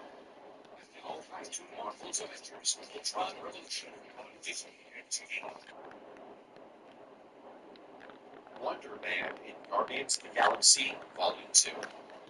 In Guardians of the Galaxy Volume 2, Wonder Man was going to make a cameo. He would have been portrayed by Nathan Fillion, but not in person. Instead, posters featuring Wonder Man would appear. These posters would have all been parodies of real-life film posters. This scene was cut from the film because it apparently would have slowed the film down a bit. It's probably a good thing that this scene was scratched though, because if it was kept, there would have been some continuity errors with the upcoming Wonder Man show. Bushwhacker, concept artist Wesley Burt, revealed on his Instagram in November 2022 that the Daredevil and Punisher villain, Bushwhacker, was originally going to show up in one of the first few episodes of She-Hulk. The joke with him was that whenever he wanted to fight someone, he would have to slowly and awkwardly put on his clunky arm cannons. As to why he was cut from the show, no reason was given, though I can only assume it was a time thing or a budget thing. Kingo in Moon Knight. Jeremy Slater has stated that there were actually plans for an episode of Moon Knight to begin with a flashback to ancient Egypt. Here, we'd be introduced to another avatar of Khonshu, the Moon Knight of ancient Egypt. And we'd also see this ancient Moon Knight working alongside a few of the Eternals, including Kingo. So why was this scene scrapped? Well, because it would be insanely expensive to bring in not just Kingo's actor, but at least 3 more of the actors who portrayed the Eternals. Original casting. So in the first MCU iceberg, I went over a couple of actors almost were the MCU. However, in my opinion, I didn't really list enough of them. So here's a huge list of actors who were considered or auditioned for characters in the MCU. For Black Panther, there was Chad Coleman, Chiwetel Ejiofor, Noel Clarke, John Boyega, and Anthony Mackie. For U.S. Agent, there was Sam Claflin. For Nebula, there was Gal Gadot. For Kilgrave, there was Jim Carrey. For Hank Pym, there was Steve Buscemi, Gary Oldman, Sean Bean, and Pierce Brosnan. For Daredevil, there was Michael C. Hall, Damian Lewis, and Scott Adkins. For Shuri, there was Amanda Stenberg and Dominic Thorne. For Valkyrie, there was Lupita Nyong'o. For Luke Cage, there was Lance Ross. For Scott Lang, there was Simon Pegg, Adrian Brody, and Ian McGregor. For Sprite, there was Millie Bobby Brown. For Red Guardian, there was Alec Baldwin and Sebastian Koch. For Wasp, there was Rashida Jones, Emma Stone, and Bryce Dallas Howard. For the Punisher, there was Louis Herthum and James Frank. For Shang-Chi, there was Ross Butler, Lewis Tan, Stephen Yeun, Mike Moe, and Louis Lin. For She-Hulk, there was Allison Brie, Gillian Jacobs, Betty Gilpin, and Zoe Chow. For Ego, there was Matthew McConaughey, Mel Gibson, Liam Neeson, Alec Baldwin, Ron Perlman, Gary Oldman, Bruce Willis, Stephen Lang, Robert De Niro, and Christopher Nolan. For Jessica Jones, there was Teresa Palmer, Marin Ireland, Jessica DeGao, and Alexandria Daddario. For Cersei, there was Sophia Boutella, Tatiana Maslany, and Marie Avgeropoulos. For Yelena, there was Emma Watson, Saoirse Ronan, and Dar Zubatsky. For Kate Bishop, there was Catherine Newton, Olivia Cook, and Taissa Farmiga. For Maria Hill, there was Jessica Lucas, Mary Elizabeth Winston, and Marina Baccarin.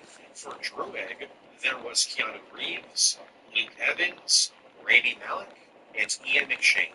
For Iron Fist, there was Luke Bracey and Ryan Phillippe. For Ajax, there was Naomi Scott, Gina Rodriguez, Ana de Armas, and Isa Gonzalez. For Adam Warlock, there was George McKay and Regina Jean Page. And finally, for Icarus, there was Alexander Skarsgård, Sam Heughan, Charlie Hunnam, and Armie Hammer. Scrapped Illuminati members. The Illuminati, featured in Multiverse of Madness, had its roster changed significantly during production, with characters being added and removed multiple times.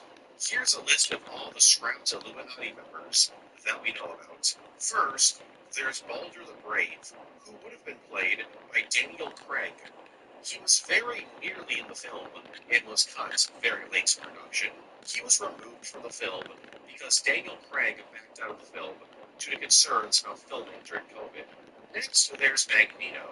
This is a weird one because there's many different reports saying that scenes involving Magneto were filmed. However, according to producer Michael Waldron, Magneto was briefly considered for the Illuminati, but was not seriously considered because it would have been too much to explain, and it would have detracted from the film. Insiders and leakers have said that Michael Fassbender would have reprised the role again, but this hasn't been confirmed, so take it with a grain of salt. Next, there's Wasp. It's unknown why she was scrapped, and it's unknown if this was supposed to be Janet or Hope. But what we do know is that Wanda would have squished her in her hands. Next, there's Namor. He was going to be in the Illuminati. However, Ryan Coogler went to Marvel and requested that nobody else use Namor before his appearance in Wakanda Forever. So they scrapped him. Then there's Ghost Rider. This one isn't entirely confirmed and is only mentioned by leakers and insiders. According to them, Ghost Rider was supposed to be a member of the Illuminati, and he had scenes filmed. However, it's unknown which Ghost Rider this was supposed to be. And again, it's not confirmed, so grain of salt. Then there's Iron Man. This is a really weird one, because originally, an Iron Man variant wasn't supposed to ever be an Illuminati member. However, after seeing all of the rumors online about Tom Cruise apparently playing a Tony Stark variant in the film, Michael Waldron went up to Kevin Feige and tried to pitch the idea to him. Feige responded, saying that the idea was impossible because while they were filming Doctor Strange 2, Tom Cruise was busy filming Mission Impossible Dead Reckoning Part 1 and 2. And finally, there's Ironmonger. No, really. Concept art for the film shows that in an earlier version of the film, a variant of Ironmonger was going to be part of the Illuminati. Nebula actually ripped off Bucky's arm. So remember that joke in Infinity War where Rocket said he wanted Bucky's arm, and Bucky was just kind of confused why a raccoon with a gun wanted his cybernetic arm? Well, Rocket would eventually get Bucky's arm in the Guardians of the Galaxy Holiday Special as a gift from Nebula. But that now leaves the question, how did Nebula get Bucky's arm?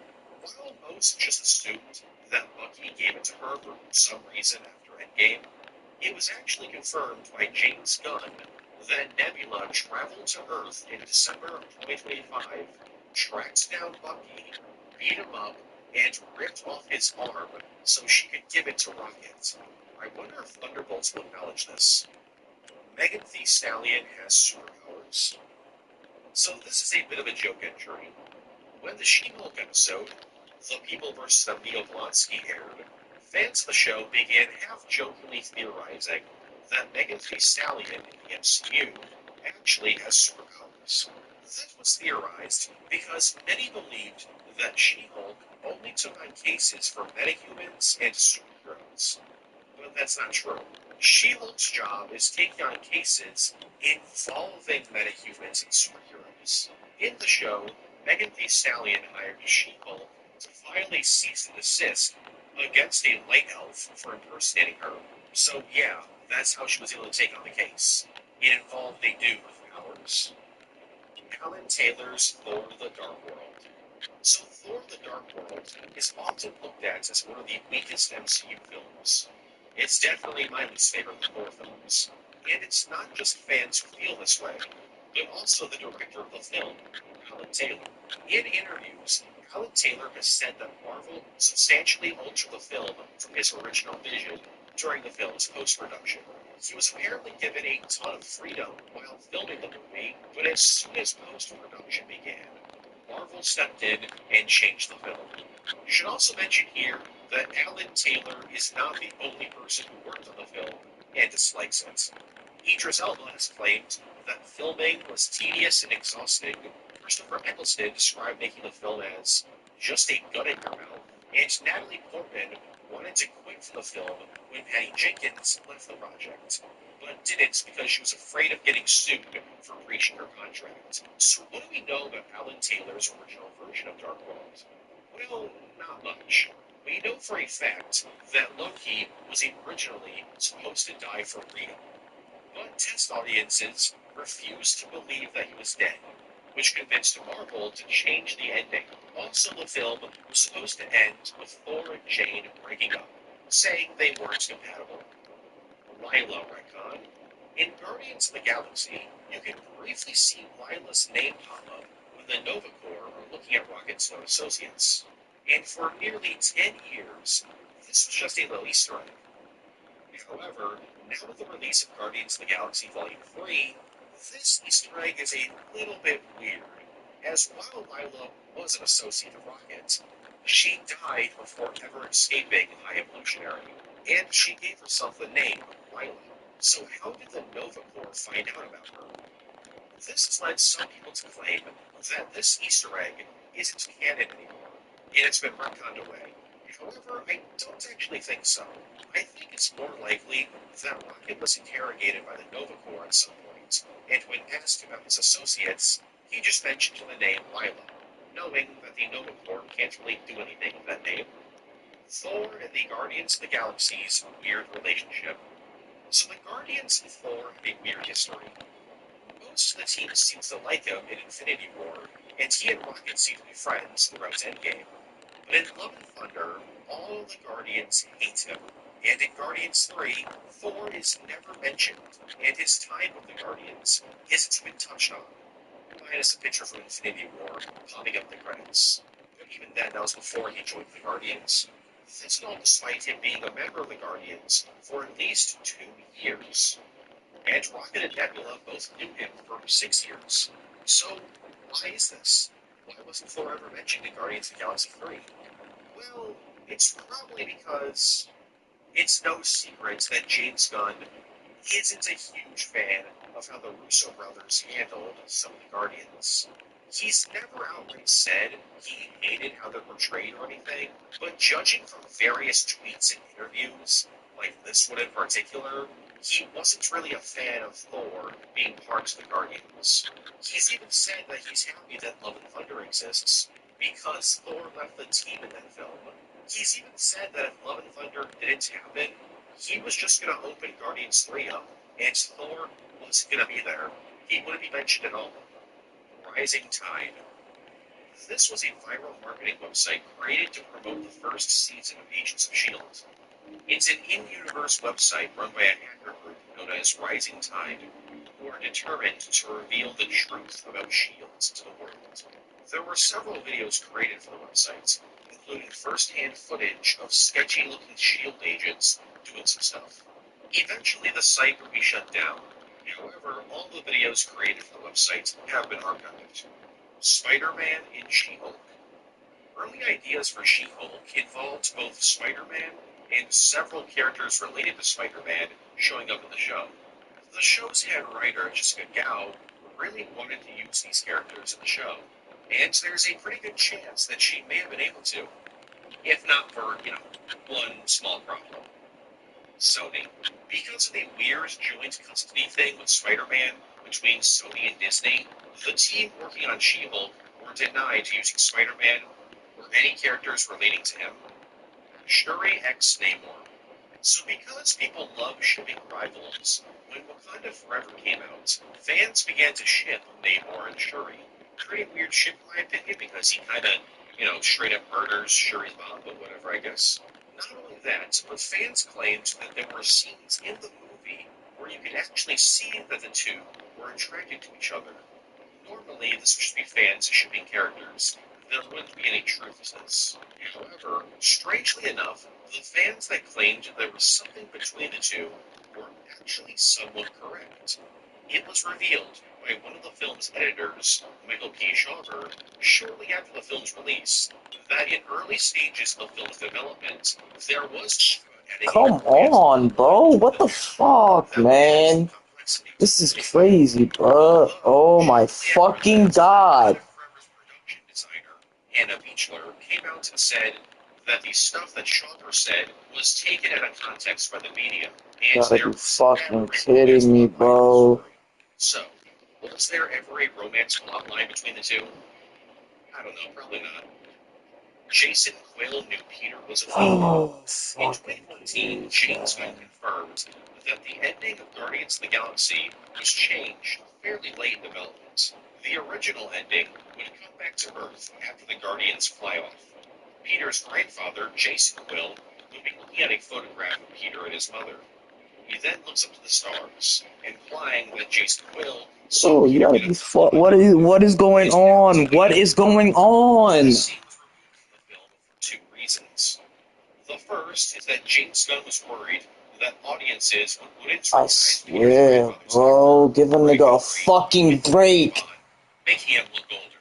Also because the scene was extremely sad and would have been a gut punch to audiences. Love and Thunder's scrapped LGBT scenes. When Thor: Love and Thunder was first announced, Tessa This shit is Thompson pissing me announced off, that bro. they looked Like a nigga really gotta sit the fuck up and shit, man. in the months leading up to the film, it was heavily speculated and rumored that Valkyrie would end up in a relationship with either Lady Sif or Captain Marvel. More than just a Marvel thing in a bit. And finally, right before the film's release, Natalie Portman was asked how gay was Thor: Love and Thunder. She responded with, so gay, with Watiki adding, super gay. So when the film came out, how gay was it? That's it. That was it. Yeah, it turns out that during the film's production, Watiki and Thompson both agreed to remove the Valkyrie finding a queen arc in favor of Valkyrie learning to love herself. 90s animated X-Men Professor X in MCU. Right after Multiverse of Madness came out, fans began speculating that the Professor X featured in the film was actually the Professor X from the 90s X-Men cartoon, with the evidence being that they played a little bit of the show's theme when he showed up, and he was riding around in his big yellow scooter. Fans then went on to predict that X-Men 97 would end with Charles traveling to Earth 838 and joining the Illuminati. However, this theory falls apart completely when you actually stop to think about it. In the 90s cartoon, Charles is American, not British, and the theme being played was just a little fan service. And finally, Michael Waldron came out and said that while Professor X in Multiverse of Madness does take inspiration from the animated series, he also takes influence from the Fox X-Men films, meaning that no, this isn't the animated series Professor X. Billy Maximoff's original actor, originally Billy Maximoff was going to be played by a child actor named Jackson Robert Scott. He actually filmed quite a few episodes. However, the filming of WandaVision was put on hiatus for a bit because of COVID-19. When production got back on track, Jackson Robert Scott couldn't make it to set due to scheduling issues, and so they needed to recast Billy Maximoff. So yeah, there's a bunch of footage out there of WandaVision, but with a completely different Billy Maximoff. Lady Sif's scrapped plotline. When Lady Sif was announced to be returning in Thor Love and Thunder, people were pretty excited, as we hadn't seen her in any MCU material since 2015 in an episode of Agents of S.H.I.E.L.D. So when the film came out, people were pretty upset that she ended up having like 50 seconds of screen time. It also didn't help that we finally got an extremely comic-accurate outfit for Sif, only to not really see it. But we were supposed to see a lot more of Lady Sif in the film.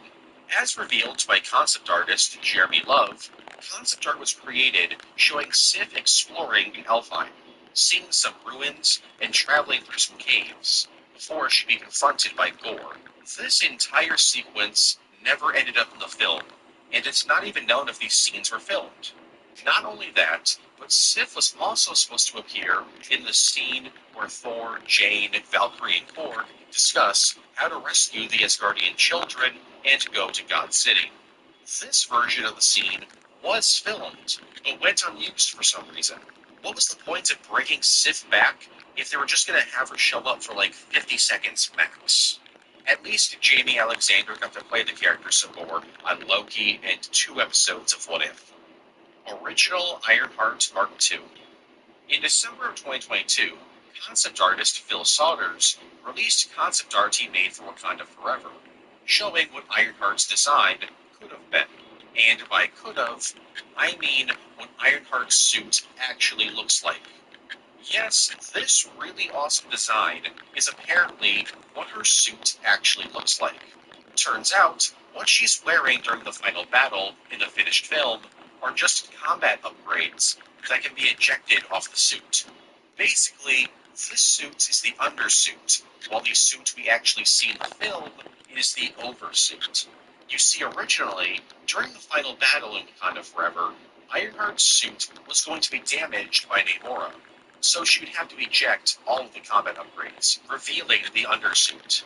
This is the actual Ironheart Mark II, while the armor upgrades we see in the film are known as the Ironheart Mark 2.5.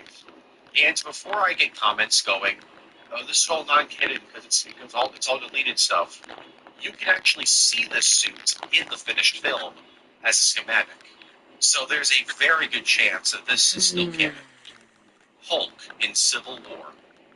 Despite Captain America Civil War basically being Avengers 3, Hulk's not featured in the film in any capacity. But that wasn't the original plan.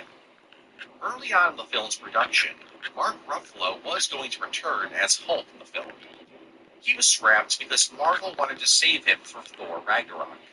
As for Hulk's role in the story, we don't really know what it was going to be, though there are rumors stating that Hulk was meant to be the leader of the pro-Sokovia Accord side instead of Iron Man.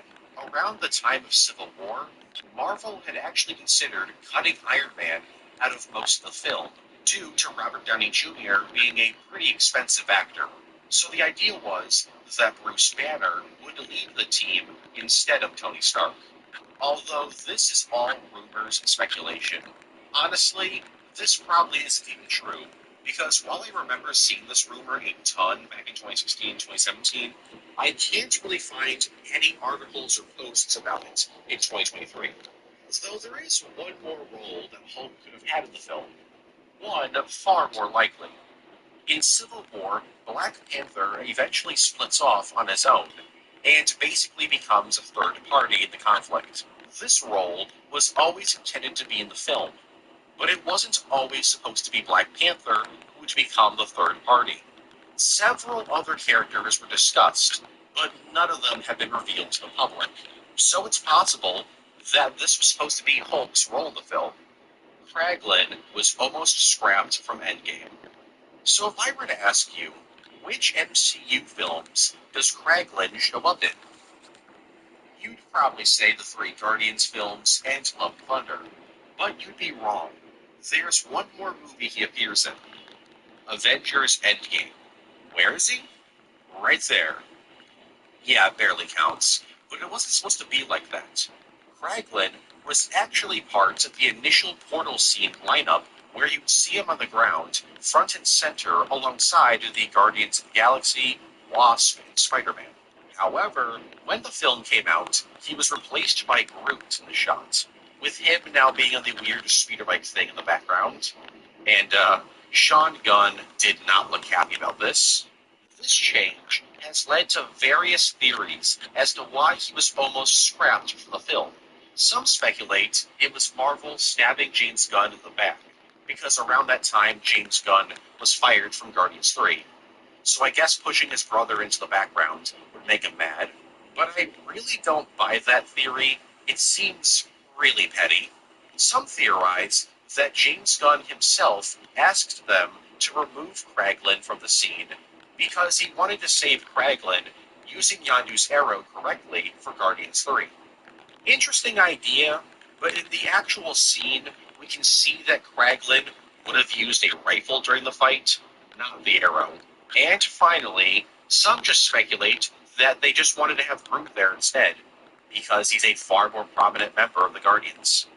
This is the theory that I personally believe, though I don't know why they couldn't have had just, both of them there. Snapped off camera. At the end of Infinity War, a bunch of people got snapped and were dead for 5 years. While we see characters like Bucky, Black Panther, Falcon, Spider-Man, Wanda, and Star-Lord all die, there were actually many other characters who were snapped, but we didn't get to see snapped. Though keep in mind, I'm only covering the characters who were already introduced before Infinity War, so any character who was introduced after the movie and was revealed to have gotten snapped, like Yelena, for example, won't be in this list. Anyways, Ned Leeds, Michelle Jones, Flash Thompson, Betty Brant, Bro, oh my fucking god.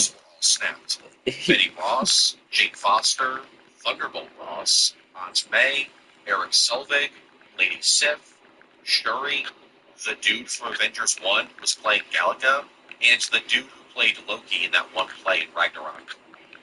Original Blade script. So Blade was originally supposed to begin production in July of 2022. However, it was later pushed back to October of 2022. And only a few weeks before production was supposed to begin, the film's director stepped down from the project due to the film's changing production schedule. But not only that, reports began coming in about how Blade's actor, Mahershala Ali, was pretty frustrated with the film because apparently the script was pretty weak. Normally, people would be pretty skeptical about these claims, but combined with the fact that the director stepped down, it looked like these rumors were legit. Further evidence would come out in November of 2022, where it was revealed that the film not only got a new director, but also a completely different writer, Michael Starbury, and was basically rewriting the entire film.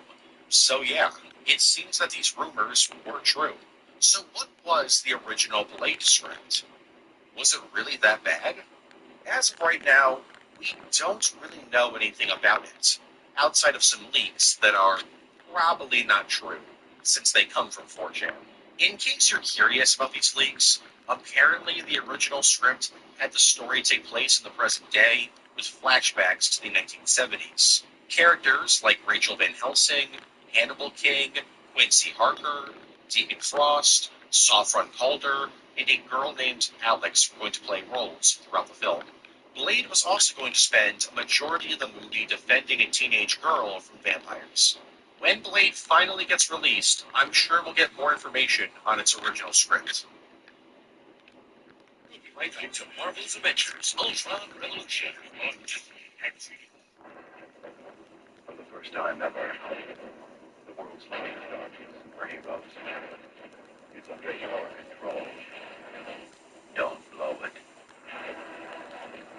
Marvel Ultimate Alliance rated T. And now back to Marvel Marvel's Avengers Ultron Revolution on Disney XD. Scrapped Deadpool cameos. So Deadpool is going to make his MCU debut in Deadpool 3, which is both an MCU film and a Fox X-Men film. Weird, but I guess we'll see how that works out. But Deadpool was actually supposed to debut in the MCU much earlier in two different projects. First off, he was supposed to appear in Shang-Chi, where he would show up in the fighting ring, although this might not actually be true. While there is concept art showing Deadpool in Shang-Chi, notice how he's fighting Proxima Midnight, and she's not just dead in the MCU, she's double dead. So it's very likely he was just drawn here as a placeholder. Meanwhile, in Multiverse of Madness, there were talks extremely early in the film's development about including a cameo from Deadpool. However, it was decided not to include him in the film, as this would kind of be a weird way of introducing him to the MCU. We know that these discussions never evolved into anything but discussions, because Ryan Reynolds has said multiple times that Marvel never contacted him about a role in Doctor Strange. Werewolf by Night, other version. So before Werewolf by Night came out, various leaks came out of the special, claiming that a month or two after its release, Marvel would release a version of the special that was entirely in color. Now, this never ended up happening, but those leaks did have an element of truth to them. The entirety of Werewolf by Night was shot in color. However, the film's director, Michael Giacchino, was able to convince Kevin Feige to allow the film to be in black and white. So while a color version of the film was never released, it's possible that a colored version does exist somewhere in Marvel's archives. Echo X Moon Knight. Originally, Echo was set to appear in Moon Knight and be its main love interest. However, this wasn't an idea that anyone in the show's writing staff liked. Turns out, this was an idea created by Marvel executives. So why did they want her in Moon Knight so bad? According to Jeremy Slater, it's because they liked the character and they just wanted to throw her in any project, regardless if it made sense. During the show's production, the executives looked back on this and decided not to have her in the show, as they thought it would make way more sense for her to show up in Hawkeye, much to the relief of everyone writing it. Scrapped What If episodes. So there's a lot of scrapped What If episodes. Though keep in mind, there is a chance that these scrapped episodes could be reworked into future episodes. Anyways, here's all the ones we know of. One episode would have been a tribute to the story of the Odyssey. This episode would have starred Tony Stark traveling the galaxy, an episode about what if Howard Stark was in Tony's life was scrapped. Basically, he would have set Tony up on another catalog. This was scrapped because there was already an episode about Iron Man in the season, the same episode that was cut from season 1, and it's now going to be in season 2. There was an episode scrapped about Spider-Man turning into an actual spider monster. There was also an episode about what if the Avengers were dinosaurs, but it was rejected for being too silly. There was also an episode about what if Jane Foster became Thor. This was scrapped because, well, Thor Love and Thunder was happening. There was also an episode about what if Loki became worthy to wield Thor's hammer. This episode was scrapped because Loki was already getting his own show where he was the hero. There was also an episode starring the Guardians of the Galaxy. Outside of that, there's not much we know about it. Although, the reason why it was scrapped was because AC Bradley was told that her script for the episode was basically just half of Guardians of the Galaxy 3's plot. There was also an episode about Captain America becoming president. While this episode was scrapped, there is an Easter egg that remains in the show referencing it. And finally, we know of 2 episodes that were cut, thanks to the assembled episode about What If. These being, What If Maria saved Carol Danvers, and What If the Avengers were formed in 1988. The original Wakanda Forever. On August 28, 2020, Chadwick Boseman would pass away. And because of his passing, Wakanda Forever's plot had to be changed completely. While most of the film's original plot is a mystery, we do know some things about it. For example, T'Challa would be extremely upset at being dead for 5 years during the snap. He would also meet his son and Nakia's husband in this original draft. After T'Challa died, Nakia would move on and marry a man in Haiti. Also, Namor was still going to fulfill his villain, and Shuri was always going to become the Black Panther of the film, as Marvel had plans on both T'Challa and Shuri sharing the mantle. Oh, and one final thing. Apparently, Chadwick Boseman really liked voicing T'Challa Star-Lord in What If. So he apparently asked both Kevin Feige and Ryan Coogler to incorporate some of Star-Lord T'Challa's personality into the main MCU T'Challa in Wakanda Forever. Becky Lynch's double scrapped appearances. Poor Becky Lynch. For those that don't know, Becky Lynch is a WWE wrestler and supposed to appear in 2 different MCU movies. And in each of these appearances, she would play a different character. But for some reason, both of her appearances were cut from the films. First off, she was originally supposed to appear in the post-credits scene to Eternals. In this scene, she would play... well, we don't know. We know that the scene was filmed, but we don't know her role. Most people seem to think that she was originally supposed to show up with Star Fox and that disgusting creature at the end of the movie, but that's all speculation. Then a year later, she was supposed to be in Black Panther Wakanda Forever. However, this time we actually know who she was going to play. Well, kinda. We don't know her name, but in a leaked set photo, she's hanging out with a bunch of the Navy SEALs who were killed by Namor and his soldiers towards the beginning of the movie. And she's also wearing one of the Navy SEALs uniforms. So it's highly likely she was meant to be a member of the SEAL team. Captain America and the White Wolf. Originally, the final episode of Falcon and the Winter Soldier would begin with the title card being changed from Falcon and the Winter Soldier to Captain America and the White Wolf, as a way of showing that Sam and Bucky had both grown throughout the show into their new roles. But then everyone kind of realized that the White Wolf part was kind of dumb. I mean, seriously, has anyone ever called Bucky that in the entire MCU? Oh yeah, there was the post-credit scene in Black Panther, never mind. But yeah, they dropped the White Wolf part. Scrapped Eternals cameos. So the final scene in Eternals went through some pretty major changes. The original ending of the movie had the entire team being mind-wiped and sent off to do another cycle, but that was deemed too sad and dark.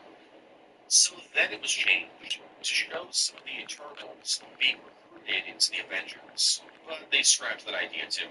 So then they were like, let's have Kang show up, with Jonathan Majors reprising his role. But that was scrapped too. So they finally decided on doing the ending that we actually got, with a few of the Eternals being captured.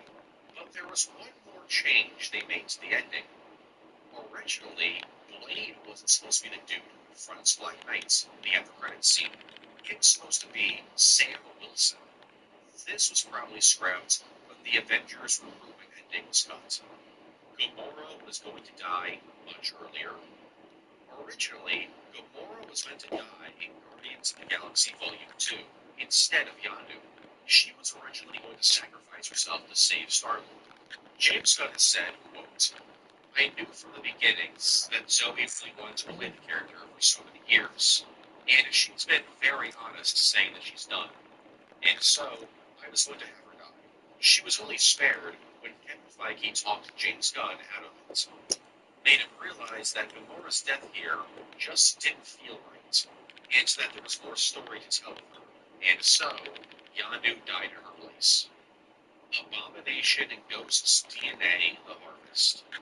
So in Secret Invasion, we're introduced to the Harvest, a collection of DNA from various people who were present during the Battle of Earth. This was most likely created as a last resort in case the Avengers were to die in the future or something. So like Nick Fury could have somebody like gain other powers. It's got DNA from Gamora, Captain Marvel, Hulk, Thanos, Thor, Korg, Captain America, Black Panther, Mantis, Drax, Ebony Maw, etc. But what's weird about it is that it also has Abomination and Ghost's DNA. This is notable because neither of them took part in that battle, and neither of them were even in Avengers Endgame. So why is their DNA in there? Well, I got a theory. Abomination was in jail around the time of Endgame, and Ghost is probably in jail? I don't know, we'll get an answer in Thunderbolts. So maybe Fury had Gravik and the other Skrulls collect DNA from them while they're locked up. This is the only theory that makes sense to me. As we know, the Skrull Resistance didn't have their DNA before the Harvest. As before Gravik got the Harvest, all they had was a Frost Beast, an Extremis Soldier, called Obsidian, and Groot. This whole thing's just kind of weird because there's such a big emphasis placed in Secret Invasion about the Harvest being made for people who were past the Battle of Earth, and these two were just like they weren't. Krylar's scrapped bloodline. Krylar is going to have a much bigger role in Ant-Man and the Wasp or Quantumania.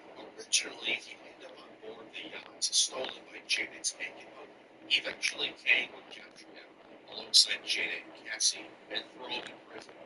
And later in the film, Jentora would have rescued him from the prison, and he tried extremely hard to convince her that he was still a good guy deep down. But Jentora would realize that he was bluffing and leave him behind. Anyways, this was all filmed, but was scrapped because originally Quantumania was 3 hours long, and Marvel didn't really want the film to be that long. So people worked in the film began cutting scenes and subplots, with Rylar getting pretty much every one of his scenes cut. She-Hulk, episode 10. When She-Hulk was announced, the show was confirmed to have 10 episodes. However, when the show finished airing, it only had 9 episodes. This extra episode was scrapped due to the show not really needing it, and if it did happen, it would be a filler episode, or it would require the writers to stretch the storyline over 2 episodes. So basically, the show's story would suffer if they had that extra episode. I really wish they did this for other shows as well. Remove or add an episode to the episode count in order to fit the story. Like Falcon and the Winter Soldier. During development, that show had 8 episodes. But I guess that was too much, so they squashed the finale and rushed U.S. Agent's redemption arc. Also ruined the Flag Smashers. I liked that show for the first 5 episodes, but that finale was just one of the worst they've done, in my opinion. Moon Knight and Blade in Werewolf by Night. Before Werewolf by Night came out, there were rumors and supposed leaks stating that Blade would make its on-screen debut in the special. But not only that, Moon Knight would return, and both heroes would be part of the Monster Hunt. When the special came out, it turned out that these leaks and rumors were fake. Although, by coincidence, discussions about Blade appearing in Werewolf by Night did happen early in the special's production. According to the director, the writing team thought it'd be a cool idea to have Blade appear in the special. However, as they began working on the story, they quickly realized that Blade wasn't needed in the story. So Blade was scrapped from the show, and Moon Knight was never discussed as far as we know. Iron Fist movie. In August 2010, it was announced that Rich Wilkes was hired to write an Iron Fist film set to the Marvel Cinematic Universe. However, no film would ever come out of this, but instead, this canceled film would lead to the creation of the Iron Fist Netflix series in 2017. So what would the Iron Fist film look like? Well, we don't know. Like, no, really. We don't know anything. In the 13 years since its announcement, no information about the film has ever come out. Its story, the characters, how it would tie in with other MCU projects, etc. Nothing is known about this project. Crystal in Agents of S.H.I.E.L.D. Originally, in Agents of S.H.I.E.L.D. Season 5, Crystal from the Inhumans TV series was going to make an appearance. However, Crystal would never end up being in the show. Why? Well, because Inhumans came out, and to this day, it is the single worst received MCU film or show ever released. So Marvel scrapped reviews and tried to protect the show did down. Until Multiverse of Madness, I guess. Scrapped Loki one-shots. So in the first MCU iceberg, I briefly mentioned that one of the many scrapped one-shots included one focused on Loki. However, we didn't know anything about that one-shot at the time. But since that video, we now know more about it.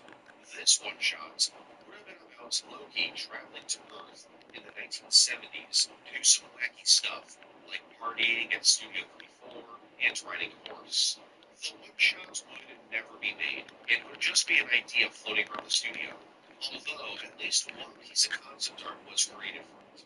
This cancelled one-shot, however, would go on to inspire the DB Cooper scene in Loki Season 1, as that scene directly confirmed that Loki was on Earth for a bit in the 1970s.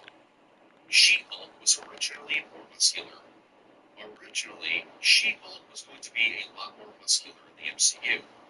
Not like this, but more like this. This was revealed on Twitter by a VFX artist who worked on the show. They revealed this after fans of She-Hulk began complaining that she was a bit scrawny looking on the show. It turns out the reason why VFX artists removed most of her muscles is because of executives who repeatedly requested them to remove them. Hopefully this outcry convinces Marvel to make her more muscular in her next appearance. Luke Cage movie. A film based on Luke Cage had been in development hell for a decade over at Sony and Columbia Pictures, from 2003 all the way to 2013. This film was being directed by John Singleton and written by Ben Ramsey. Jamie Foxx, Dwayne Johnson, Idris Elba, and Tyrese Gibson were all either considered to play Luke Cage or expressed interest in playing the character. Development of the film came to an end in 2013 when Luke Cage was given back to Marvel Studios. It's unknown how much, or if any of the work done on this film, eventually led to the 2016 Netflix series. But there's probably a good chance that at least something from this canceled film was carried over into the show. I mean, the film was in development hell for a straight decade. I can't imagine they'd let the ideas created for that project go to waste. Loki scrapped cameos. Originally, there were plans to have various cameos in the first episode of Loki as he first arrives in the TVA. There was also supposed to be a lot more people in the TVA, but all of these things were scrapped due to COVID-19 restrictions, as only so many people could be on set at a time. The only cameo we know about was going to be a variant of Rocket Raccoon, Wong's girlfriend. In Multiverse of Madness, there were plans for Wong to have a girlfriend, and this girlfriend is actually in the movie, although it's not really shown that they're in a relationship. This girlfriend was Sarah Wolf, the woman that stabs the Darkhold only for Wanda to kill. Because every scene showing the pair in a relationship was cut, it's very likely the relationship itself was cut too, so the two weren't ever together in the MCU. However, Wong might have a girlfriend now. When Madison showed up in She-Hulk, she was very quickly shipped with Wong, and in universe, the two became pretty good friends. So it's entirely possible that because of the reception to the pair, Marvel may make the two a couple in the future. Personally, I'm not super into this, and they work better as friends, but we'll see what happens. Daredevil vs. Galactus and Silver Surfer. In 2012, Marvel Studios attempted to get the rights back to Galactus and Silver Surfer.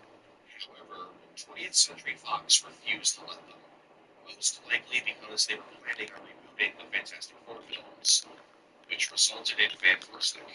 What did Marvel do? Because they obviously didn't just ask for the rights back without offering anything in return. Well, the offer was that Fox would get to keep the Daredevil rights for much longer. But like I said, Fox refused. But just imagine, if this deal went through, we never would have gotten the Netflix Daredevil series. And so Daredevil wouldn't appear in No Way Home, She-Hulk, or Work Again.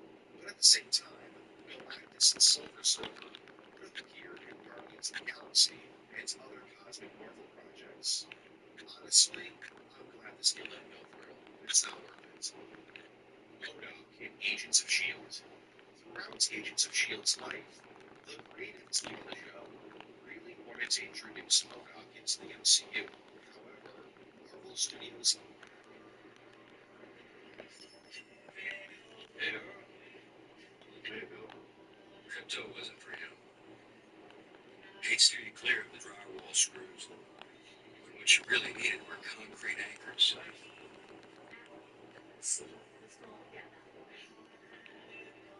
When it came time to settle up, the register signs didn't register. How could those swords be worth 3% of his profit? But then part-time cashier slash full-time grandson had another idea. Crypto payments. Lower fees, less paperwork, more profit. Turns out it's the right tool for the job. Crypto wasn't for him. Until it was.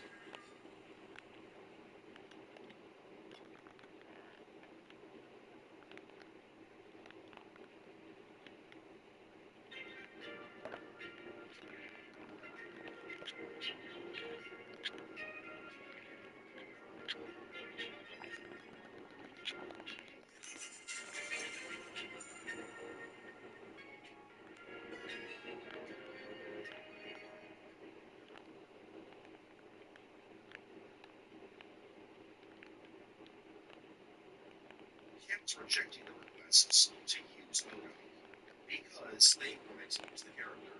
For example, there was talk about MODOK being the villain of Captain America: The Winter Soldier, with Peter Dinklage playing the character, but this didn't end up happening. He was also supposed to show up as a cameo in Captain Marvel, but again, never happened.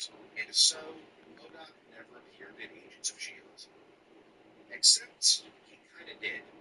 Enter Anton Ivanov. This dude was a villain featured in both the fourth and fifth seasons of the show, and at first glance is nothing like MODOK. He's a human supremacist Russian spy who ends up battling the agents of S.H.I.E.L.D. for a bit. However, after being defeated by Quake, his head was removed and placed into a jar that allowed him to remotely control various robotic clones of himself. Now, technically, Anton is actually an adaptation of the character Anton from the comics. He was one of the many people to take up the mantle of the Red Guardian, and was secretly a lifelong Beat Boy who would eventually be decapitated and have his head on a bone. However, because the team behind the show really wanted to use MODOK, they snuck in some references to the character. For example, in the episode The Return, Anton directly refers to himself as designed only for killing, which is, of course, part of MODOK's name, mechanized organism designed only for killing. So Anton Ivanov is both an adaptation of Anton Red Guardian and MODOK. Secret QR codes. In several Disney Plus MCU shows, there's secret QR codes that if you scan with your phone, they'll give you a free comic. So far, they've appeared in Moon Knight, Miss Marvel, and She-Hulk. Here's all of them. Moon Knight Episode 1 gives you Werewolf by Night Issue 32, released in May of 1975. Episode 2 gives you Werewolf by Night Issue 33, released in June 1975. Episode 5 gives you Moon Knight Issue 1, released in August of 1980. And Episode 6 gives you Moon Knight Annual, released in September of 2019. Miss Marvel Episode 1 gives you Miss Marvel Issue 1, released in February of 2015. Episode 2 gives you Miss Marvel Issue 15, released in May of 2015. Episode 3 gives you Magnificent Miss Marvel Issue 1, released in March 2019. And Episode 4 gives you Miss Marvel Issue 12, released in October 2016. Episode 1 of She-Hulk gives you Savage She-Hulk Issue 1, released in February of 1980. Episode 2 gives you She-Hulk Issue 1, released in March 2004. Episode 3 gives you Savage She-Hulk Issue 2, released in March 1980. Episode 4 gives you the West Coast Avengers Annual Issue 4, released in January of 1989. Episode 5 gives you She-Hulk Issue 10, released in December of 2004. Episode 6 gives you the West Coast Avengers Issue 46, released in July of 1989. Episode 7 gives you Tales to Astonish, issue 48, released in October of 1963. Episode 8 gives you She-Hulk, issue 9, released in October of 2014. And finally, Episode 9 gives you Sensational She-Hulk, issue 50, released in April of 1993. To Marvel's Avengers Ultra Revolution on Disney XD.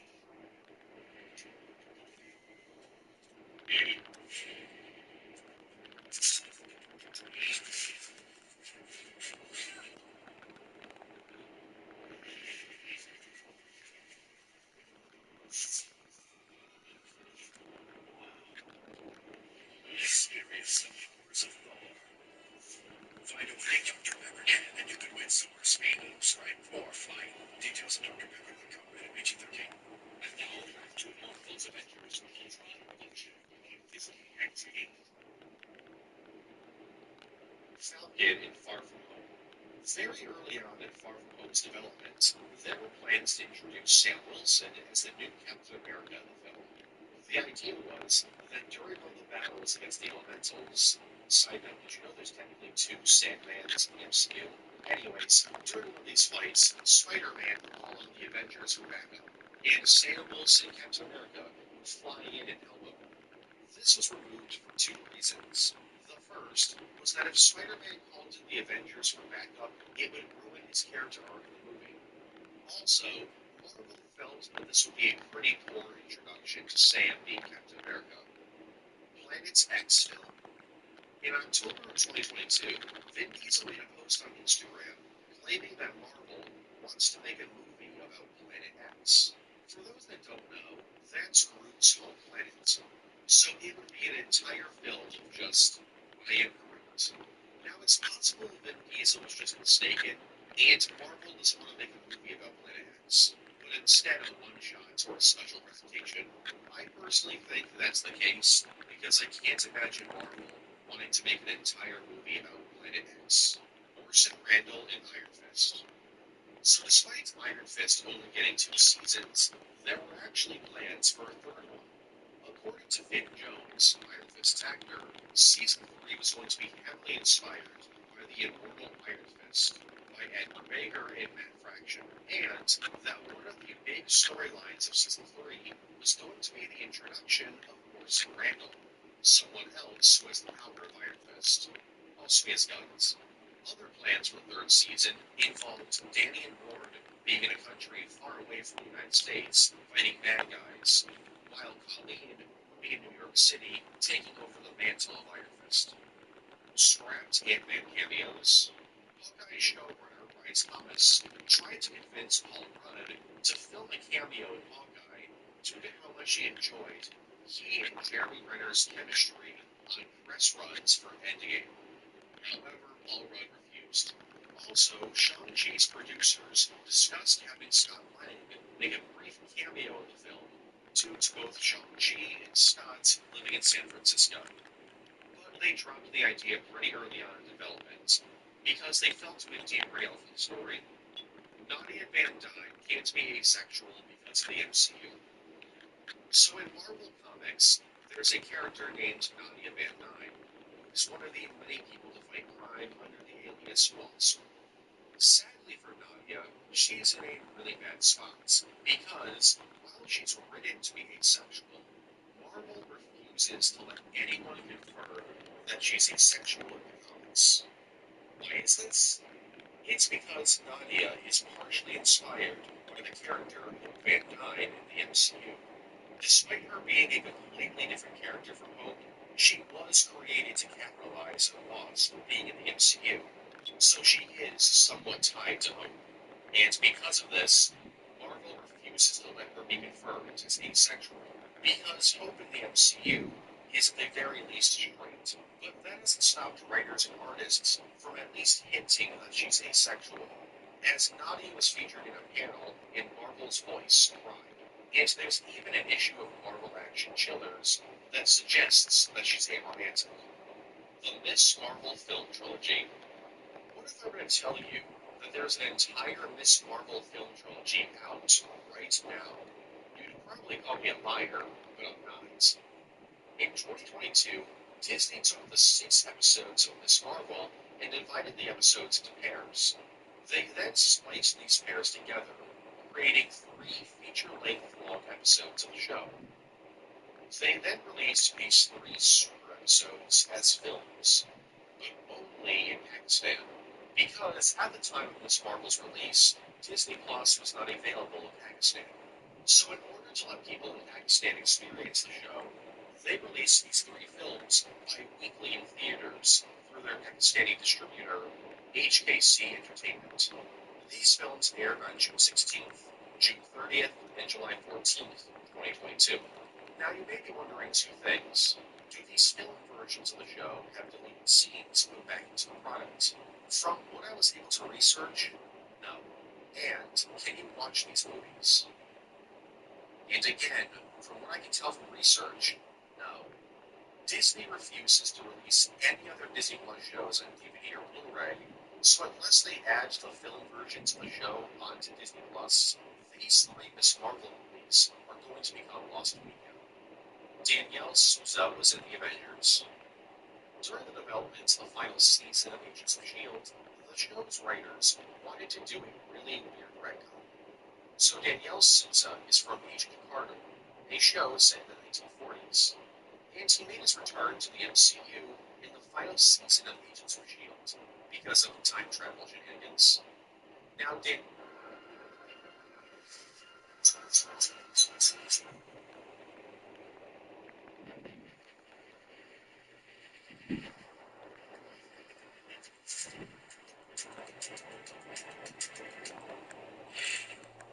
Souza's actor, Enver Jokaev, actually played a background character in the first Avengers film as a police officer during the Battle of New York.